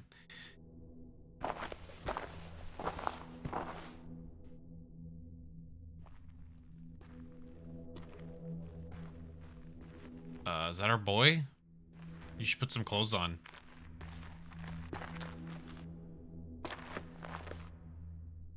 You're looking rough, like extra rough. Lenny, what are you doing here? Why are you naked? The time has come. But how? This is the place where it all happened. And now you must proceed. I don't understand. Where have you been all this time? I've always been here. With you. What are you saying? Lenny, please. You're my only friend. No one here can have friends. What? Lenny, don't make jokes like that. You're scaring me. Why are you doing this? Why am I? I need to understand. I want peace. Then go. The answer lies at the end of this tunnel. Lenny. I must go now. Oh, goodbye. But please don't leave the building like that. What happened to your clothes, man? Please don't go anywhere. You're gonna get arrested, Lenny. Ellis, I'm leaving behind this hasty note in the event you can follow my steps. The situation upstairs is untenable and may have reached a point of no return with that revolting scene in the female wing. They couldn't handle it. Or they couldn't handle it, Ellis. Their minds are too feeble. But they served our purpose, and I have enough details now to understand what lies inside that cave. This is the second incursion of authorities into the premises, and we won't get away with things so easily this time. My own actions have raised suspicions, putting me under close scrutiny. There will be a thorough investigation, they'll ask more questions, and we can't afford to lose control over our discovery. Never. This is the end of the Institute, so I've made my decision. I'm going in. We've wasted too much valuable time assessing the risks when we both know that no civilized human being has ever escaped or attempted this. Risks? Bah. Between facing the authorities and concluding an encounter postponed by unfathomable eons, the outcome of which is unknown, I choose to feast my eyes on the enrapturing radiance of Falote. It's ours. We've earned it. Remember that. Should the worst-case scenario present itself after this irrational adventure, I leave my last revelatory finding on these papers. The tumor. It's a mechanism. Ellis, the tumor acts as a sort of failsafe device.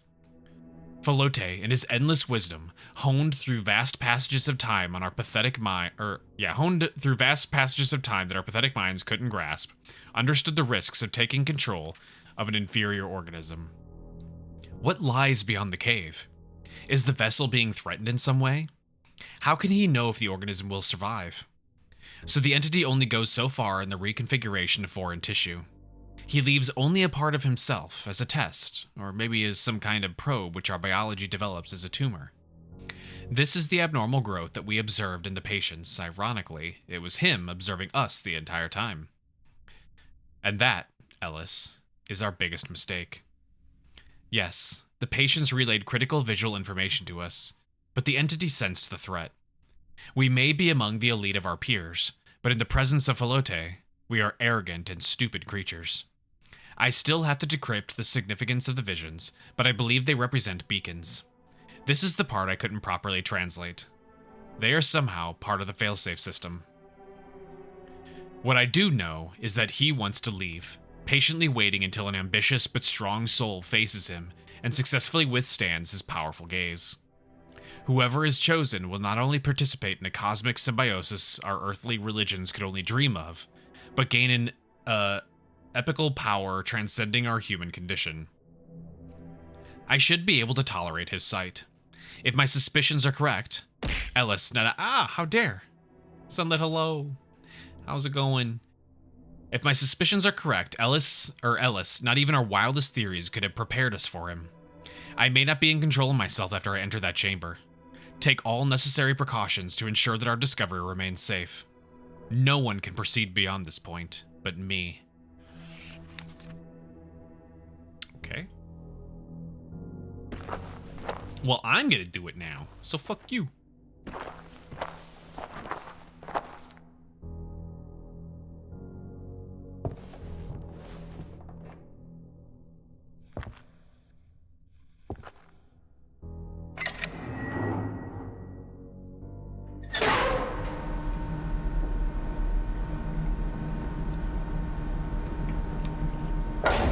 Ooh. Why was these things always break? When was the last time we played a game where these things didn't like fall apart halfway through?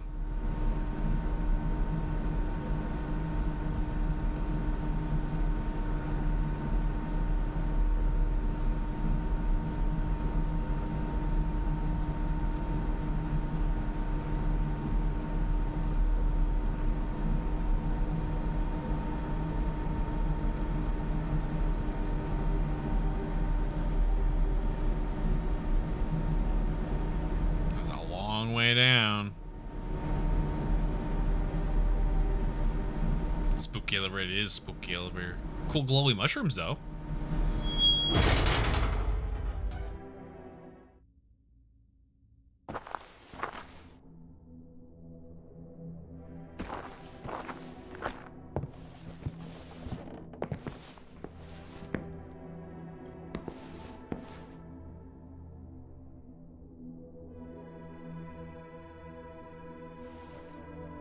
Put it in.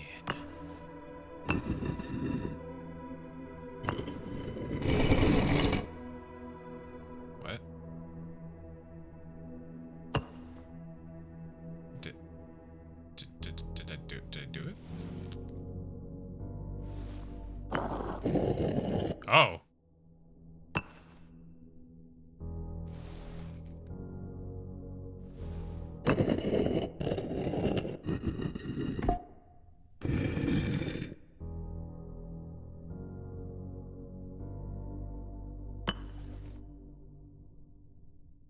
Logic for this, but people just randomly click. I don't remember seeing a thing that explained how to do this. Okay, that reset that.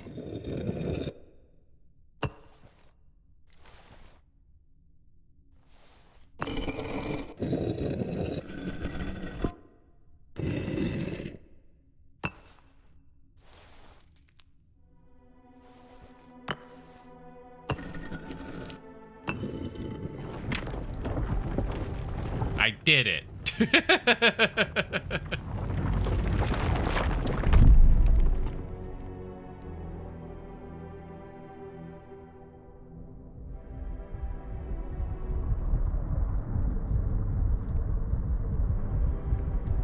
Goo Man?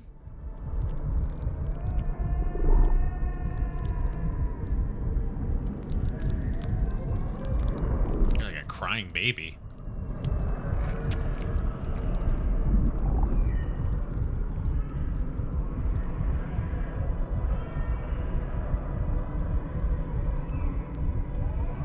Oh, it is just like a giant fetus. Oh. Oh.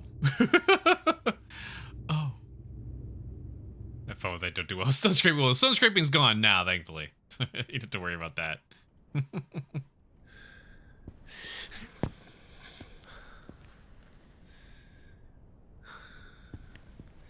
Well, now are we in the shed?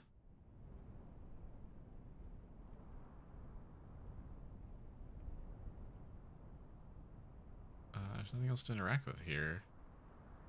So presumably, yes.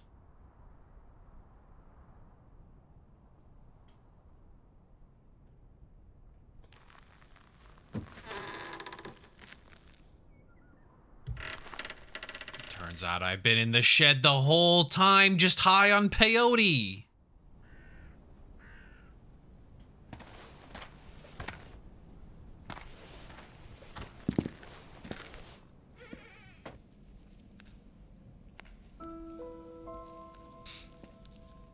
Did you find what you were looking for?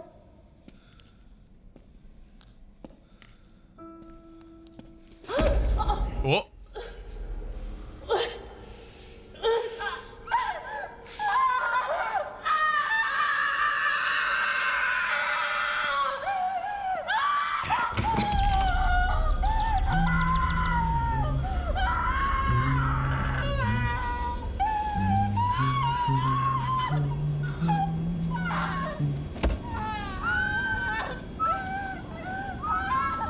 The fucking casual just humming and whistling. It's 1:24 for you? Yeah, good night then.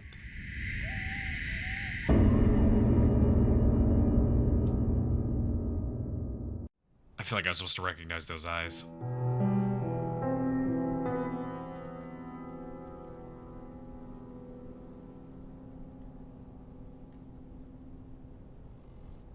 You were? What was it?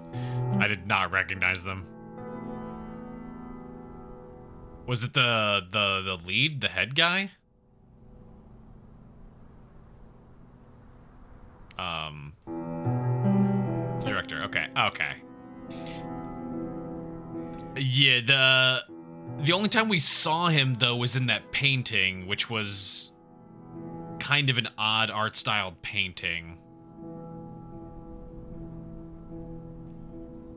That was kind of my theory after a little while, was that like once it started like going on and everything, and we never like got a name for our character, and every single time it would list all the different like patients and stuff like that were in Group E. They never bothered, like it was always other people. It never mentioned us, so we never got a name. So it eventually got to the point where I'm just like, I feel like we have to have been part of this at some point, whether we were somebody very important or just one of the doctors. But yeah, then the further windows is like, You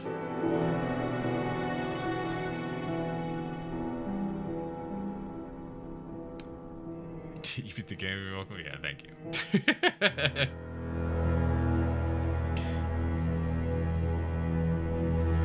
Octarine. Deadly dosage. Disaster.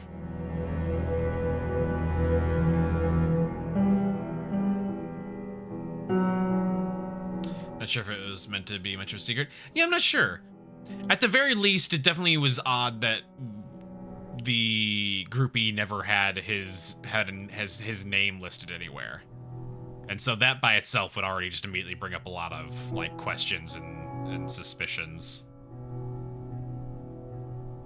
But yeah, definitely by the end, that was kind of my theory going on in my head. It was like, oh, okay. The more documents I'm reading towards the end here, the more it's just like, okay, I think this is just us. Like the very first initial theory that I had was that the whole thing was happening in our head. Like when I started the game, my immediate theory was, okay, we are still insane, and literally everything that's happening here is just us trying to like cope with our mental problems, or you know, nothing like we're just wrapped up in a fucking straitjacket in a room somewhere, and this is just all happening in our head or something. Favorite triple on her head.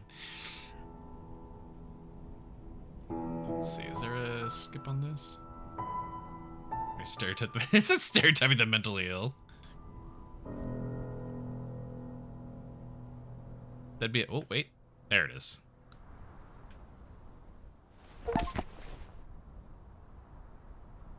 Aw, I kind of wanted a little thing at the end. Like a little thank you for playing. Meaning nothing meant anything. Yeah, it's... Well, I would rather have that if there's actually something to it. Right? You can do it, it's all in your head kind of situation if you have more to it. And like have meaning to it and like follow it up. But a lot of things don't do that, where instead they'll do it in that sort of like, you know, it was all a dream. Yeah, he said the same thing. Yeah, it's if you do it wrong, it's very much the it's all a dream thing. But you can definitely do it was all in the head kind of thing. Like, for instance, I don't think it's a particularly great movie, but oh shit, what was it?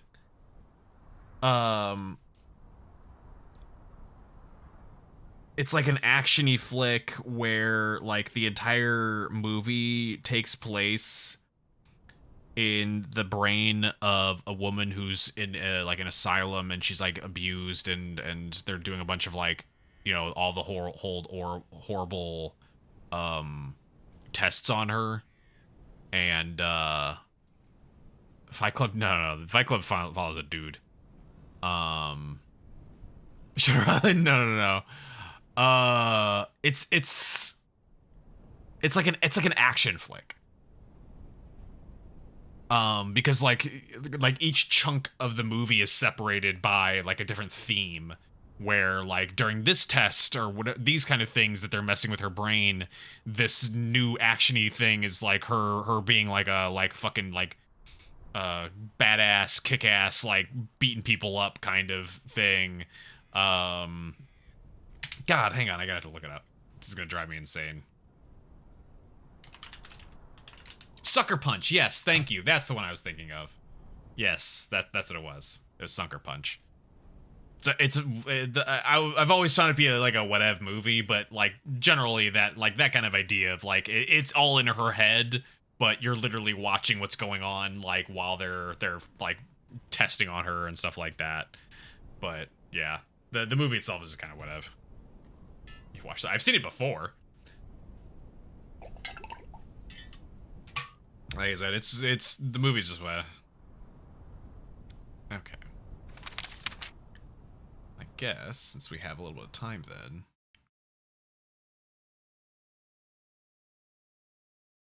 I got a bunch of Steam cards I need to put on the marketplace now.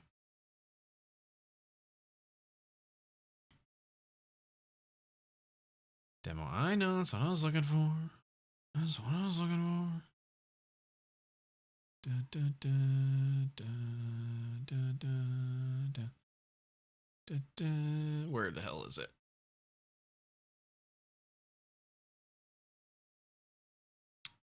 Do I not have... Oh, I maybe didn't install it. What was the name of it again? I know it's on my wish list, but there's a billion things on my wish list.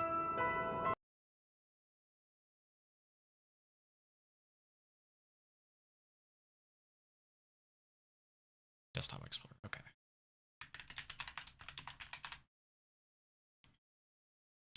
Hello, thank you for boop, beep, boop, boop. Demo install. I need to clear out my hard drives. They're getting a little too full.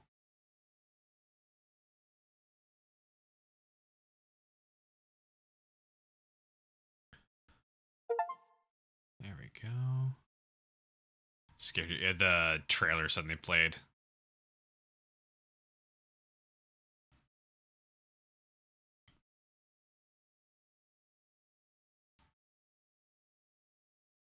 Let's see, is there a Steam category for this?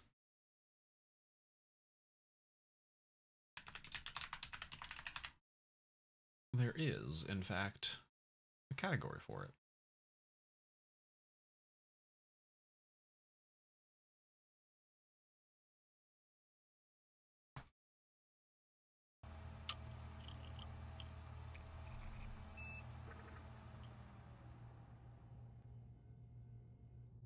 There we go. Okay, there we go.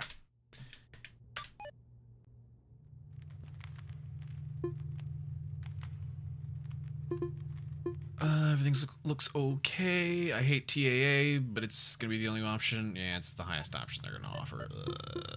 I hate TAA. TAA sucks. Alright, start demo.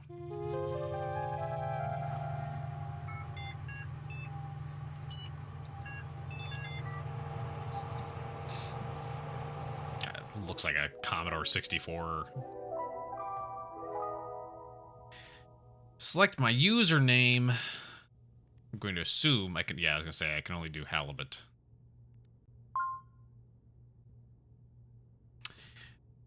Replace mouse and keyboard. Buy speakers compatible with PC. Connect to the internet. Ethernet port is probably, or is completely broken. Check chronolog software. It should be in my start menu. Okay. Let's go look through your shit first. Find all the horrible, incriminating stuff you have on here. That's a big fish. Go put that on your Tinder. That's a little fish. Don't put that on your Tinder. Okay. You ever seen this type of OS? Yeah, it just looks like really old Windows.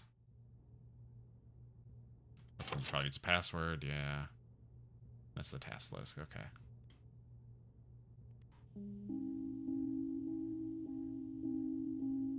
Oh, there we go. Welcome to Chronolog. Select an entry to read its contents or create a new one to get started. Happy journaling. For the brightest lass in the 7 seas, every day becomes a bit harder for me to remember. Every once in a while, I'll have what my doctor calls lucid periods and recall memories I may never think of again. I leave you this information along with my computer. There are other users, the previous owners of this computer. There's a strange program called Desktop Explorer. It's inside the Open Me folder on my desktop. The password for it is your nickname. Did he say the brightest? Oh, no, never mind. It's my nickname. It's all related to the disappearance of someone I cared about.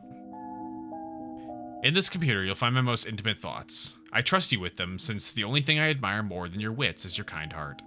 I want to end this letter with a poem. If we're apart, look at the moon, for I will do too. If I am gone, look at the stars, for I am with you.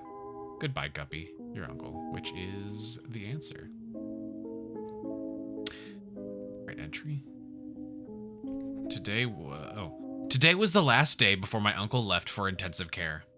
It was very surreal having him hug me while I was crying because he didn't even know why I was so sad in the first place. This is his old computer. I replaced the mouse, keyboard, and speakers, but I couldn't hook it up to any internet connection. It doesn't really matter. Everything I need is here. I just read the letter he left me. I thought I had no more tears left in me, but I was wrong.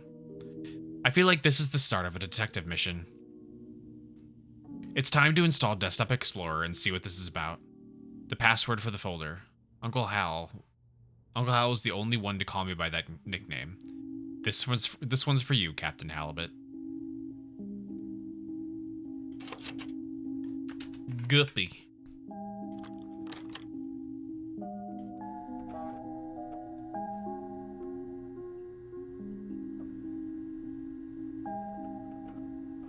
God, imagine if you actually had to install Explorer on your computer.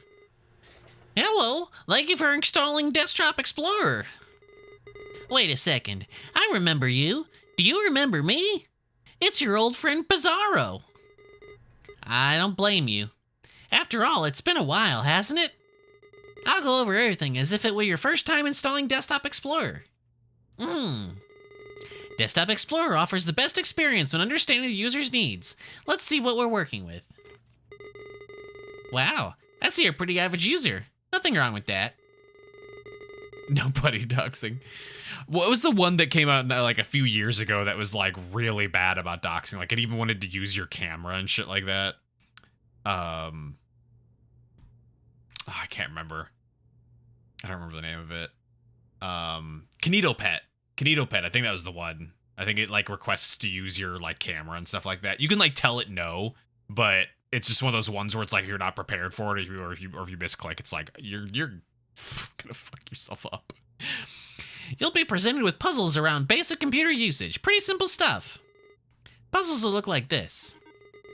Your goal is to find the password and unlock the next puzzle folder. It won't always be this easy, though. Also, submenus are your friends. Most programs have submenus. These tools could come in handy, you know? Who knows what you might find?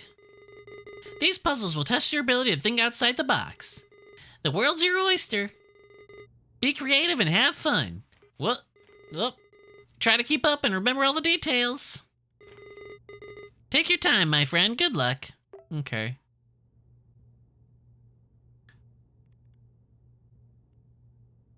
Oh, it's the worst kind of readme, the ones that extend outside the window. Important. If a password is given to you through text, it'll be presented in the following format. Password. However, passwords won't always be hidden within texts. You'll have to deduce some of them on your own. Will you discover the mysteries of the cave? Will you answer all its riddles? Will you uncover some secrets within you? Will you become a desktop explorer?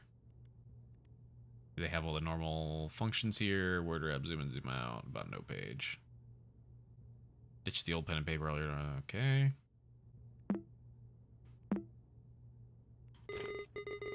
Remember, if you ever need a system tip, just click on that light bulb icon on your taskbar below me. I'll do my best to help you out.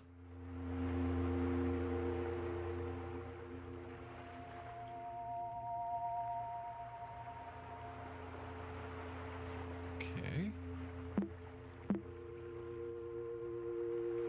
You are lost. You find yourself between the sea and a lush forest, dragging your feet in the sand of a beach you've never seen before. Aside from your wits and senses, you bear only a small compass, which has been damaged in a fall. Among the shore's dark rocks, you spot what looks to be the entrance of a cave. Approaching it reveals that its entrance is narrower than you anticipated. Letters written in the sand start fading away as it starts to rain heavily. Before taking shelter, you manage to read some of it. You assume it's the cave's name, Fortuna. Good job. With that, we can start our adventure.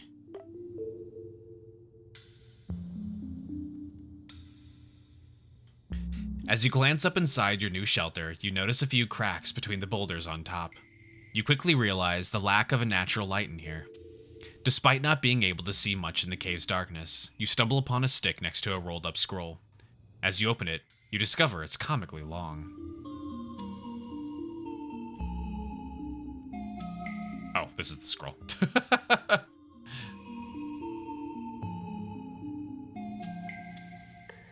Chant my name, O child, and your voice will bear my fire. When dusk surrounds me, Inanna lights my path. Let's see what those are. Okay.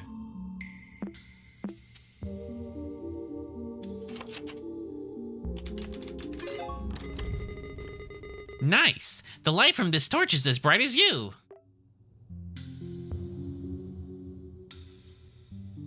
Okay.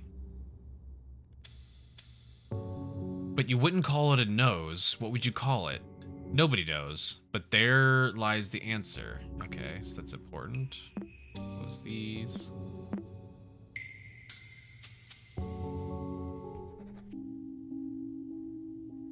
I've noticed that I keep writing depressive thoughts, so today I will write about one of my favorite memories. I don't remember the exact date, but this was the birth of the short-lived angler trio. Little Guppy's first fishing trip, and she blessed us with a honey hole. Scooch that over there. We filled the boat so fast that old Walleye started singing again. When we got home, we toasted with pap and baby formula. Oh, how I miss you, big bro. My memory might falter sometimes, but I won't forget you anytime soon since Guppy has your melancholic eyes. It's funny how I can't think of us three without our code names, but I wouldn't have it any other way. As long as our young lass breathes, the Angler Trio lives on. What's Pap? Just Pap a bit. I don't know, actually.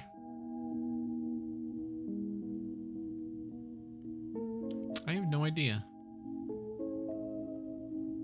Oh, wait. It opens multiple windows, doesn't reopen it.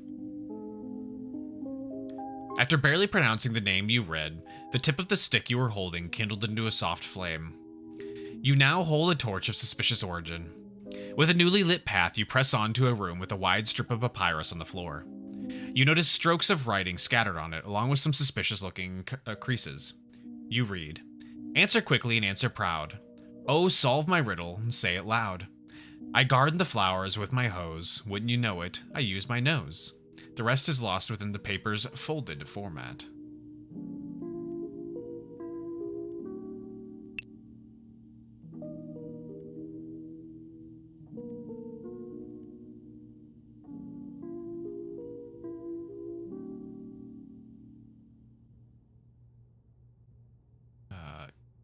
EPHS?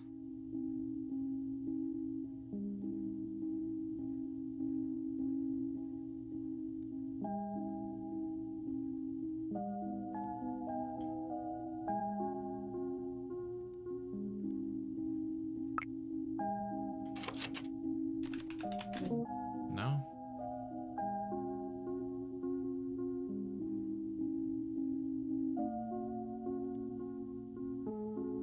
Hang on. Okay, this is that. Okay, and then that is this. Okay.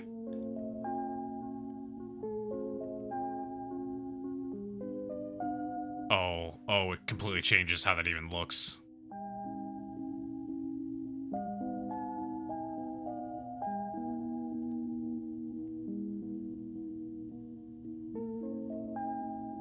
That's weird. You wouldn't call it a nose, what would you call it? Nobody knows, but there lies the answer.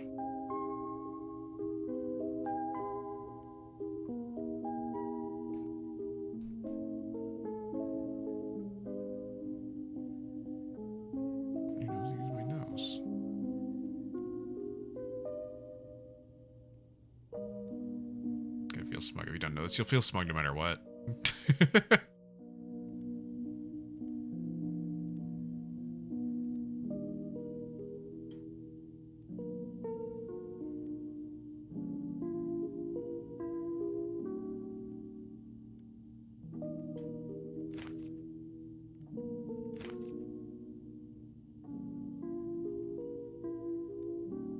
You love the retro nerd thing. Yeah, but the problem is a lot of times when with these different games, you're kind of going off of developers' logic instead of what the actual like computer logic is. That was one of my issues with I can't remember what the game was that we played a little bit ago. It was very, very heavily computer based. And one of the biggest problems was that like 90% of the ways that the computer functioned in that game is not how computers function, but they wanted you to like go off of their own like thing. I can copy or do that. Can I actually open up a new thing? Oh, I can. Oh, that's neat.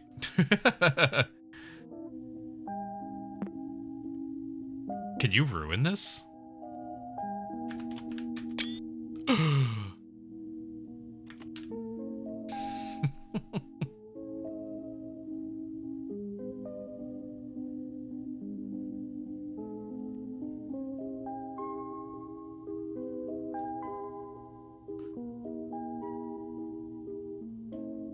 It's also the paper format.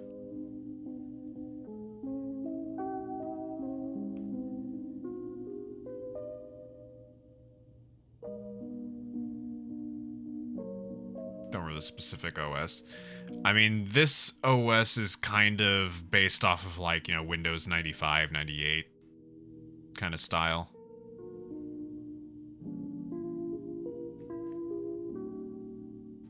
That said,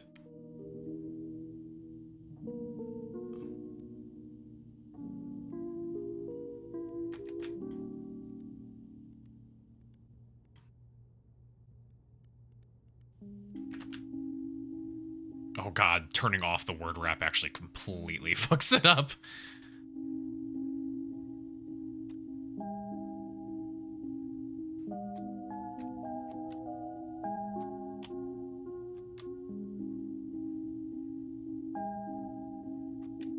I mean, I guess it could potentially actually be that.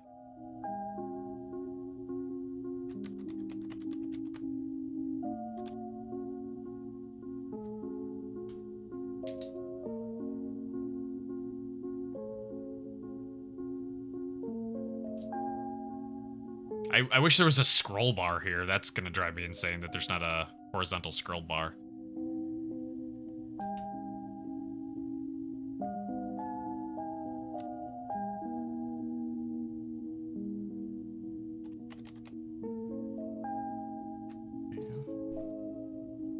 Okay, that definitely does not make another word. I think I would left these days behind. Well, so there would definitely be an actual vertical scroll bar in the actual OS. Because this was the big issue with the old, like, notepads. In fact, you can still do it with current notepad, I think. I'm not entirely sure. I don't think I've used notepad in fucking ages, but... the way notepad would work is that it would just continue, like, that, where it would just go and go and go and go. Like, so you'd have to manually do, like, the enter and stuff like that, you know? It didn't auto-format it like, you know, Microsoft Word or something like that. There we go. Does that change that too? It does actually change that again.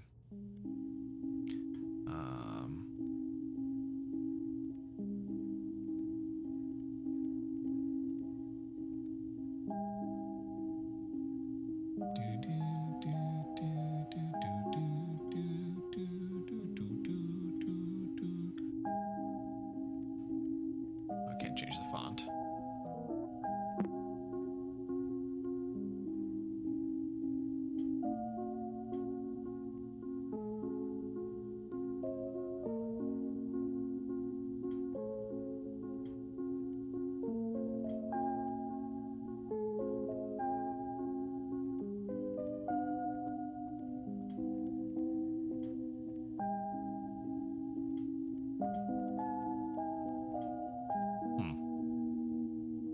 Was text wrap anyway.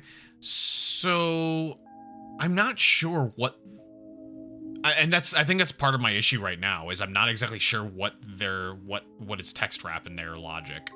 Text wrap to me would be if I was typing something and I needed to put an image like this, then the text would like stop before it gets to the image, and it would stay that way until you got to this line, and then it would go underneath it instead. And so the text would literally be wrapping around the image.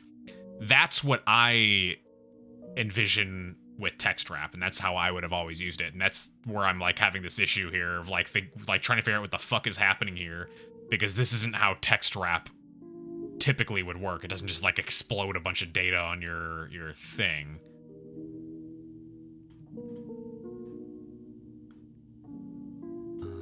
Oops.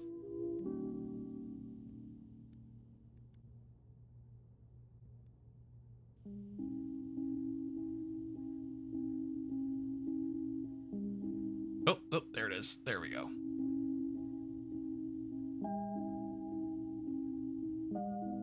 Elephants. Okay.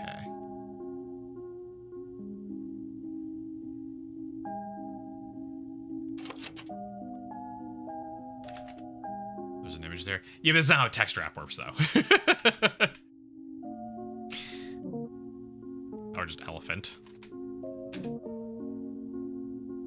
Oh, or is it the, I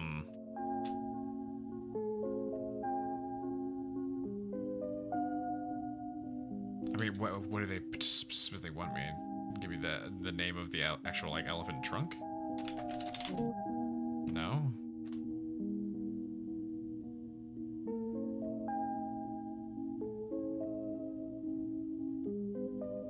How incomplete is this?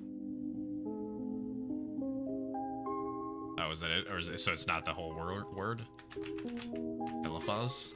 Oh, so that's just incomplete. Okay.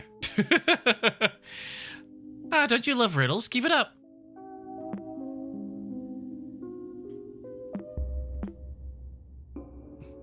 Oh, is this the music changing? You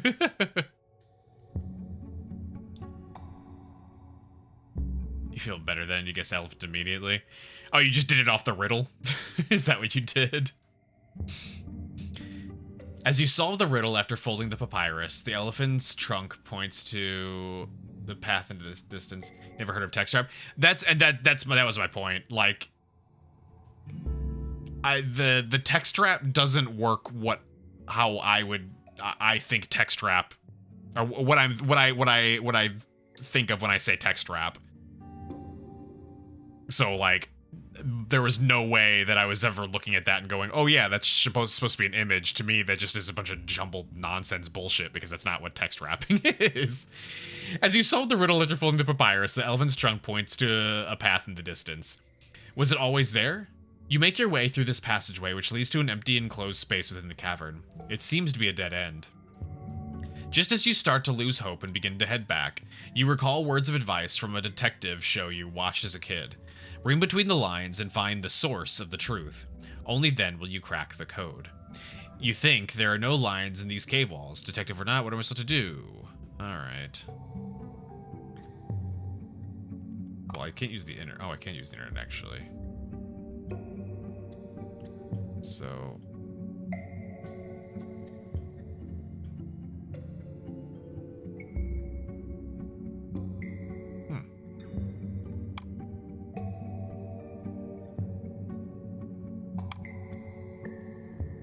versions.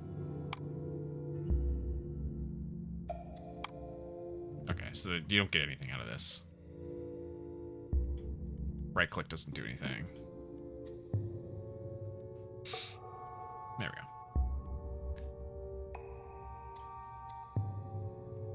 go. On your left, you notice that the wall is thinner than the others. The word salve is inscribed on it. Oh, wow, look at Mr. Hacker over here. You're thorough.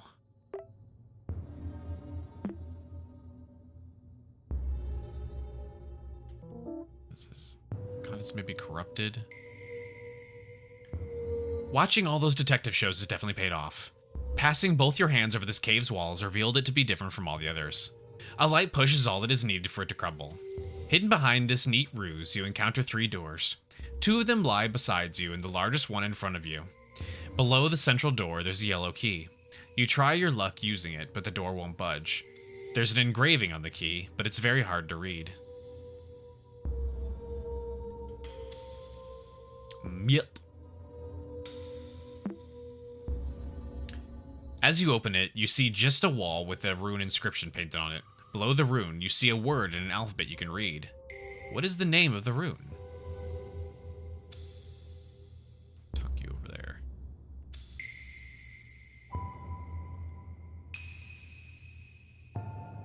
Boop. As you open it, you see just a wall with a rune inscription painted on it. Below the rune, you see the word and alphabet you can read. Is this related to the other door? Whoops. Maybe corrupted?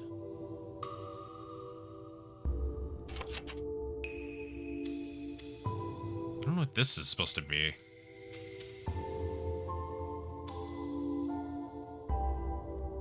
I don't think this is just going to be that simple. Yeah, that's what I thought.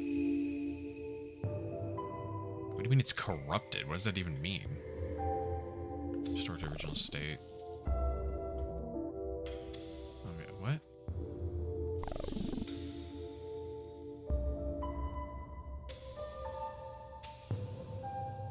Got it.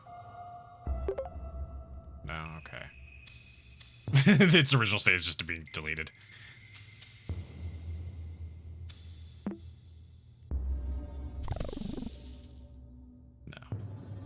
I don't know what these buttons are. Changes the name. That's the duplicate. Whoops, that took a screenshot.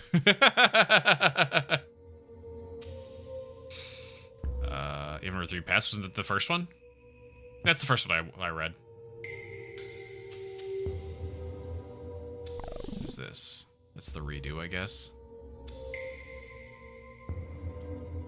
Can I change that? I can.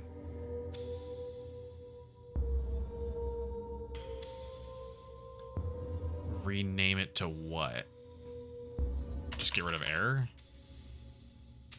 Is it an extension? Rename it to STP? Whoop, STP? There we go. Okay. I was gonna say, I don't know what the file types are in this. You hold the key tightly and concentrate. You're very close, but you struggle to form a clear image.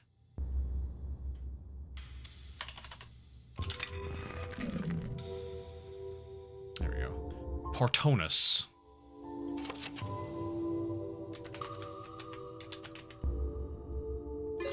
There we go. How'd you do that? What do you mean? Ah, what a great imagination you have. Great work. You just cheated, used the source code? Boop. Boop.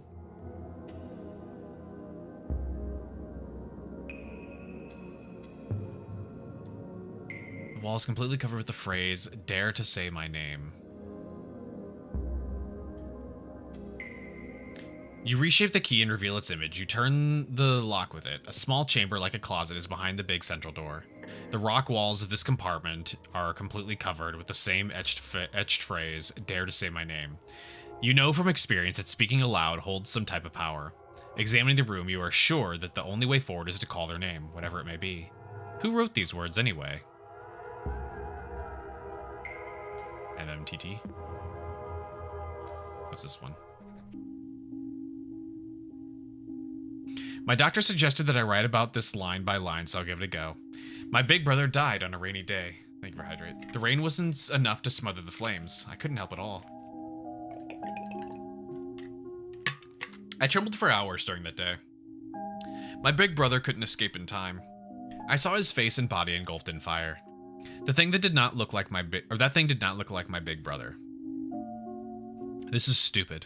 I don't need to recount step by step how my brother looked like a ghoul in his last moments.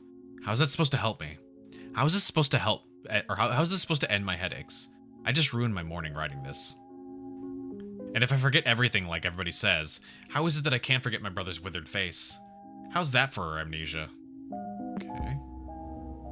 Anyway, well shit, now I forgot what it was.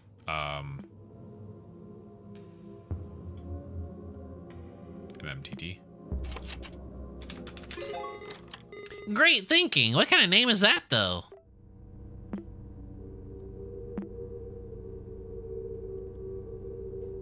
Creepy face. Flat stone. For a brief moment, you sense something behind you. Between the crevices of a wall, you are barely able to see what appears to be a human figure. After focusing for a bit, you make out a withered face and a set of melancholic eyes. As you take your first step towards it, the stranger runs off, leaving the sound of pebbles tumbling on the ground. That's it. Okay. As you pass your hand through the wall, the thought of a name you can't pronounce zooms through your mind. You close your eyes and shake your head briefly. As you open them again, in front of you, the darkest passage so far is revealed to you. You delve inside. The torch you carry barely lights your arm while everything else is completely lost in blackness. Shortly after, you start to doubt yourself and think of heading back. Your vision becomes completely devoid of light as the last spark from the stick expires. Rather than panicking, calm surrounds you. Somehow, you feel even more capable of revealing what's hidden in the dark. Oh, wow. The improvement of your vision has reached its peak. The dark still hinders your sight, but you feel comfortable moving within it. You even start noticing details in walls beyond arm's reach. You find a boulder next to you with an engraved warning. Keep out. Reaching this point must have required courage, but going past it is utter foolishness. Heed my words and turn back before it's too late. Cassandra. Cassandra. Is that the password? Cassandra. It is. Wow, nothing gets past you. Fishermen have great eyesight, I guess.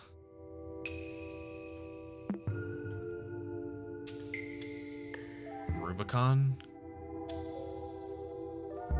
You ignore Cassandra's warning and press on, only to find a contrasting scene. A calm and lightened room surrounded by stalagmites. You can clearly see the way forward, but your intuition tells you that these stalagmites are worthy of attention. This short break soothes your anxiety and you can continue on.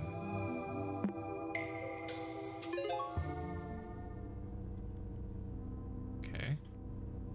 Continuing the trail past the stalagmite scene, you reach an uneventful dead end. Based on your experience during this exploration, you are convinced there's something more than meets the eye. You spend the following hour inspecting every crevice of the wall that surrounds you. Now you can be absolutely certain there is no path forward. While scratching your head, pondering on what to do next, you hear a loud thunk far off behind the cave.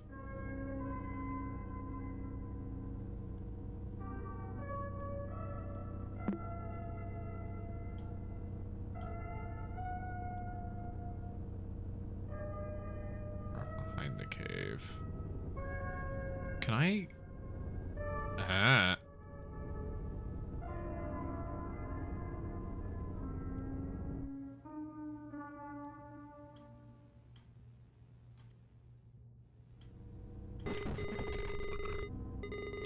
Wait, what happened to this puzzle? I don't remember these files being here earlier. What's going on?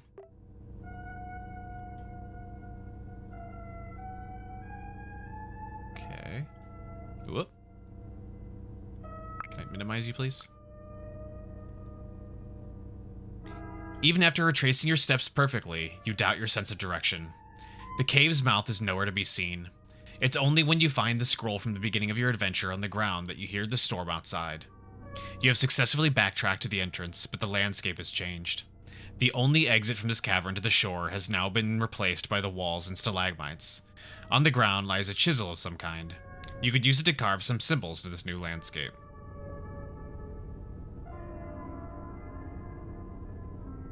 Okay.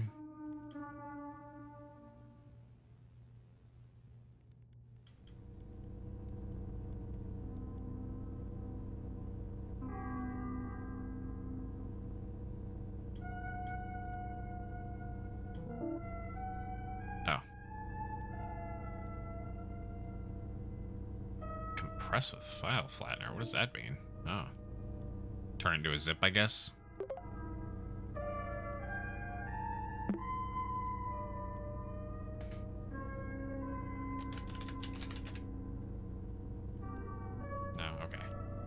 Change something there.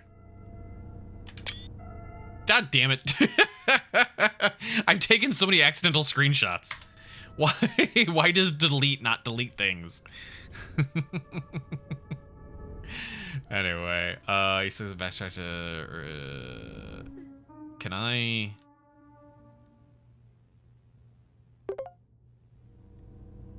I can't drag and drop them. Oh, that ruins one of my plans.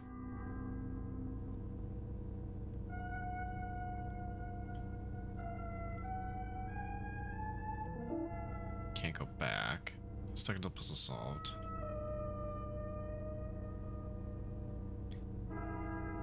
Successfully backtracked to the entrance, but the landscape has changed. The only exit from this cavern to the shore has now been replaced by walls and stalagmites. On the ground lies a chisel of some kind. You can use it to carve some symbols into this new landscape.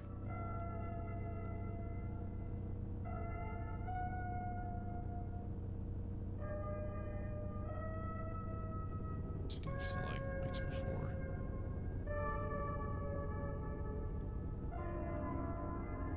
There we go.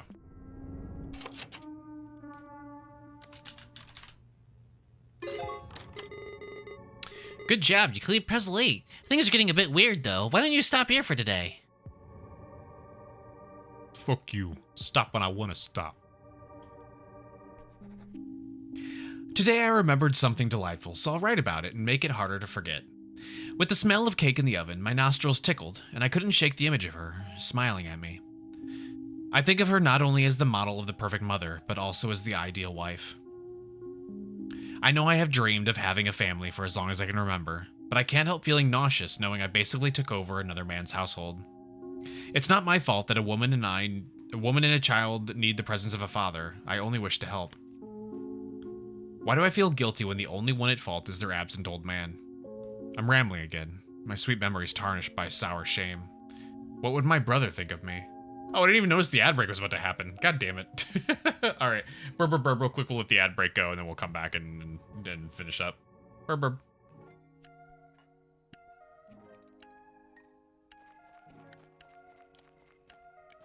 Why, like, she said it was gone. Was I supposed to wait specifically for her to say to get out?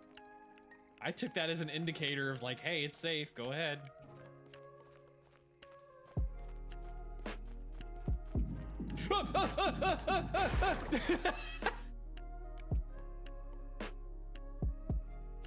It was the sprinting one again.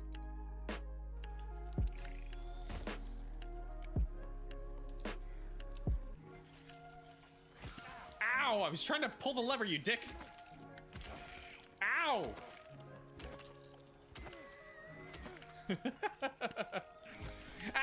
Ow! What the...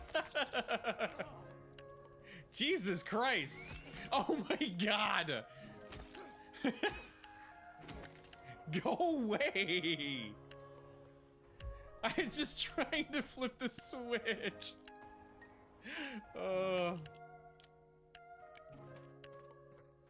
Maybe I just don't have time to pick up the ladder.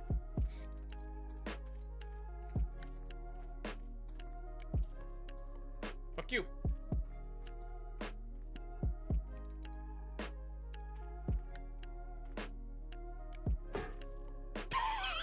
Man, are you all right?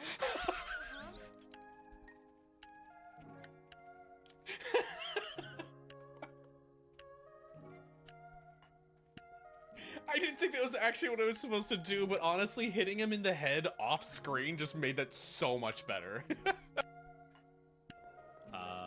I know there's a third one, but I can't think of what the name is. Hi! What?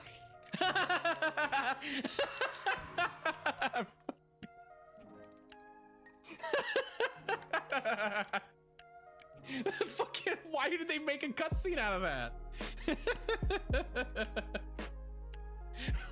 What was that? Oh my god. Let's see, what is this? Oh no, yeah, I think this is where the dog dies.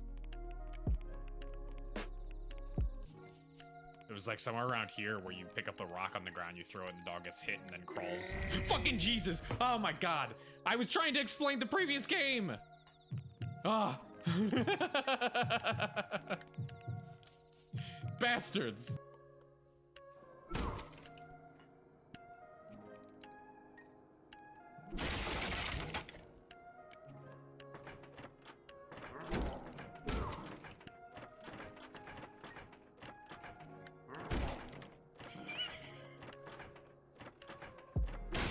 Oh shit!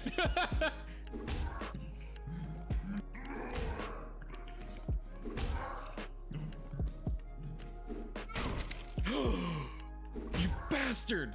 How am I supposed to get clean? You can't just leave the lab on your own, Aegis. Oh, Aegis. I thought it was Aegis. Understood. Like shield kind of thing. A bello bello bake. All right. Stone mural. Okay. Seeing those symbols again. The moment you stop carving, the wall before you starts to move. As if a small earthquake takes over the cave, the landscape revealed in front of you is now a long, hall-like chamber. It resembles an auditorium or altar. Its features seem designed by humans, yet shaped by regular erosion. At the center, you find an empty stretch of space surrounded by unordered piles of stones. Engraved on the ground, you read the following message. When the path towards truth is unknown, nature will lead me through stacking stones. If you wonder if something's missing here, there is also a detailed mural on the back of the room, and you can't shake the feeling that it's hiding a different story.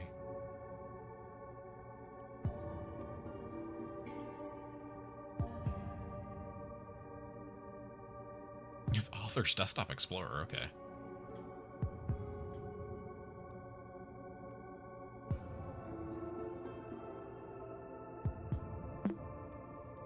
Yeah, that's what I was gonna do anyway. Grab this one. Even after retracing your steps perfectly, you doubt your sense of direction. The cave's mouth is nowhere to be seen. It's only when you find the scroll— oh, okay.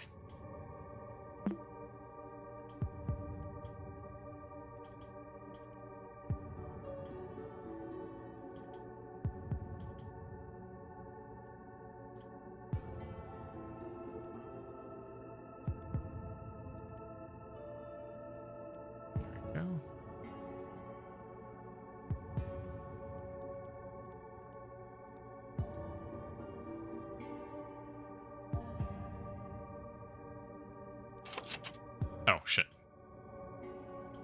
That doesn't seem to mean anything here. There's a leaf, a tree, and a branch. I think that's what that is.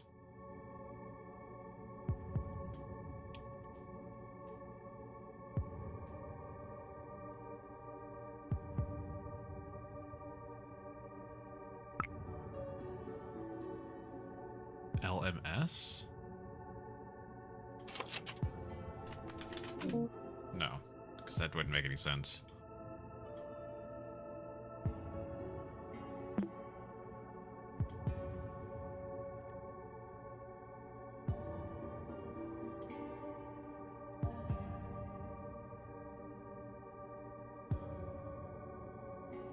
Use the word function every time. Does it? Oh wait, is it opening it multiple times, or no? It's putting it down there. Yeah, the source code just has that.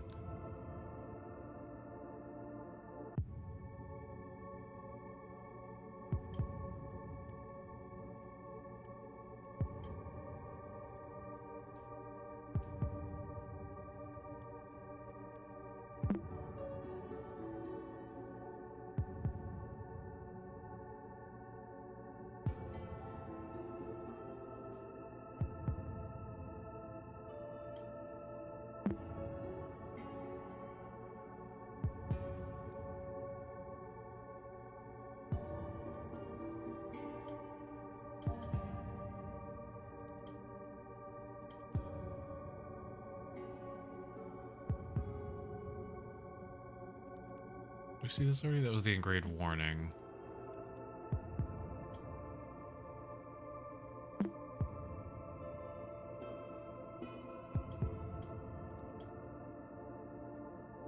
Like there's that here.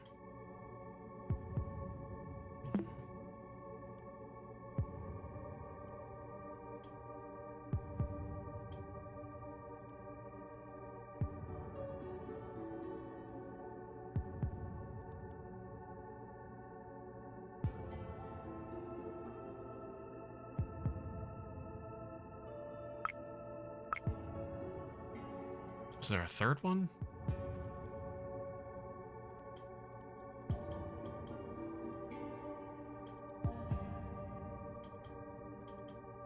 No.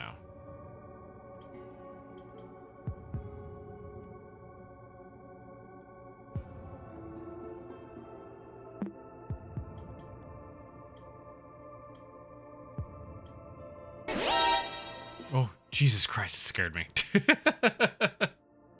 Hello, hello. How it do? Hello, hello.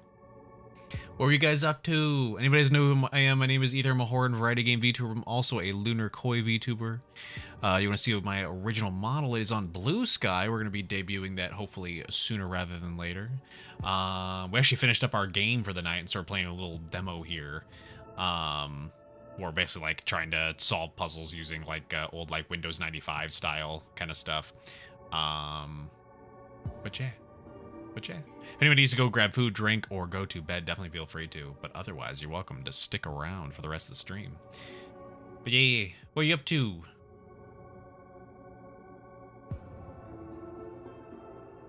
We're almost done with it too. Oh damn.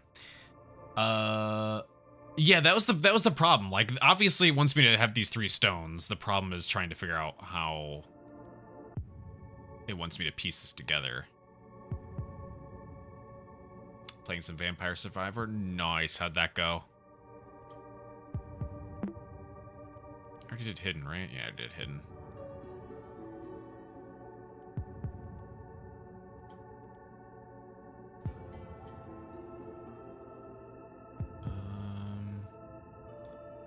Path towards truth is unknown. Nature will lead me through the stacking stones. As in, like, literally stack them? So I mean, I could do that. You want me to just stack them on top? Oh, okay.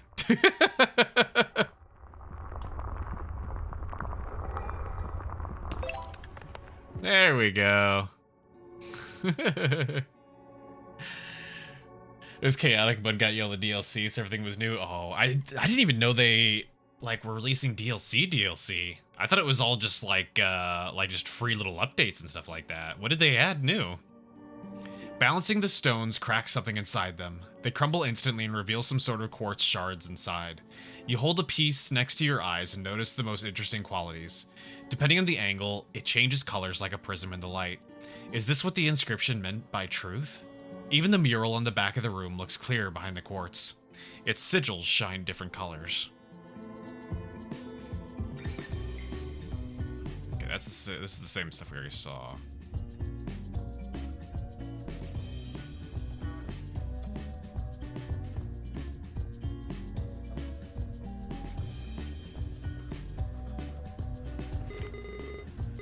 Color me impressed. Color Lens has been added to your installed programs. You can access it through the Start menu programs. Okay.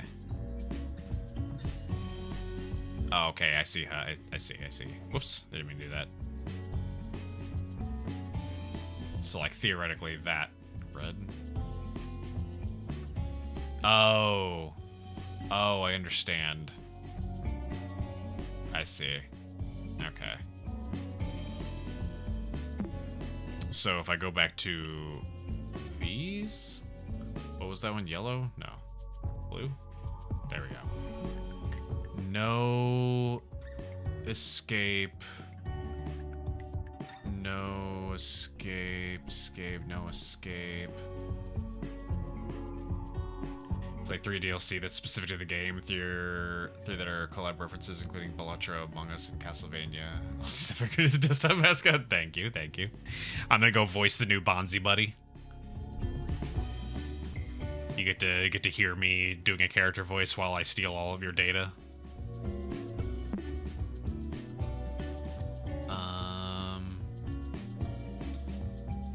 Where's the other ones? There's this one.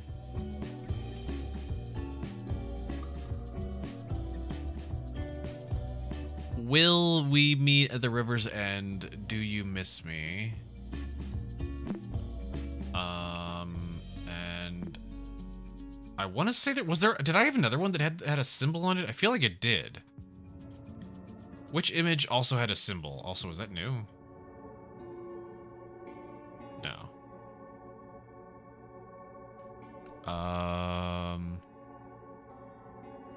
Yeah, didn't Vampire Survivors collab with someone else recently? Wasn't it like Jujutsu Kaisen or something like that?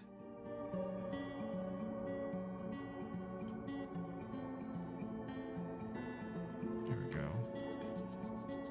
Vividly accurate angle. Why does it do that? Okay. On fire. Angie.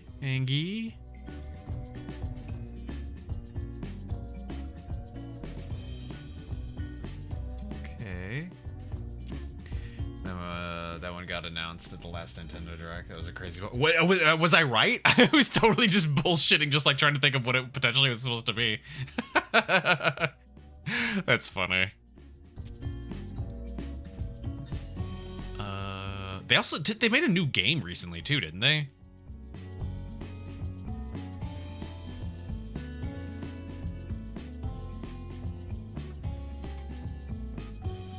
Arm on fire.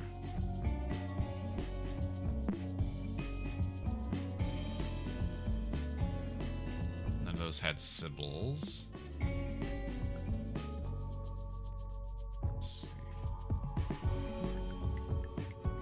I'm just looking through all the images right now. I wanted to see all the different ones that I've passed over to see if which ones have maybe hidden things in them. That one has no symbols. That one has no symbols. That one has no symbols. That one has no symbols. I mean, I suppose there still could be hidden stuff on it, but... no hidden symbols. The puzzles you never used on the older images. Well, yeah, that's why I was like, as I was going, as soon as I got this, I was like, oh, you know what? I remember we've gotten multiple pictures that have had these, and I've just kind of closed them all.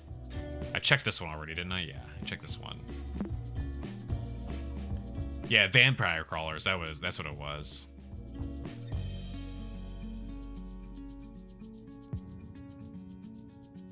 I know nothing about that though. I know nothing about that game.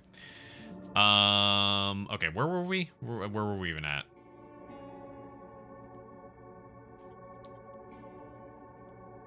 It's just gonna be going up. Oops, that was way too far. That was way too far. There we go. Puzzle 9. So yeah, we had the mural. Man, where'd the thing go? Where'd the thing go so I can reread what I'm even supposed to be doing? I just kind of got distracted looking at colors. It got so distracted. Even the mural in the back of the room looks clear behind the quartz. Its sigils shine in different colors. What animal is bathing in the tears of grief?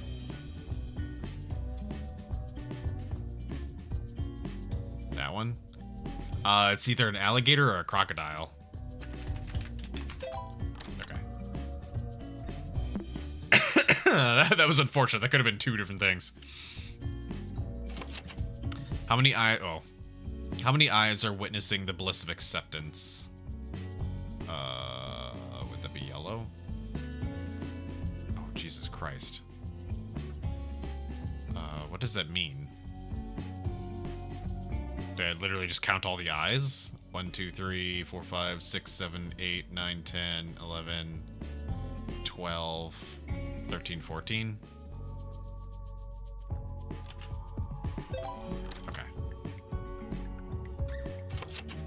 How did Wrath manifest around the person on the boat?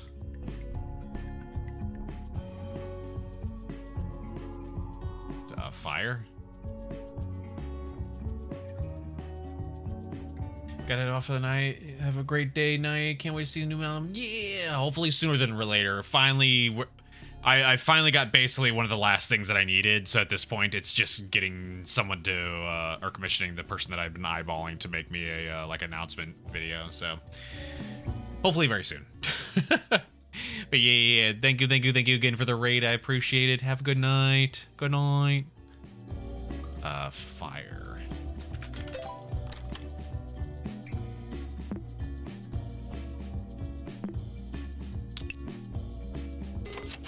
Oh, who is the dead man on the boat?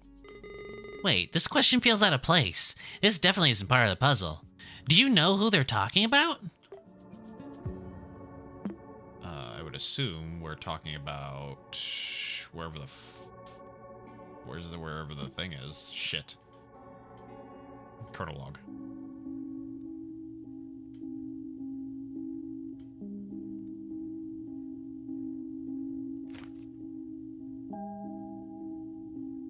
What, halibut? No? Or is it the uncle? The other person?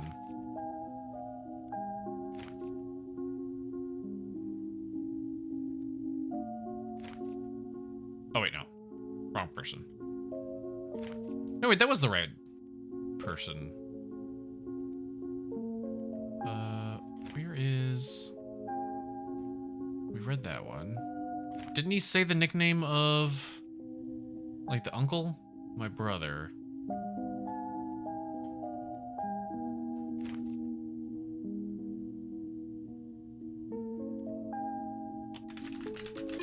There we go.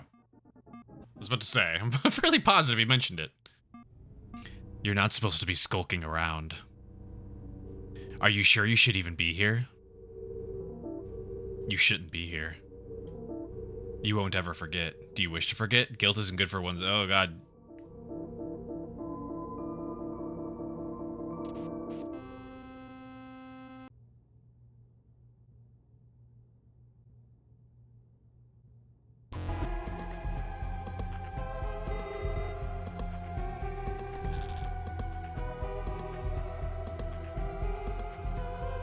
Oh, there's like a little 3D section? There we go. We did it.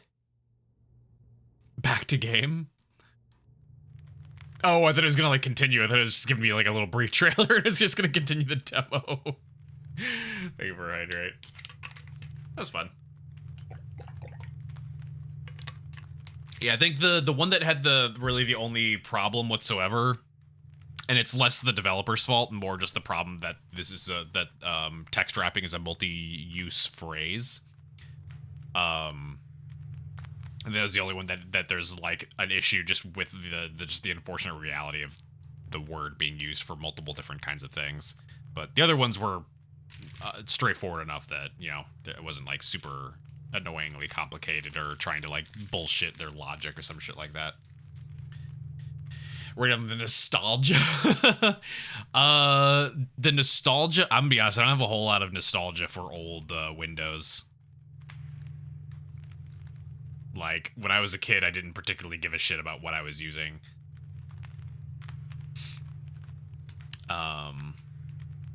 And honestly, a lot of old Windows, I would say Windows didn't really reach a point where I would consider it like something that I look back on and like, yeah, that was good until like, I don't know, Windows XP, you know? Was it biblically accurate to the OS? No. It's definitely its own OS. There were some things that functioned similar, or they added, or they put in a function that was named the same thing but was used in a way that you wouldn't be able to use it, right? Like I'd have to replay it again to point out the different things that were just kind of an odd places, like you, for example, those little text blurb things that popped up, you know, the little stories where you could do the source viewer. You wouldn't normally be able to do that. That's not a thing that you could do. That's why when that first puzzle that popped up for doing the source viewer happened, my first instinct was to open up the web browser, because the web browser is what you can do a source view on in order to view the code. And so my first thought was definitely not to see if I could view the code of the program. It was to view the code of a website, you know. Hey, right in. Never been nostalgic for old OSs. Me neither. The thing with Windows though is that newer Windows sucks. Newer Windows blows ass. And so the last time I remember having any version of Windows that just always ran competently and I never had an issue with would be XP. That's the only time I've ever had that. Every single, and then we went to Vista. Vista was a fucking nightmare. Honestly, Windows 7 was fine. I don't really have major complaints of Windows 7. That was probably like the start of adding too much bloat, but Windows 7 was very competent. Like, if I can't have Windows XP, I would take Windows 7. But Windows 8 fucking sucked. Windows 8 was just a mobile UI, right? Like phone, tablet UI bullshit crammed into a desktop computer. That was stupid. And then, yeah, then we hit 10 and 11. 10 was better than at least 8, but it wasn't as good as 7. And 11 has just taken it into the deep end of just nothing works. Everything that was good has been stripped out. It has tons and tons of bloat. Everything has fucking AI built into it. It's constantly trying to make me use OneCloud or whatever the hell their stupid thing is. And it's always trying to get me to use Copilot. And it always wants me to give it like my location data. And it always wants to have all these like, you know, news articles on the side. And it wants to have like fucking weather on the side and all this stuff. And yeah, the last what I would say is a good OS from Windows would have been 7. I think everything after that has just constantly gone downhill with them constantly trying to like add in more and more bloat and breaking things that did not need to be, you know, fucked with, you know. Linux nutbags need to get it together. Yeah. Unfortunately, the big problem with Linux is still a lot of compatibility of software. Especially games. Any games that require some kind of like deep level version of an anti-cheat, it's never gonna run on Linux. So while it doesn't affect me because I don't play things like Apex or, you know, League of Legends or something like that, like those are very, very popular games, and there's a lot of people who are not going to be willing to sacrifice their favorite games just to use, you know, a less annoying operating system, you know. You also had the problem that Linux is so diverse. There's so many branches of Linux. It is absurd, and you never know which one is going to be the best for you, for your use case. And whenever there's an issue that comes up, you will be given a billion different fucking answers that may not even be relevant to your specific version of Linux. Good lord. Find your Steam page. League of Legends says God. I don't even think League of Legends is on Steam. But yeah, I wish Linux was more user friendly. It's not. It's not. The Linux fanboys will try to convince you that it is, but it's not. It's super not. Oh. She said Apex. Is Apex even on Steam? I don't even know if Apex is on Steam.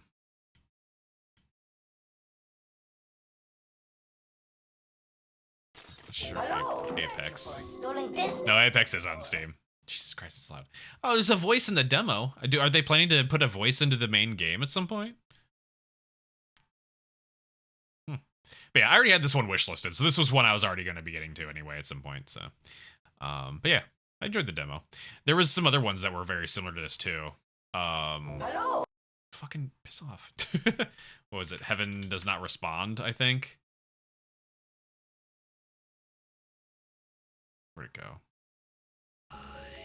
Yeah, Heaven Does Not Respond is also a web browsing mystery solving thing. Here, I'll put it in. There we go. I put it on the Discord. Actually, I think I've already linked that one before.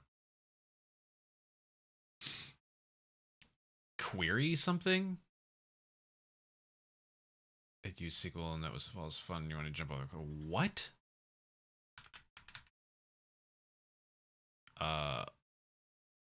Space query? I don't see anything else called query.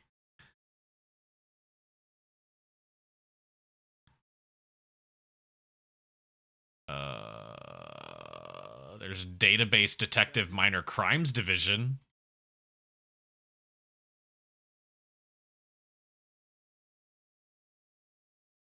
Oh god, that one has like code. Database Detective, it looks like it has code. Do you have to type code? Fuck that.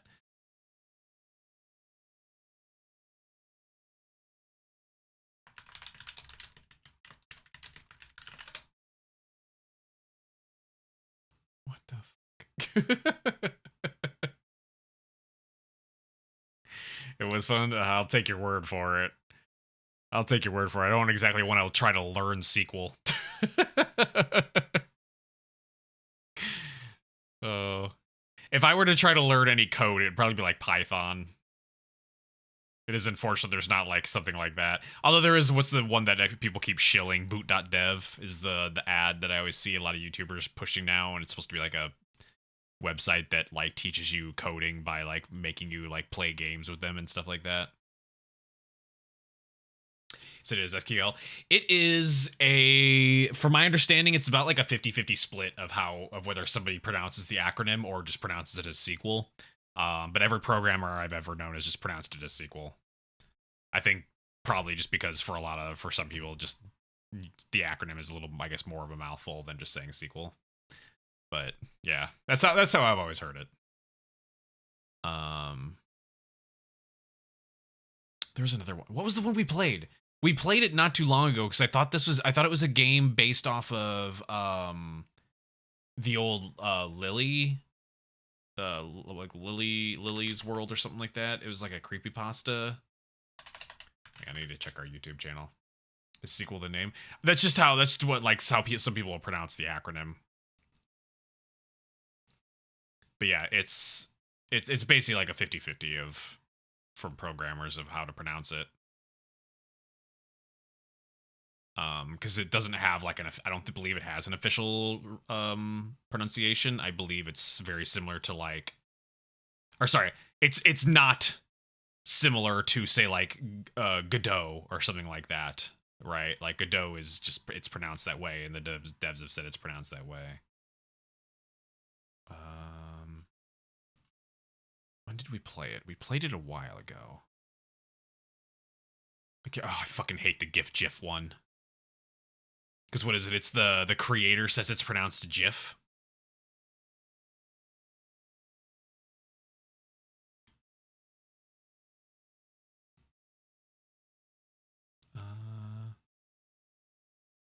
Even though it's a G. Even though the G... hang on. Let me hang on.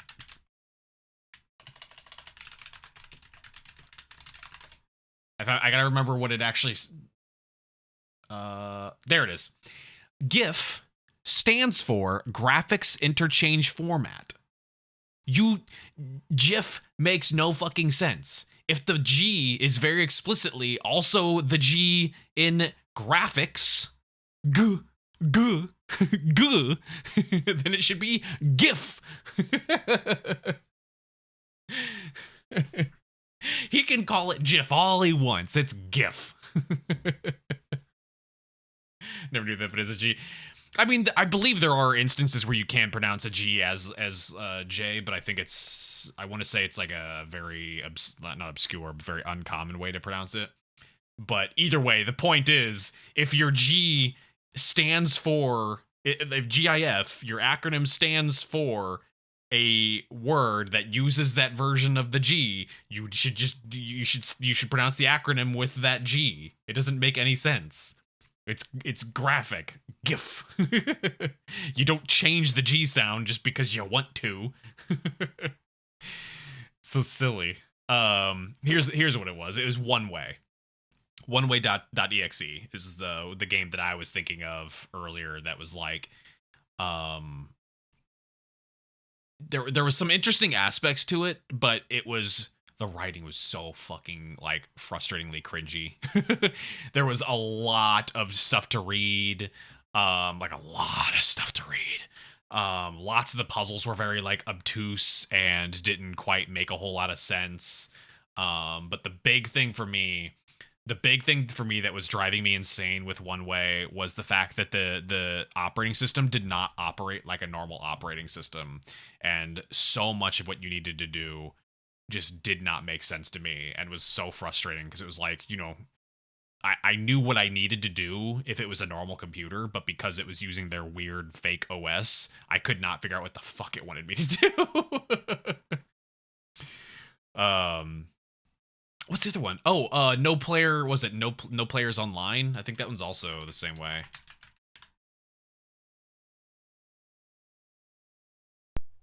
Yeah, No Players Online is also similar in that regard.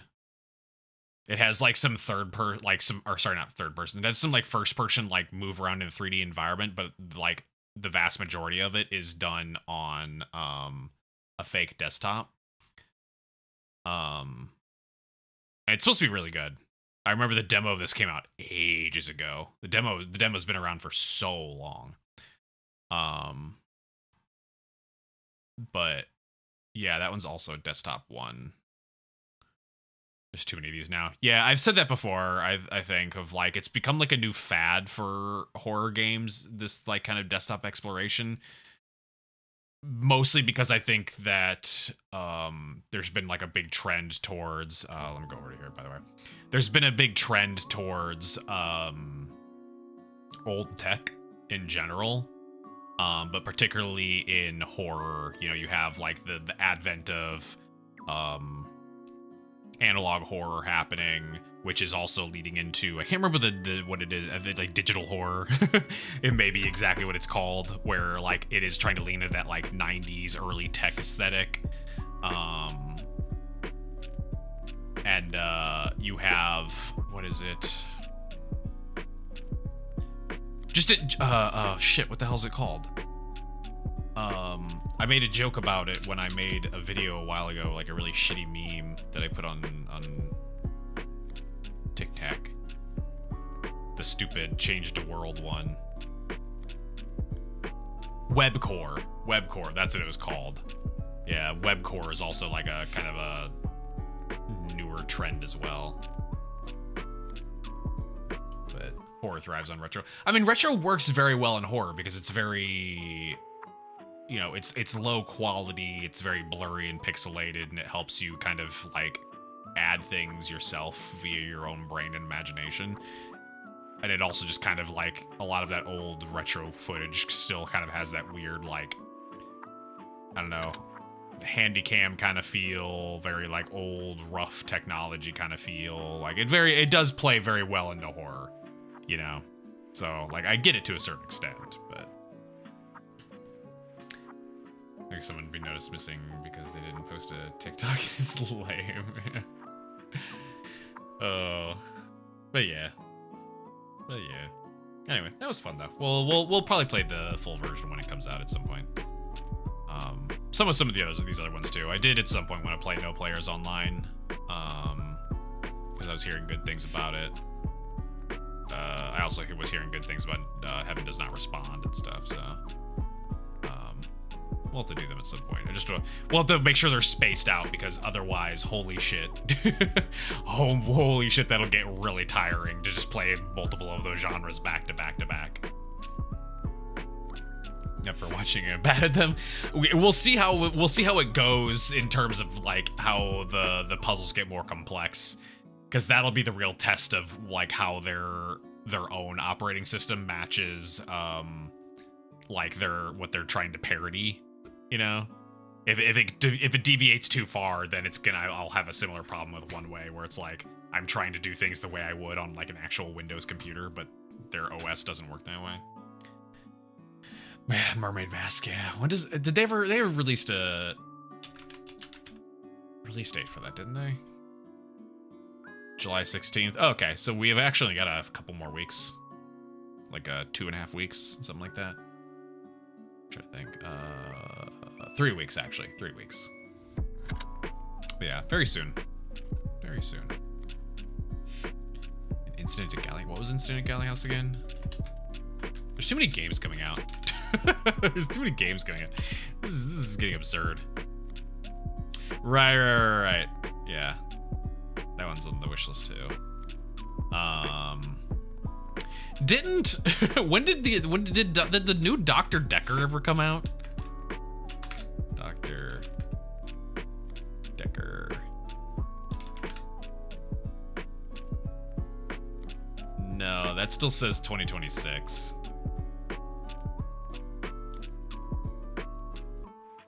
Kind of miss how goofy that was. There's a big old badge on the Dr. Decker Steam store page that says that they explicitly do not use Gen AI. That's funny. I mean, I should hope so. It's a fucking FMV game. But also, I guess kudos to Deveki Studios for specifically calling that out. These days, yeah. These days you have to have it. The newest Steam Next Fest was really bad. I actually haven't even bothered to go through it yet because I was seeing how many issues people were having with how often there was like just AI labels, or not even AI labels, just people hiding the fact that they're using AI. So I kind of just like, you know what? I'll step out of this Next Fest and I'm gonna let everyone else do this stuff and search through these, and then they can give me a list. So everyone else can do the legwork for me, and then I'll go through their list and see what I enjoy from that, because I really cannot do what I did last October Next Fest, where I downloaded like literally like 100, 200 games or something. I think it was actually 200 games. I think it was like 214 or something was the final count of the amount of demos I downloaded. Only to then go through some of them and find out that just a massive chunk of them had unlabeled Gen AI use. Just like, man, some of these even looked really cool from the concept, but I'm not gonna touch that shit. If you just believe your mind was slop, you're already that smart. Yeah. I mean, it's fair. We literally have the like early research showing how stupid using AI and relying on AI makes you. It actively is making you dumber. Anyway, it's a quarter to midnight, so let's go ahead. Let's see. Are any friendos on?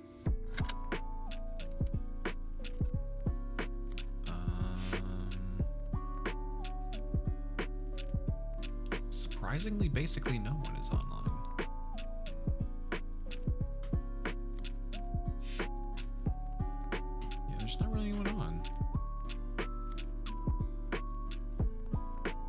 Okay, well, I guess in that case we will not do a raid, and instead we'll just go to bed.